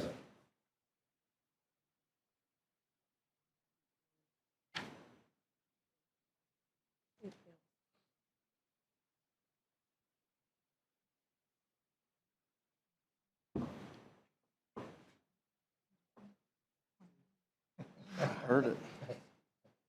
Fast. Good job. Mr. Chair, The new mayor.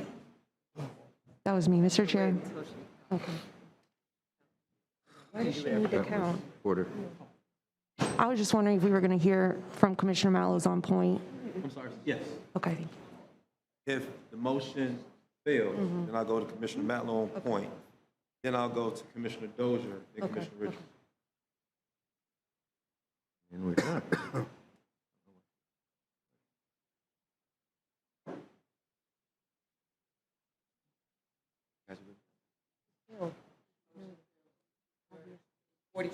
We need 2/3 of vote. The motion fails. We go now to Commissioner Matlow on point, followed by Commissioner Dozier, then Commissioner Richardson. I'm sorry, Mayor Pro Tem. Thank you, Mr. Chair. I just wanted clarification on the motion to rescind. It was the motion specific to the stadium acceptance and funding, is that correct? No, that was only to debate. That was to cut off debate. No. Or, I'm sorry, the motion, the notice of motion to rescind was specific to the September vote? Commissioner Matlow, I believe that the motion to rescind that Commissioner Dozier gave the intent on would be to rescind this vote that we took No, sir. today. Okay. Clarify, please. Okay. Forgive me, Mr. Chair. It's been a long meeting since we went through this a little while ago. I stated my intent to make a motion in February to rescind the September 27th meeting, motion that approved funding for Doak Campbell Stadium. There is no bearing on today's vote. If the mayor's motion passes today, we do not need to rescind this motion. This directs staff to go and develop those bond documents. In February, I've asked to be in queue first, so we don't get into the parliamentary issues we had earlier, so that we can take up the motion to rescind before we vote on the full bond document. And at that point, we could approve the bond document without Doak if the motion is approved. And is that clear enough? Yeah, that's clear. I just want to make sure that, because what I heard, where I heard you say was both, but I want to make sure that the parliamentarian understands what she's asking for. We clarified that, Mr. Chair. Yeah. Yeah, I believe the commissioner has given notice under the rules to this body that February 24th, which is our next meeting, that she intends to bring forth a motion to rescind the vote, the approved motion that was made by this board on September 27th. Great, okay. As it relates to Doak Campbell State. Great, all right. Funding. That's the clarification, that the intent of the motion is specific to that one project and has no bearing on any of the other projects. And just a follow-up question, Madam Attorney, for my clarification, this vote today with option 4 being up to $115 million, if it decided to decrease based on that motion, that would be acceptable without having to change this vote? Because it's up to, we would just do less. Okay, thank you. Thank you. Commissioner Dozier, Mayor Pro Tem Rich. Thank you, Mr. Chair. Good discussion today, and thank you to all those who voted against calling the question, because this is a massive issue that will affect our future, and I think, hasn't been that long of a meeting compared to some of our meetings, so I think it's good to wrap this up. And regardless of what happens today, as we just discussed, Mr. Chair, you have heard my intent. You will get another chance to consider this for the next couple months. All of us will, to continue to hear from the public, because there will be a motion to rescind in February. Thinking through this leading up to today's vote, I actually thought that might be more appropriate, although I would support a motion to rescind today if we got there. But I thought that might be appropriate because we will have the strategic plan. It gives the public notice that there will be that motion coming back. I kind of like that. And it gives us an opportunity to get the budget numbers that aren't included in this document. But it also gives us an opportunity to unpack some of the good questions that have come up during this discussion. And Mr. Chair, that's when I wanted to chime in, and I appreciate your suggestion here of tipping over the nameplate. So, Commissioner Cummings, I appreciate your line of questions. And we got a lot of moving pieces in this board. We got infrastructure side, and it gets conflated with OEV side sometimes. In the coming months, we're going to see a standalone OEV meeting and a standalone infrastructure meeting. So hopefully we can get a little more clarity on this, right? So the policy you mentioned is very important. And as Ben said, it does codify what OEV's practice was in the past. But I think it's important to remember that we voted on that policy after we took up the Doak vote at the September meeting. And significantly, we didn't ask for that policy until after the May vote, when we first heard about Doak. So the policy was not codified. The ability to pay for your own project I just want to be clear, that's not the root of my concern, and I don't think it's the root of a lot of folks' concern. It is putting all of our eggs in one basket and being left with little more than $700,000 for the next 7 years. That's my concern. The very things you all have mentioned, Commissioner Jackson, you talk about education and job opportunities. Commissioner Proctor, you talked about athletes and millionaires.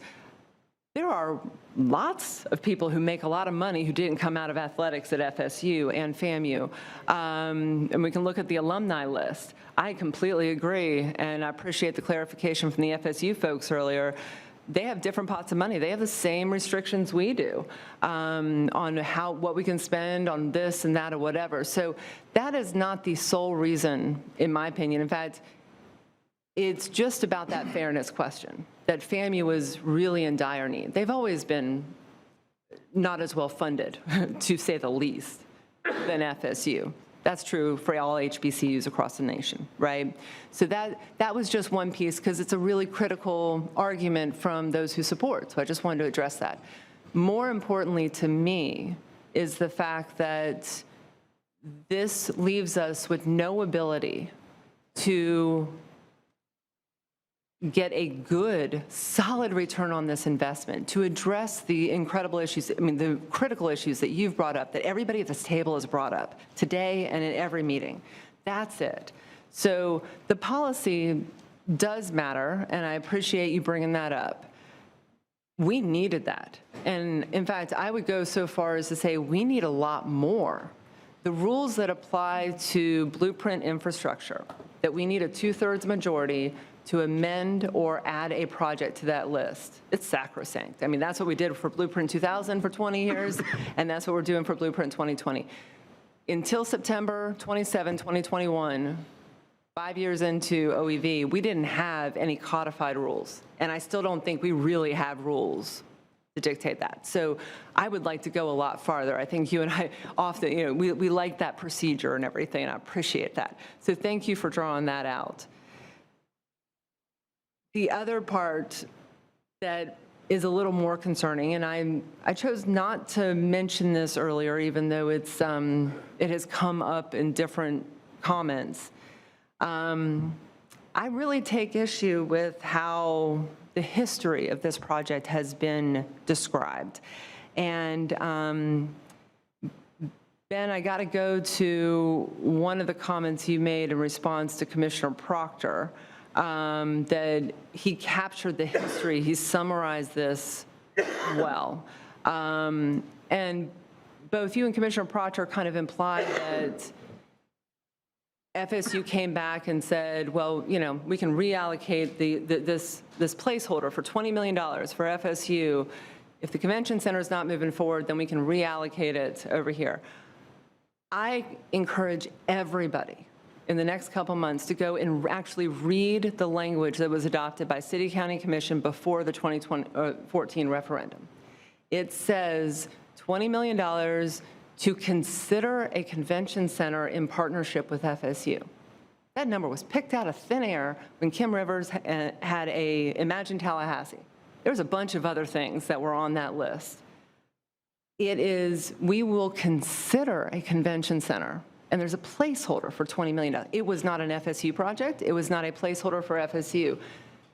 FAMU was not necessarily left out of that discussion, but yeah, when both boards decided what to codify, to say, yes, we will take from Imagine Tallahassee 2 projects, and we will absolutely consider these projects. It was airport and it was convention center, but it was in partnership. That was 2012 to 2014. Every one of us knows how much the budgets for construction have exploded in recent years, right? To come back today and hear 20 million wasn't going to get us half of a convention center, I'm not shocked by that. And in fact, when we talked about this in March of 2020, I raised a question about the parking lot. I didn't see it in those numbers. Well, I've heard from our county administrator that that was one of the big issues a year ago, where they realized the cost was just going up and up and up. So again, You don't have to trust me on this. I've read it a lot, so I'm pretty confident in it, but it's in the documents. This was a partnership with FSU to explore options for a convention center, so there was no placeholder. And the last thing I'm going to say, Mr. Chair, is the precedent to me, FAMU President Robinson came in to our, well, it was a virtual meeting, but our meeting in the summer of 2020 and asked us to consider funding BRAG. President Murdaugh from TCC came into the chambers in February of 2021 and asked us to consider $1 million for TCC. I don't mention that in my points because that was CARES dollars. It didn't impact OEV's budget. FSU did not come into this room and ask us to consider the stadium. Our staff chose, and I believe our management staff chose somebody to hold any report on the convention center, even though we knew over the winter that it was not workable. They chose to hold that until May, after the Board of Trustees meeting, when FSU presented information on the stadium, and they gave us one item that conflated. It brought together convention and the stadium. It's no wonder people think this was FSU's money to say, oh, we can't do this and let's go do this. No wonder people are confused. You look at our September budget documents and the language starts to shift. It starts to say the FSU project. I haven't brought this up because, I mean, there's so many different points in this, but my God, the history of this, how we got here is important. You are absolutely right. The process is important. And Commissioner Proctor, well, he ain't sitting down there. So we do need to reflect on that. So I encourage everyone to look at the actual text of the convention center and to look at the document from May because it is constructed to shift money from a convention center that, as Commissioner Matlin pointed out, we still haven't closed out. We don't have another, I mean, it's clear in the documents, we don't have another 20, 40, 80 million bucks in OEV's budget. This was set up to create division. That's why I think FSU's been put in a terrible position with this. So have all of us. So I'm going to leave it there, Mr. Chair. The history was invoked in so many ways that, and because we're going to have another opportunity in February, I hope everybody will look at those details and reflect on them. And thank you, ma'am, for bringing up those issues. Commissioner Richardson. Thank you, Mr. Chairman. And I'm going to be brief, but I want to put this in somewhat of a context. Because it's been posited that if we fund this FSU project, that we have no opportunity for economic development over the next 6 or 8 years if we don't have $10 or $20 million in OEV. That's what has been posited. I've lived in Tallahassee since 1974, when I came here as a student at Florida State University. I have seen phenomenal growth in this community since that time. Phenomenal economic development in the city of Tallahassee, housing development, neighborhood development in the city of Tallahassee before we even had a sales tax increase. The reason that we got together, those of us who served on the original sales tax committee, was the economic development that was occurring in the city of Tallahassee was outpacing the infrastructure. Y'all, it's putting the infrastructure in place that encourages the economic development. That's why Commissioner Williams-Cox and I have fought so hard, and those of us who were on the sales tax committee, to ensure that infrastructure improvements occurred on the south side of Tallahassee. Roads, sidewalks, water, wastewater, other infrastructure projects that encourage economic development. That's what the first sales tax increase was about, infrastructure improvements to encourage, to catch up with that economic development that was occurring in this community. We didn't have an economic development aspect of that sales tax. It was all strictly infrastructure projects.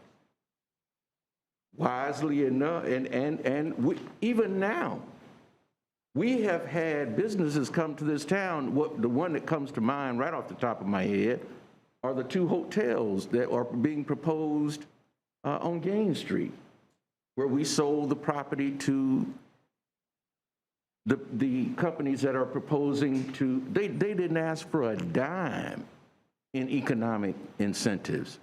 Not one dime, but they're bringing their hotels to Tallahassee, and we've seen other instances of that. So to say that because we don't have $10 million in the OEV pot, that there will be no economic development in the city of Tallahassee over the next 6 or 8 years is just wrong. And we all know that. It's wrong. To put that out there to the community and make the community think that that will be the case. Tallahassee is growing. Tallahassee is an attractive community to establish a business. Danfoss came here without economic incentives from a sales tax. I believe Amazon would have come here without economic development from a sales tax. But it's been posited that the only way we have economic development is we offer those kinds of financial incentives. And there are other incentives out there that can be offered. We own our own public utility. There could be property tax abatements and other incentives over time that we could offer. So the pocketbook is not empty if we fund the FSU project. It's just wrong to posit that and lead the community to believe that. There will still be opportunities for economic development in this community. And so that's why I am going to support going forward with the project, because I believe that it is a good economic development project for us to invest in.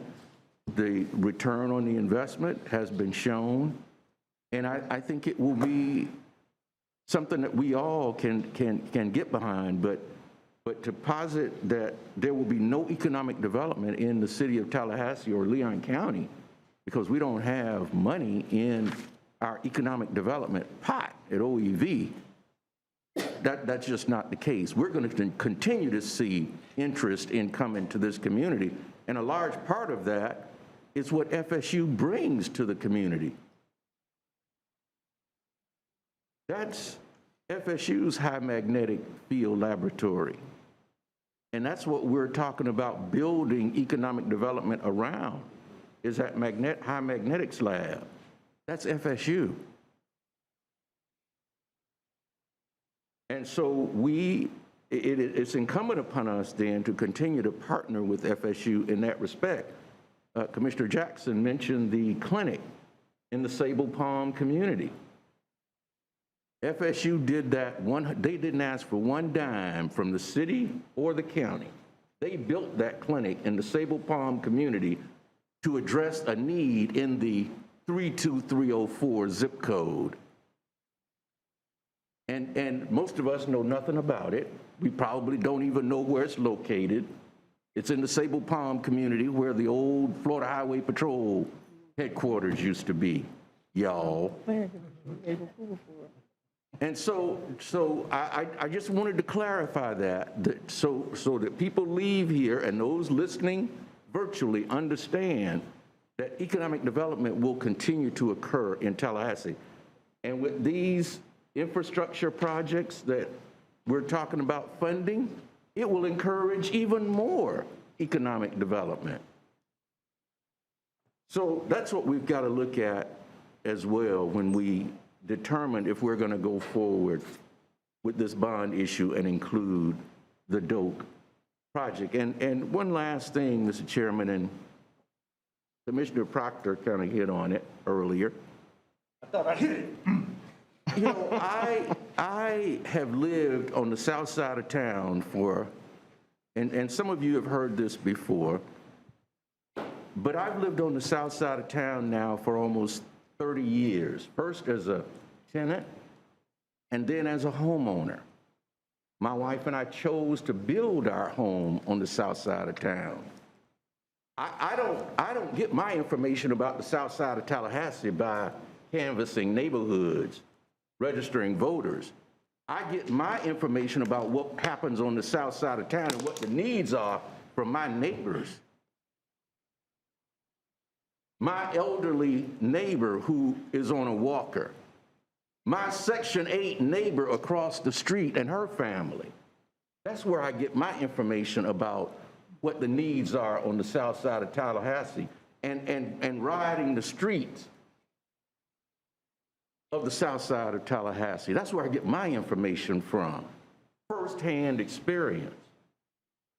And so I appreciate the folk that when they need it for their narrative, get concerned about the south side of Tallahassee. That's not what we need. We need consistent, sincere interest in neighborhoods like the south side, because not all of us who live on the south side are poor and destitute. Not all of us. There are pockets of poverty, but not all of us are that way and looking for something. We want a hand up, not a hand out, even my neighbors. And so don't just use that as a part of your narrative to justify what it is you want or don't want, but be sincere and be involved in that, not just now, but 365 days of the year, because the needs are there during that entire time, not just when we're debating a appropriation for the FSU football stadium. Those needs exist 365 days of the year, and we need folk involved during that entire time, mentoring in our schools, distributing, as Commissioner Minor did when he was with Second Harvest, distributing food items to families in need. That's what we need consistently, not just to talk about 32304, but doing something to change the nature, tangible, to change the nature of 32304. And there's lots for all of us to do. And I'll end with that. Thank you, Mr. Chairman. Mr. Chairman, echo Senior Commissioner Mayor Pro Tem Richardson's comment and go further to say that tonight, beyond tonight, I'm interested in an independent review of the concerns of the 32304, which have been chronicled. I'm not sure if they've been dispersed with you.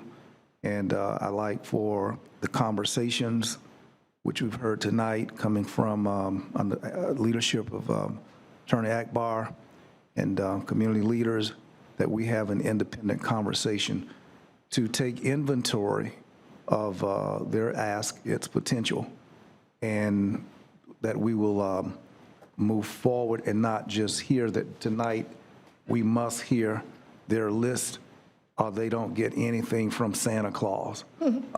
This should not be the all or nothing, because the legitimacy of the concerns that have been raised is absolutely within our responsibility to take care of the needs of all people. So, like I've said, February, I've given intention to council, to you, of my ask for a new look, perspective going forward to build into, as a continuing process, those needs, that we might construct a meaningful, Commissioner Richardson said, a tangible response to those who might feel left out tonight. There's no leaving out tonight. When we decouple ourselves from this table, we are the stewards over monies of the same people as a city commission and a county commission. And if from this table those needs can't be met, then certainly under the flag of city and county government, perhaps we can assemble a response to all of the concerns that I've heard and that have been raised by others with respect to poverty. To the extent that poverty is an issue, we really ought, during this Yuletide season, be responsive. Thank you, Mr. Chairman. Thank you, Commissioner Proctor. I think we started this discussion about 4 o'clock. I have not said a word. I've listened, and I ask now that you guys give me an opportunity to say something. Before I start. You're recognized. Thank you. Thank you, Mr. Mayor Pro Tem. We have allocated some dollars already towards projects, economic development projects. Is that correct? What are those? What are those projects? You have incentivized the creation of jobs through Danfoss and Amazon, the LCRDA incubator, and then the the FAMU stadium and the TCC stadiums. There is money allocated to support the airports, and your budget also has money to support business development activities and the Magnetic Task Force and the Big Bend Manufacturing Association. All of those are going to support. And microloans too, thank you. Yes. And Alabama Street based on your action today. Thank you. Of those projects, I heard LCDR incubator program, correct? Correct. I heard the microloan program. I heard, give me some more. My head is hurting right now. I've been listening all day. The Danfoss expansion that you have in there, creating a new manufacturing center here, the Amazon Robotics Fulfillment Center as a result of that, and then the FAMU Stadium and the TCC supporting the Tallahassee International Airport, which to their efforts of So the reason I asked that question is I wanted to get on record what we've done so far as projects for economic development in general. I talked to our NAAC president twice, well, actually 3 times over the past few weeks. First, he asked me about the meeting, and I told him I would try to catch it on live, which I did, catch as much as I could, but I did not feel comfortable because of sunshine issues. Second time I spoke to him, we talked about different options, what the middle ground was for this, and if there was one, what that would look like. I spoke with him today, and I told him, I said, the one thing, I said, regardless of what happens today and in February, what I want you to know is that I commit to hearing the issues that the NAACP and this community brings forward and seeing those issues through to the finish line to make sure we address them when it comes to poverty and economic development. I wonder how many of those projects that we have approved thus far address just that, poverty and economic development in the same sense within those neighborhoods that are sitting in front of us today. I know the Alabama Street project does. Thank you so much, sir. I think that 1,000 jobs at Amazon paying $15 an hour that's going to help that mother that you were talking about earlier, I think that kind of helps it a little bit. But I look around the rest of them, I say, okay, let's make the argument that they do. I want to make sure that moving forward, regardless of what happens today, regardless of what happens with this vote in February, that we include those stakeholders and make sure that you are at the table, Mr. President of the NAACP, and all those folks that were here today in the conversation about how we spend that $700,000 that's left if this passes, and the money that comes after that, which I believe is about how much? Go Okay. Commissioner, through the life of the sales tax over the next, I guess it's just under 20 years, you're looking at about $13 million in unallocated funding. That starts rolling in year 28. Right. I want to make sure that that money can directly be used, or you can show a direct correlation between us addressing poverty, just like you can with the Alabama Street, and food deserts and things within those neighborhoods that need us the most. With that money, can be a direct correlation between that money and improvements within those neighborhoods and within impoverished communities and people that we have talked about over and over and over again today. That's my commitment to the NAACP and everyone in Leon County, that no matter what happens, that's the direction I want us to move in. We talked about return on investment. Well, how much of a return on investment will it be in Domi and the return on investment they have for our community? Well, I'm wondering how many people that live in Frenchtown, Griffin Heights, that live on the south side actually did anything in Domi Station. Those businesses, I know there's a few. I'm not saying there's none. About 80? About 80? 80%. That's 80%. That's huge. That's huge. So that's one thing that we can say that we did, right? But then the other things that I'm asking for is that every project look like that. LCDR, RA, and everything else. It's just we cannot sit here and talk about the fact of what we're doing, what we're not doing for the impoverished areas and South Side and all that kind of stuff, when the projects that we're looking at, we haven't checked with those communities to see if they're really, really helping those communities. So I appreciate what we did on Alabama Street, the fact that it came from the community. But now we got a constituency or an organization or people organizing to come to us and say, we want this, we need this. Mr. Hutt and his idea about making sure that we keep talent here. Those are the kind of things that I think we need to be thinking about. So I'm just saying, as we move forward, no matter what happens, whether the 20 million goes or not, the 13 million that's in the future, I want to make sure, my question is going to be, how is it impacting the communities that need us most in Leon County? How is it going to lead to economic development within those communities? That's going to be my question every single time. And I hope that we can really, really, really coalesce around that. And I hope that our partners will come to the table and trust that we, whether city, county, or Blueprint, are committed to helping out as much as we can. And Commissioner Richardson, you said that as we move forward, economic development will still happen. I do believe that.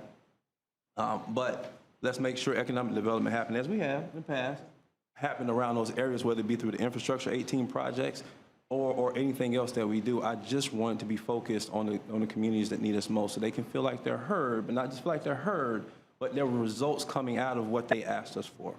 That's the comment that I have. I just want us to coalesce around those who need us the most. Mr. Chairman, excellent comments. I concur with you totally.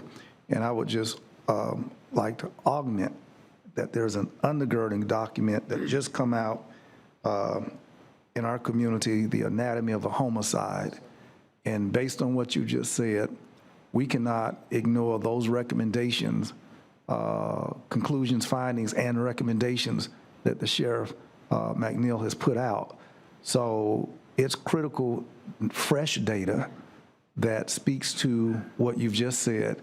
And I'd like very much for those recommendations to be pondered as we go forward with what you're asking the NAACP and other stakeholders to bring forward. Thank you, sir. Thank you. And the last thing I'll say is, the final thing I'll say is, I want to make sure that those folks are educated on what we can actually spend this money on and how we can go about spending this money. I don't want it to be for a lack of knowledge or wisdom on how to do it that they don't come to the table, or that we say we can't do it. I want, even if there's workshops, seminars, whatever may have you, that you co-host with NAACP and other community partners, that they understand this is what we spend the money on, this is the process we go through, and this is how we're going to go about doing it. That way we're all on the same page, we can all move forward trying to help the communities that need us. Commissioner Williams-Costin, we're going to go to the vote. I wanted to join you in that, and with the Blueprint dollars that are scheduled for the projects, the $280 million that's scheduled for infrastructure, I would hope that minority businesses will get themselves in position to participate in these projects, to also earn some of that. And individuals with certain skills or need to have skills, well, we can work to help them get the skills that they need to be able to get these jobs. This money is going to be in our community. And like Mr. Lander said, we want people who live in these neighborhoods to participate in this. And so it's all a part of the bigger thing. And I also would like to ask Mr. President of the NAACP, if you all have the name or contact for that mother of 6 kids, so that I can reach out to her as a mother to see if there's anything I can do to direct her to services or to get her some help. Because she doesn't need help in February. She needed help Monday night. That's true. So I would like to get, if possible, get that contact information, or if somebody's already done something to help her, let me know if she still needs help. Because that's what we've got to do. We got to do it one person at a time. If a person stands up and says they need help, then we need to make our way to them to get them help right now. Because, you know, they need help now. They don't need help later. My final comment, I know I'm a little bit disjointed, but I've been listening for 4 hours, y'all. I'm trying to keep my mind into it. Is that, you know, when you said that 80%, sir, about Domi Station, those are the kind of things that I want to hear about. Because when you think about economic development should be for the most impoverished areas within our community. It should help those people the most. It should help our community grow in that way. It should rise every ship. And so to hear that 80%, I was already a big fan of Domi, and I knew it was high, but that makes me even more of a big fan of Domi, and that puts me in a position to say, man, what a great job we did on spending that money. So those are the kind of things that I get excited about. So as we move forward, that's going to be the bar. I do think that there's a return on the investment. I am going to go ahead and vote in favor of the motion that the mayor makes. But I've stated where I want to be from here on out, and I'm interested to see how things go when we come back in February. But I'll tell you this, I am just focused, laser focused on making sure as we move forward that we are absolutely focused on fixing poverty with this economic development money. That's just where I am. We'll move forward on the vote now. All those in favor of the vote on the floor, the motion on the floor indicate by saying aye. Aye. Aye. All those opposed? No. Roll call. Mayor Daley. Aye. Commissioner Matlow. Nay. Commissioner Porter. Nay. Commissioner Richardson. Aye. Commissioner Williams-Cox. Aye. Commissioner Cummings. Aye. Commissioner Dozier. Nay. Commissioner Jackson. Aye. Commissioner Minor. Nay. Commissioner Proctor. Yes. Commissioner Welsh. No. Chair Maddox. Aye.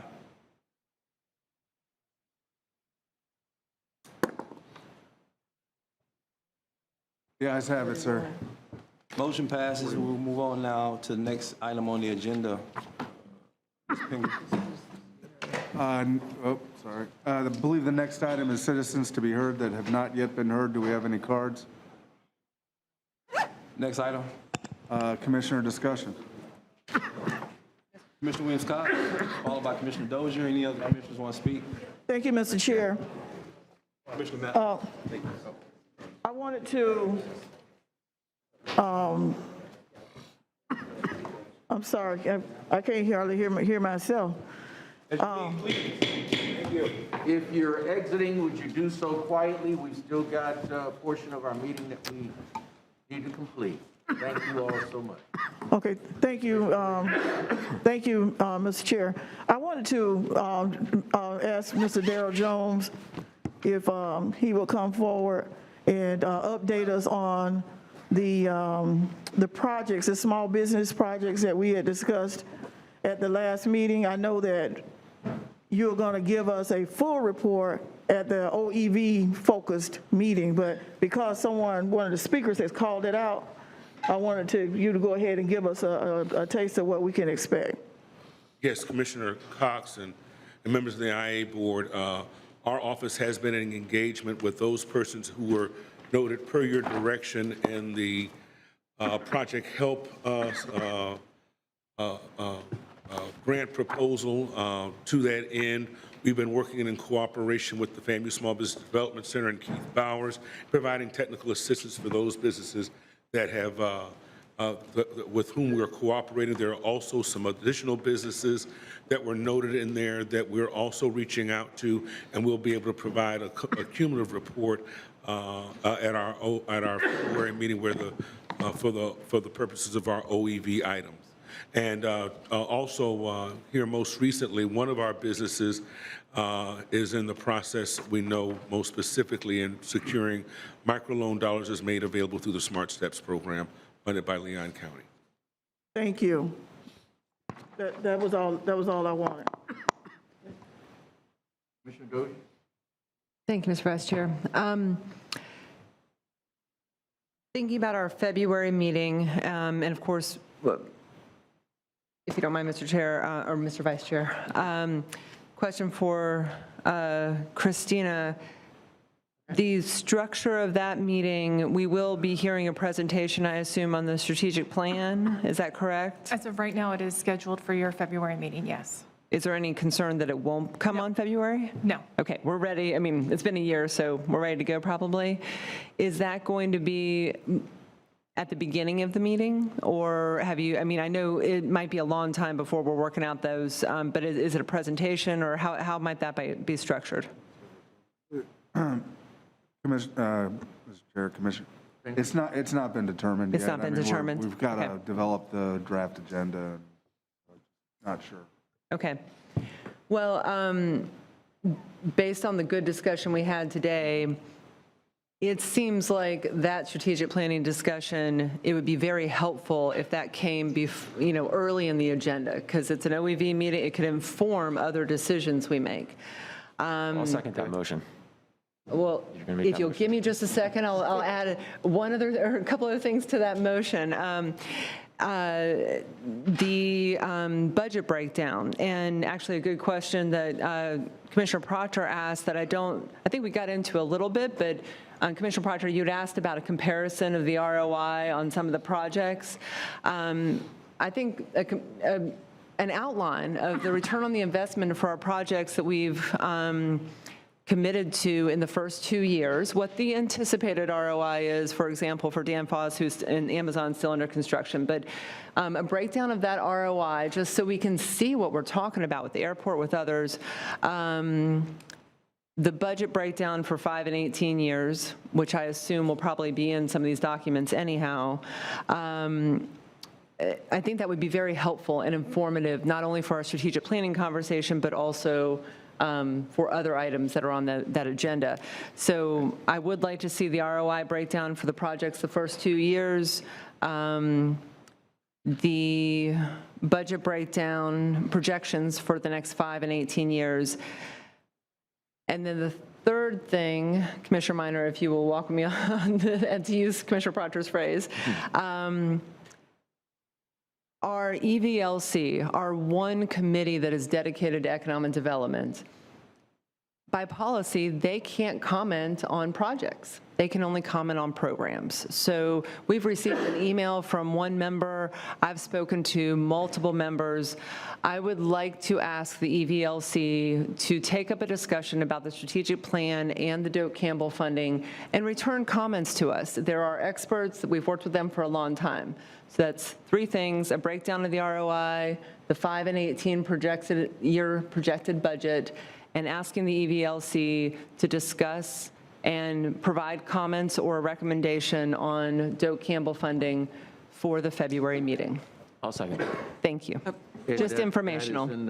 I'm sorry, point of order, but our interlocal agreement prevents the EVLC from providing feedback, consideration of funding. I understand that, ma'am. They can consider programmatic Right. aspects of the project, but not funding. I understand that, and I acknowledge that it's part of policy. This is, if we fund this, we will be left with $722,000 for the next 7 years, and it will dramatically impact our ability to have programs. So I understand that this is a little odd, but I believe with board direction, we can ask that committee, if that's why I'm making it as part of the motion, we can ask them to discuss that. You have to amend your interlocal agreement. That is an amendment to your interlocal agreement that the EVLC shall not consider funding. They have programmatic review of the projects. You get a chair report. Okay. That can come to you. Thank you, Madam Attorney. Thank you. I'm sorry, I just thought No, you I got it. I got it. know. This is an absurd policy for our one committee that deals with economic development not to be able to even discuss this, because they are experts and partners in this process. So I will withdraw that part of my motion, Mr. Chair. I would hope that all the EVLC members will share their thoughts, as some have already, or reach out to them individually, because they certainly have comments on this. And they're diverse comments. I won't say they're all uniform. So my motion stands 5 and 18-year budget projections for OEV, and a ROI comparison for all funding commitments made in the last 2 years. I'll second. Thank you, sir. Motion's been made and seconded. Does everybody understand the motion on the floor? We good? All right. All those in favor of the motion on the floor indicate by saying aye. Aye. Any opposed? Motion carries without objection. Commissioner Dozier? Mr. Chair, that's it. Yeah, thank you. Commissioner Matlow? Thank you, Mr. Chair. Today's conversation is weighing very heavily on my heart. I've heard a lot of conversation about the poor. I've heard a lot of conversation about low rating scores and the needs of our community. And everybody came to the same conclusion that the solution was to give a $20 million grant to a football stadium. This is outrageous, man. Yeah, Commissioner Richardson said not everybody lives on the south side is poor, and that's absolutely true. But there are poor people that live on the south side of Tallahassee and the west side of Tallahassee that need government support. It's not a door-knocking exercise for me. That was my childhood. I lived in the neighborhoods that still don't have that investment. I lived in houses where the utilities were disconnected for weeks at a time, and you took a gallon jug to go get water from the neighbor to flush the toilet. I carried milk jugs home from Harvey's for miles on the days that food stamps come out. So we talk a lot about it and everybody wants to be helpful, but that's the real life experience of people in our community, and the decisions we make day in and day out are not improving that situation. We are still the most economically segregated city. 320-304 is still the most impoverished zip code in the state of Florida, and we hear it, we're gonna have conversations, but we always talk about the conversations that we're going to have in the future as tens of millions of dollars are going out the door. So my question becomes, and since I've been on this board, I saw the Northeast Gateway expand from a $40 million Shamrock extension to an $80 million project. I saw the Bannerman Road extension go further and increase the budget. All the while I've seen West Arp Street, where children walk to school on dirt trails without sidewalks, get skipped over because other projects were advance funded that were more important. So honestly, I'm sick of hearing where people live. I'm sick of hearing that the needs of the people matter. What I want to see is some action. I want to see us pick a project and deliver it to fruition that doesn't help the powerful, that doesn't help developers, that don't help a university that doesn't need money. Just give one sign of life that we're going to do something for the poor people in our community. Thank you, Mr. Chair. Thank you, Mr. Matlow. Any other comments? I'll be happy to send you the mentor comment list. Do we have any other items? No, move to adjourn. We are adjourned. Awesome.